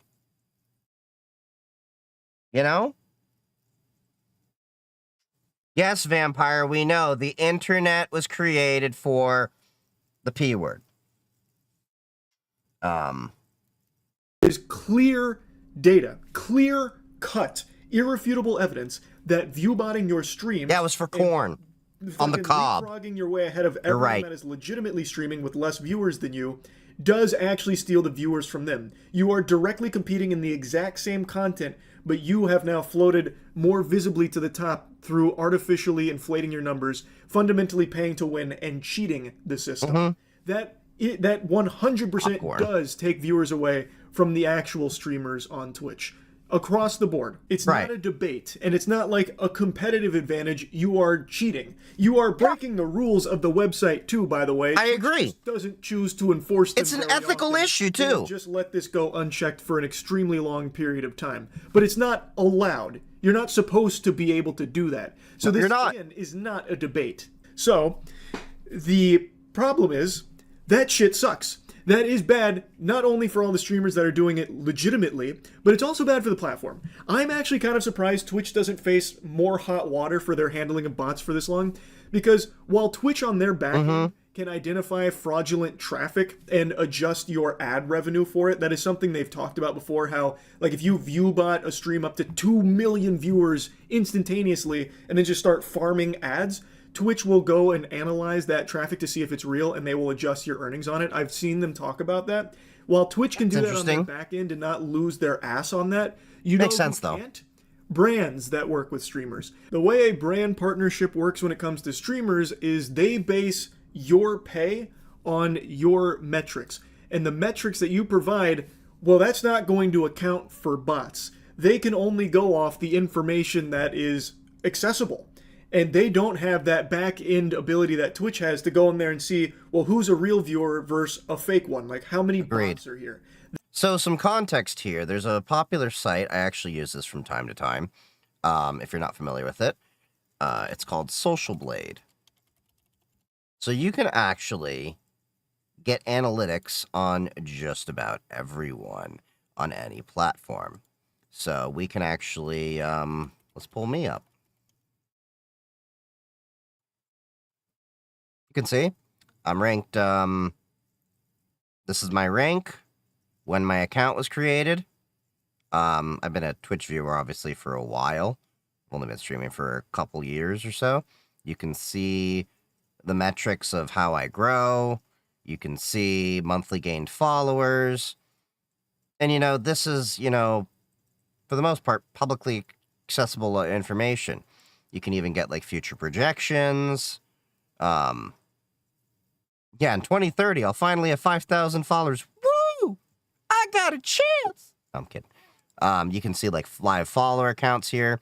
So you can even, if you want, say, I don't know, look at someone like Pirate Software. And you can see how he's been declining in viewers for quite some time. Like, look at this. You can see gained followers, gained followers, gained followers, loses. Loses, really loses. So, yeah.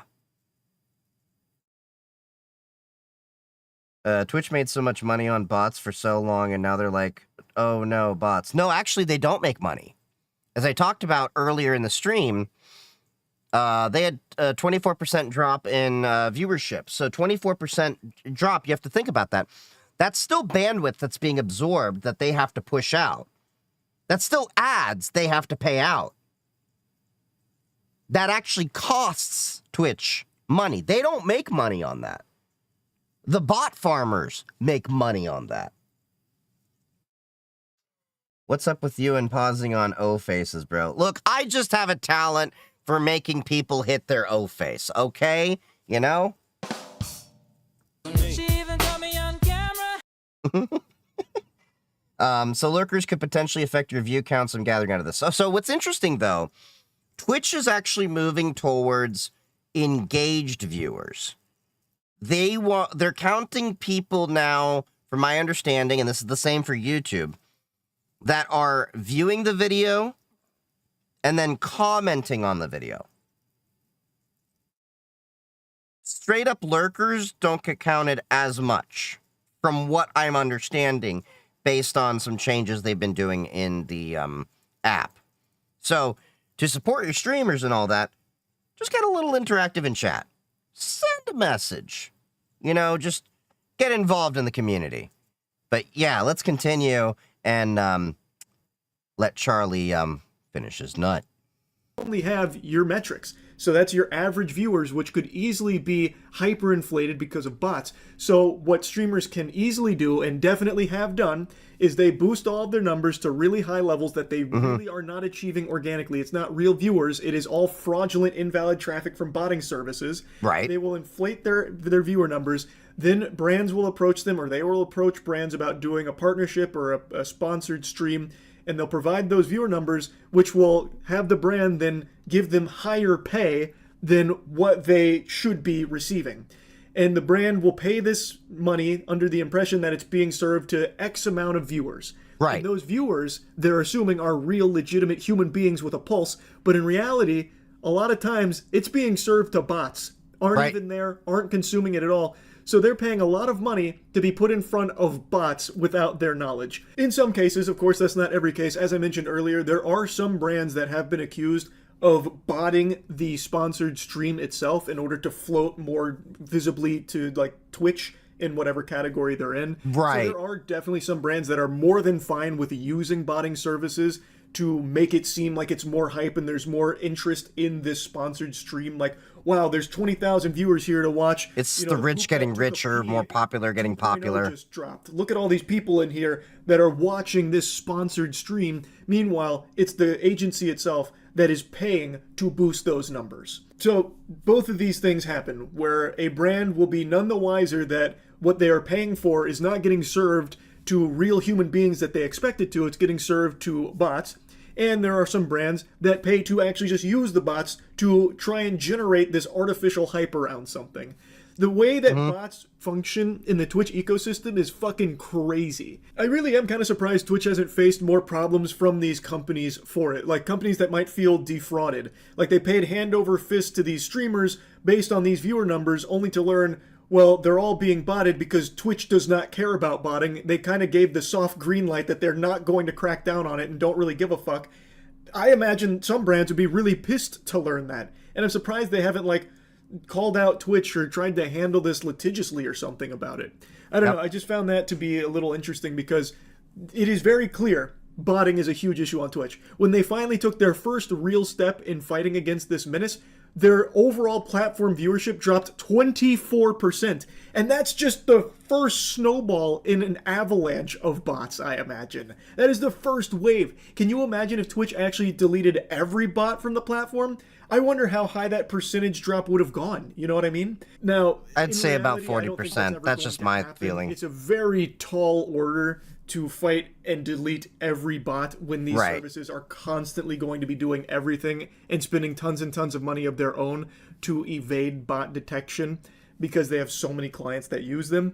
There will probably always be bots on Twitch. Not only on Twitch, it's obviously on YouTube and every other streaming platform as well. I understand that. And also, I feel as though Twitch might be apprehensive about this anyway. Like, if Twitch had a magic button that they could press it, and it would guarantee every bot and all invalid traffic would be banned on Twitch from this point forward and could never return. It'd basically be like in K-pop Demon Hunters when they fully seal away all the demons, they can't return. If Twitch could do that right now, I think they would be very apprehensive about it because we just saw them take one step in fighting bots and they lost 24% of their viewer base over the last few days that it's been there.